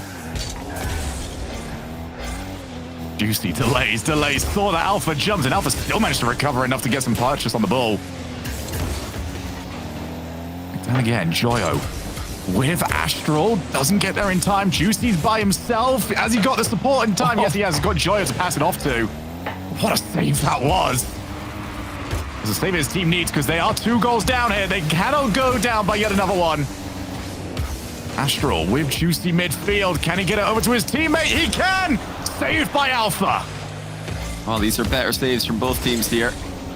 That's a less than ideal touch there from Joyo, though, straight towards Alpha. Ball is now pinging back and forward from one end of the pitch to the other, but the retreated defensive line of Vitality is more than ready for that. This is not going to cause them too many issues. Well, this might, though. Astral up quickly. Alpha handles it.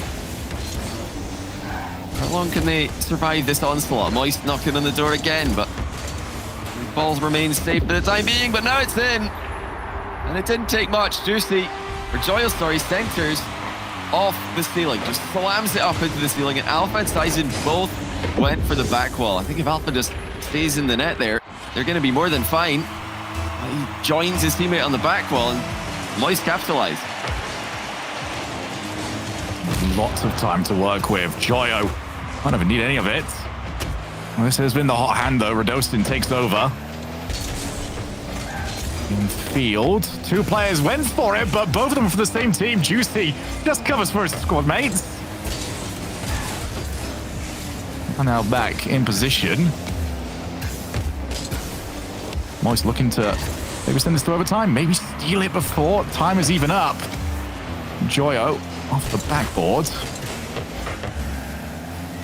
That's playable right now as Astral comes in late. Oh. Everyone's committed. Now start keeping an eye on the boost totals of Vitality. It's going to start trickling down. Radostin's got the most of them at the moment. He'll have to pick his spot well. He does go for it. It's gone against them. Who's there first? It's just not lined up for Moist at all. And that's now a minute left. Yeah, Vitality's boost ran low, but fortunately for them, so did Moist. They couldn't keep the attack going. They're right back into an offensive position now. Joyo had infield options, went himself. He was easily denied. That allows Vitality to break free for the first time in a while. They're in a much better position to win the game. And Joyo gets hit on his way up. I'd be okay with that, actually, because he can now jump in. Instead, he's still being harassed, and Sizenton just bumps him away again. Feels very targeted, if anything. 20 seconds left now. Match that I feel has led to a decent upgrade in the level of play that we are seeing. Will we get an overtime to go along with it? Oh, wiped him out! That is pure bullying, but you do what you've got to do. Vitality 2, Moist Esports 2. Well, that would have been unbelievable if Astral scored at the end there. A little reset double to set himself up in the back corner, and then a shot from an impossible angle. The defense did not see that one coming. But luckily for Vitality, he hit the post. And this time, he wasn't able to double tap it as it came back off the post in the opposite direction. Great press to the end there from Moist. They created a flurry of chances. I think using stealing passes really well there at the end of the game. A different surface than most of us think about when we talk about backboard passes. You know, they're just using the other backboard, the one on the ceiling, to create opportunities. But Vitality critically survived. I think if they hadn't survived this, I can't see them coming back. It's just too much to handle. But now this series hangs in a balance. An extremely close match. Both teams have made mistakes. Both teams have made big plays. Who can level up as we get to the business end? And both teams still have access to their timeouts if they want to use them. This is also the kind of part of the series, Johnny, where we might even say those timeouts just don't come into use at all. Both teams have had good moments. They're trading games. Radostin off the backboard, and yeah, Juicy kind of knew that he didn't want to give Radostin an opportunity to take the back shot. And okay, this is starting to feel like a very big gameplay change here. Same way as Oxygen did earlier on, Johnny. Vitality are going bump crazy. And Juicy with a reflex save there to keep Moist in a tie game. He just looks like he's perfectly capable of playing at this level, Juicy. Very consistent performance today overall, even in a bit of a chaotic series. It's another missed hit from Sizen. I think he needs to still really get a foothold in this one. He's been uncomfortable at times in this matchup. Love this from Radostin. Slow play, but gets hard read by Juicy. still Vitality's ball, though. Looking to just solo play a little bit more here. Don't want to take those risks with the infield passes that got them counter-attacked earlier on in the series. They're just playing directly for net for now. But that could all change if they start to create a bit more space at the edge of the box. Dawson goes backboard, tries to catch Joyo out. Playing on that first goal of this game. Just keep looking towards Radosin at the moment. Maybe not his best first touch that time around, but he has been, I feel, one of the strongest players on the lobby, and now this is their big chance. Double commit as well. Sizen takes control of it, decides to slow play. That does give Moist a bit of time to recover, but they've not done it! Mistake after mistake. Eventually, that ball is bound to go in. Well, Sizen's made a great play here, and Juicy, with 0 boost, could not get the critical touch as the ball went past him. A great rate of knots. Easy dunk at the end of it all by Radosin, but that's the kind of play we're looking for Sizen to make. Just trade 1 for 1. If you can, take a player like Joyo out of the game, that's a huge win when you've got Alpha 54 behind you. Nice job there as well by Sizen. Quick up in defense. He's had a big impact in this game so far. Double match point on the line. Now guaranteed to at least be going to Neo Tokyo.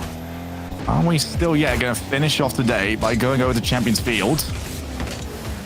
Right now, Vitality in the prime position to maybe not see that happen. Shot stopped by Joyo. Has Astro on the wall near him, who maybe not too happy with the way that ball was delivered to him. Oh, Joyo's got faked out a little bit. Now it's Vitality continuing to prod forward. One player down, Juicy in the perfect position just to prod the ball back up. But Vitality will not rush this position. They know Moist have got a mistake in them. Especially with that 1-goal lead, you do not give up a goal like you did in Game 3. I like that more from Sizen there. The previous games we've been critical of him getting a bit too close as third man. That time he was more hesitant to move in, I think, understanding that the risk is just simply not worth the limited reward that you've got in that position. And that's proven to be a more difficult structure for Moist to break down. Lovely control by Sizen centering the ball. Seeing so much more of the ball in this game than he has previously. And Vitality are the ones who are benefiting from it. Here he comes again, Sizen. Off the backboard, it's into the middle. Astral reads it the whole way now, brief 2v1. Can Radosin handle it? He's got to get across quickly and he can't get there. Astral to Joyo, and it's 1-1. They did not overcomplicate that one in the slightest. Radosin, the moment he went for that boost, it was game over for him. Given the angle, taken the angle, 1 each. Massive minute and 10 seconds ahead of us. That was just clean from Astral and Joyo. Joyo just moving away from the play there to give Astral some space to hit the ball into. It's much more awkward passing in close quarters, so he just leaves a gap, makes it impossible for Radosin to cover the distance. And yeah, definitely a mistake from Radosin to go for the boost, but like we keep mentioning today, he shouldn't be alone in defense in the first place. Alpha 54's gambled on a race to the ball and lost that race to the ball to Astral before Radosin gets called upon to make the 1v2 hero play. So yeah, definitely a full team mistake there from Vitality. Well, Astral has not really put a foot wrong so far. In a series that has sort of lagged at times, Astral seems to have been the most consistent hand out there. That is an interesting mid-air bump. All up, Juicy gives chase. Over to Joyo. Juicy's going to look for Alpha, who does not jump. Took his time, kept his cool, and even got the support that he is required. One final opportunity here. Are they going to get it? Oh, got it! Radosin might have just stole it at the last possible moment. Unbelievable pass from Alpha. Again, generating so much power with almost no momentum, almost no boost in the tank. He just launches the ball at his teammate on the infield.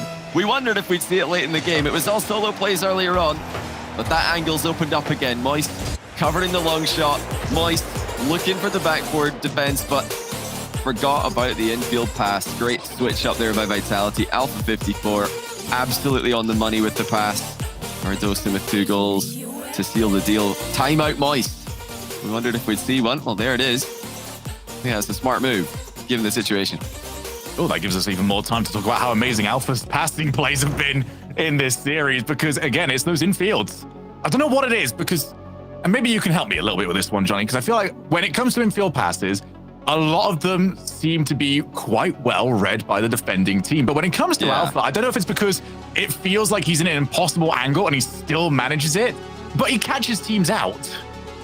Yeah, it's just those little side flips. Both of his low boost infield passes have utilized one of the most simple things in Rocket League, just side flipping into the ball. But it's side flipping into the ball and making sure that you hit the ball with the front edge of the car. The front corner can generate an incredibly surprising amount of power on the ball. It's something you'll see 1v1 players do quite a lot, where they just get right beside the ball and they'll be barely moving, and then suddenly a side flip sends it to the bottom corner faster than the keeper can react to. Definitely one that, you know, we're talking earlier on about things you don't want to try and copy from Alpha, because it's just going to get you in trouble in your ranked games. That's something I would suggest you to go and try at home, as just those little side flips when you're barely moving. You'd be amazed how quickly that you can get the ball going with just a little power. But yeah, you need to be perfect with it. You need to get a perfect contact point, like Alpha 54 did there. And you know, we've also got to give props to Redosin for being there. I mean, how frustrating is it when you've got a 0 second or, you know, a near the end of the game opportunity, you center the ball and no one's there. I mean, we've all been there. I'm sure we can all relate. That time, Alpha would have been delighted to look up to his left and see a teammate waiting for him in the middle, with full faith that the pass is coming towards him, and buried the shot in the top corner as well.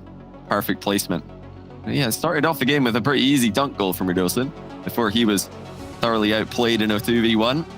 Look at that there, though. Redosin darting forward, giving Alpha the option, and Moist didn't realize till it was too late. I do love what we're seeing, the animation that we're getting from Vitality as well. We saw them all well up and walking around, talking to each other, getting themselves ready for what could be a big 1, maybe 2 matches. I'm pulling towards 2, but it is up to Moist. They've had the timeout. They are 4-1 this season after calling a timeout. So statistically, we are guaranteed 80% chance of going to Champions Field. And Vitality put another notch against them and send themselves through to that semi-finals. Yeah, we need to see a Game 7 as well, for scientific purposes, to find out if it was Moist to have the Game 7 ice, or if Rise took it with him when he left. We haven't really seen... Have we guaranteed that it wasn't Vatira's then?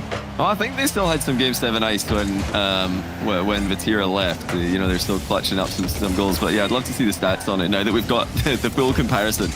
But yeah, this would be their first Game 7 with the new roster. If they go the distance. Direct typing already. He was ready for this one. Good to get Sizen back into the play already. He has looked more comfortable in the last few moments. And, well, he's given us a different stat. Weirdly, there's only been 3 Game 7s in Europe this season. That is weird, actually. At this point last season, it was 8. Well, Europe has decided to not give us Champions Field that often this season, but maybe we can get it this time. Yeah, most of Moist and Team Gaze's Champions Field seem to, you know, happen on lands as well. A lot of them certainly, if not most. I don't know if you've noticed, by the way, that Joyo's in the Dominus at the moment. So Joyo's been. I stopped looking because Joyo has left the lobby after every single loss. Yeah, so it's often just a change of preset, but now he's made a complete car change. He's switched into the Dominus. I mean, he started this series in the Fennec, and that really communicates solid play. When you think Fennec, you think, okay, this is just going to be a solid play style, consistent. Dominus is the complete opposite. It is a wild play style, and it's not one that's worked out early, as Redosin and Sizen combine to completely outplay Vitality. Sizen had the first defender jumping the wrong way with his pass. Redosin had Astral Prey jumping in the goal line with his. Yeah, they disguised their intentions beautifully to open the scoring. If you're a Vitality fan, that is what you want to see. It's been good to see what Alpha has done, but you want those two linking up. Giving yourself that extra wrinkle when it comes to offense. So far, so good for Vitality. They might not give us our 4th Game 7 of the season. Just to add some more to that stat, by the way, Moist have not been to Game 7 yet. So we don't know where the ice is for them, but Vatira definitely took away Champions Field. I know Vatira, when he left, he stated that he'd rather not go to Champions Field himself. I don't think it's something that they particularly enjoyed. Oh, hold on. I sat in. Not quite. And Astral not able to flip through the ball for the second touch. Well, Vitality get away with murder. The ball was on their goal line for at least a second. And they have all the people avoided conceding. After the reads that he has had, it might get worse. Juicy stops it, but they're not going to get another one. No, crossbar comes in for them. We stay at 1-0. The patience from Joyo just watching the crossbar bounce. He can see that there is no Vitality player approaching, so a bit more of a calm situation than the one we had at the other end. I'm sure the comms for Moist are going to be anything but calm at the moment as the clock continues to tick down. Joyo misreads the back corner bounce. It's a failed experiment with the Dominus so far. There's music to my ears. That means we're not going to see a resurgence of ranked teammates hopping in the car. Juicy quickly up for this, but Sizen blocks him. What an impact Sizen's had in this game and the last. Really elevating Vitality to that triple threat at times.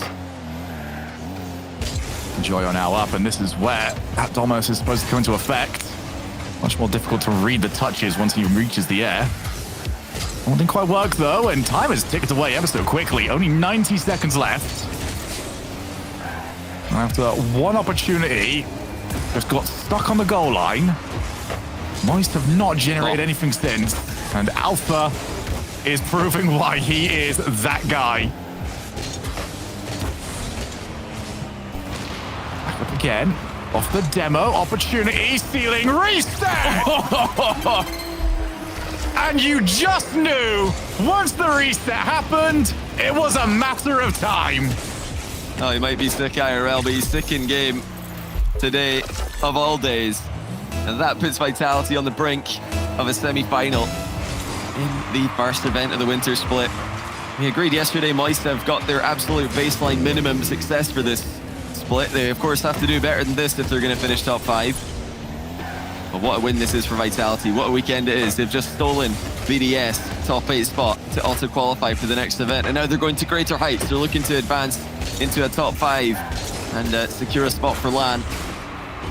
Just 42 seconds away. Astral tries to make a solo play, but Redostin just clatters him on the recovery and puts an end to that play before it could begin. Well, if we are going to see Moist go any further in this, then it has to be the most icy performance ever. Need 2 goals, and they need them soon. At this current rate, it doesn't look like it's happening. They're scrambling just to get contact on the ball, let alone create an offensive opportunity. Juicy to Astral off the wall. Joyo is in the midfield, but that's not going to work for them. Just need to get rid of the ball one more time, but time has ticked away. And Rocket League's sleeping giant appears to be back. Team Vitality have gone to Championship Sunday. And, through a Moist roster, have had their struggles this weekend, but I think still can't be too upset with how things have gone today. Back to the drawing board, yes, definitely. Lot to be improved on, absolutely. But this Vitality roster is undefeated on the weekend. They beat Carmine Corp in the group, so I think Moist have to remind themselves of that Vitality have played exceptionally well. Took a bit for them to warm up into this series. Vitality definitely didn't have the best run in the middle of it, but yeah, when Sizen woke up, when he solidified, I think it was all Vitality. That was really the question mark. The only question mark remaining after Moist took the lead in the series was, well, will Sizen keep his head? Will he keep his cool? Because there was a couple of mistakes that could have tilted him. And I think Vitality have avoided that. And when they're all playing with confidence, he looked like a beastly roster that could go the whole way. Yeah, that is a squad that I am looking forward to seeing how it's going to develop. And even if this result didn't happen, just this entire notion of a 4-person roster, which we have not seen in Rocket League before, that is something that is still yet to develop. Yeah, I can't wait. I mean, Sizen and Redostin and Alpha are going to be competing against each other, but most importantly, competing against the competition. Can't wait to see more as we head back over to the desk.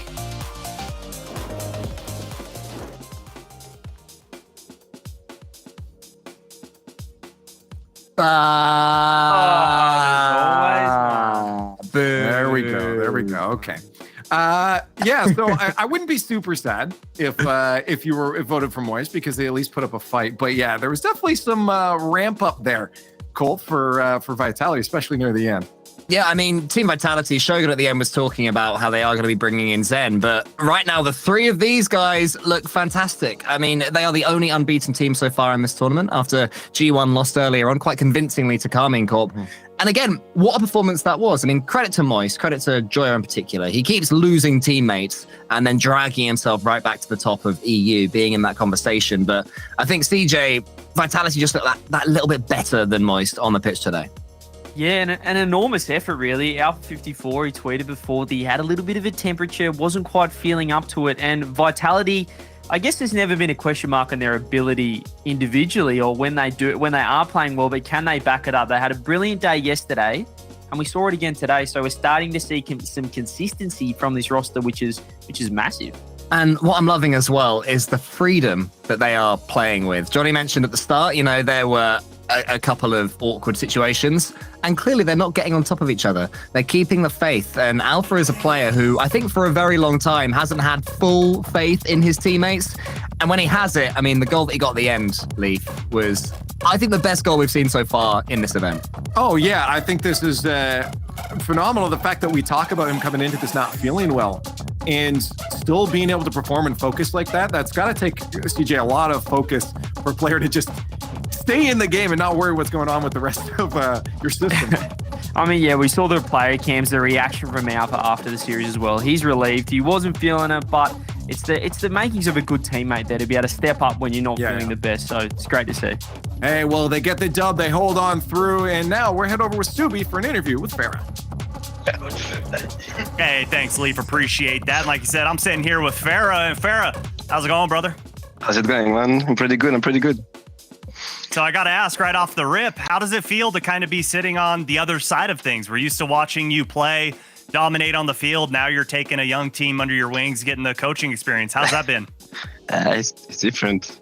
It's a different kind of stress. Like, you don't have as much control as before, so sometimes it's frustrating, right? You're like, you want to do more, but you can't. So, but no, it's still fun, and it's nice to get some wins as well. Like today was unexpected, to be honest. Everyone is not on their best day, but we still made it work. So it's only up from there, I guess. And I think it's a very good sign that we still made it to semis. Definitely. When players aren't feeling well, sometimes that's when we get the best storylines and can go down in the history books. But for your team, like you said, you're coming into this playing well. You guys are undefeated so far. I mean, what has been going right for you guys so far in the Winter Open?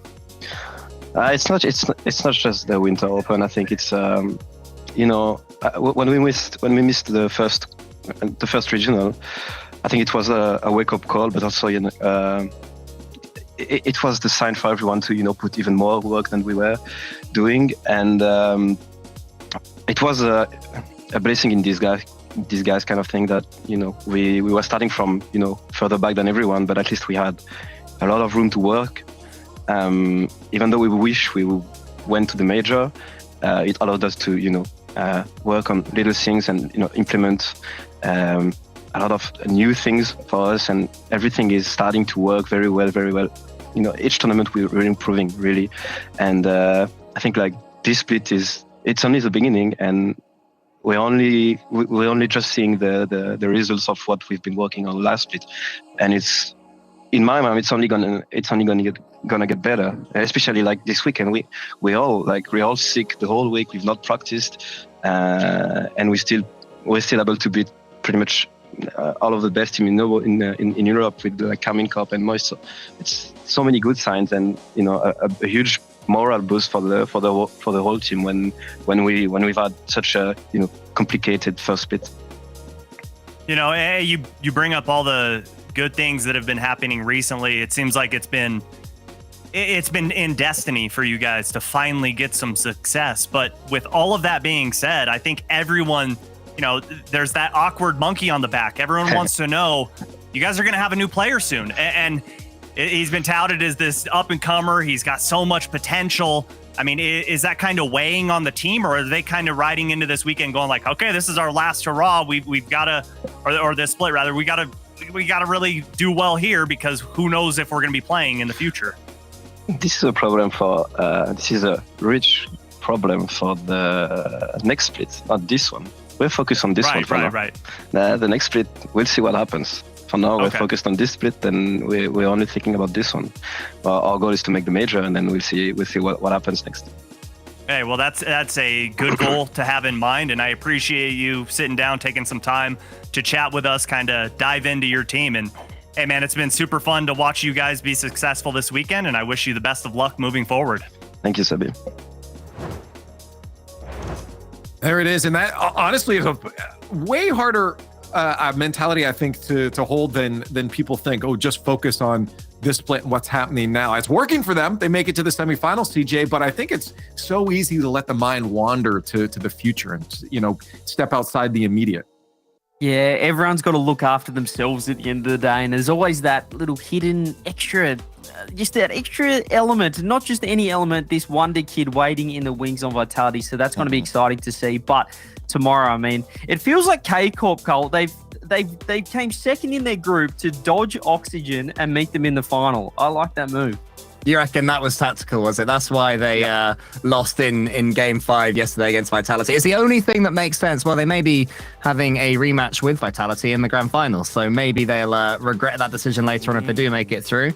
But again, it could be Oxygen as well in that final. So lots to play out tomorrow. Exciting times. I think still of the teams we've seen, Karmine Corp is the best that we have seen. It's going to be really tough for German Amigos.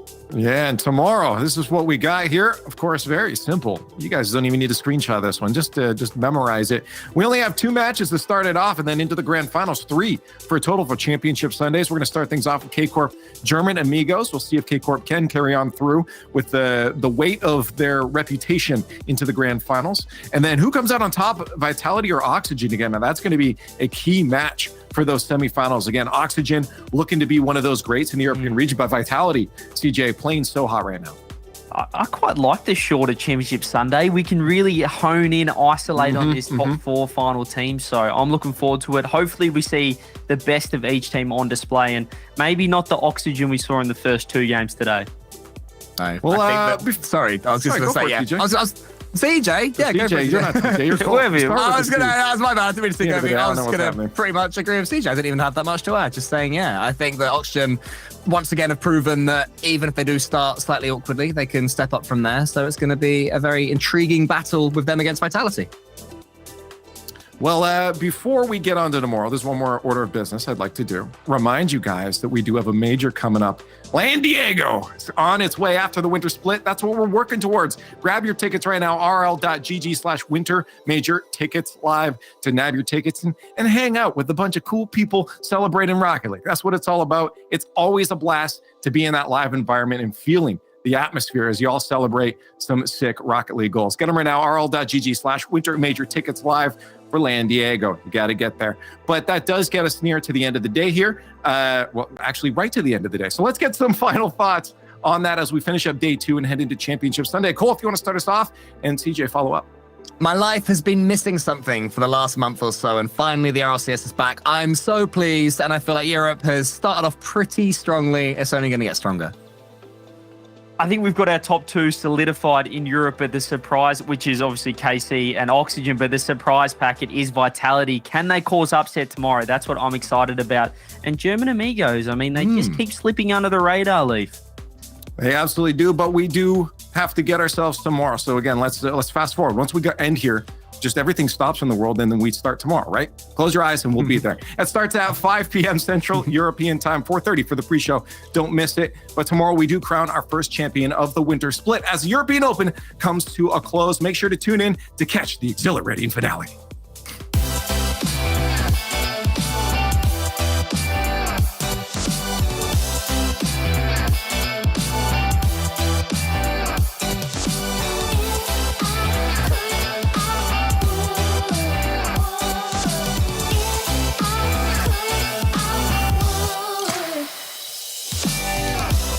Before school's gotta get worse, and sometimes it's gonna hurt.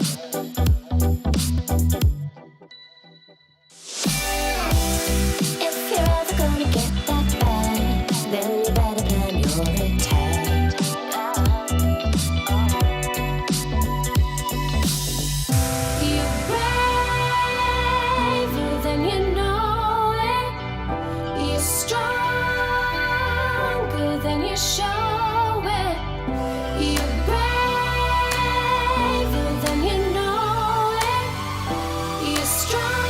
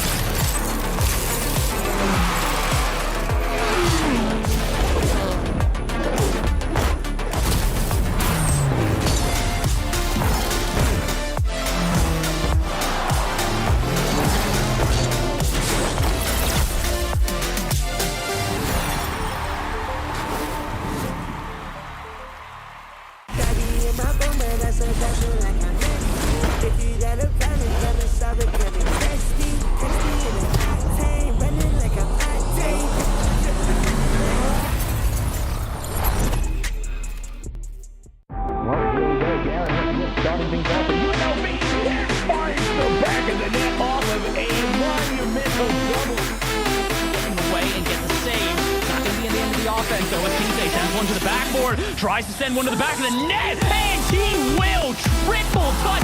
You said the double might work out. How about a triple? Oh my! This time, fire! Try to clear this away. Landing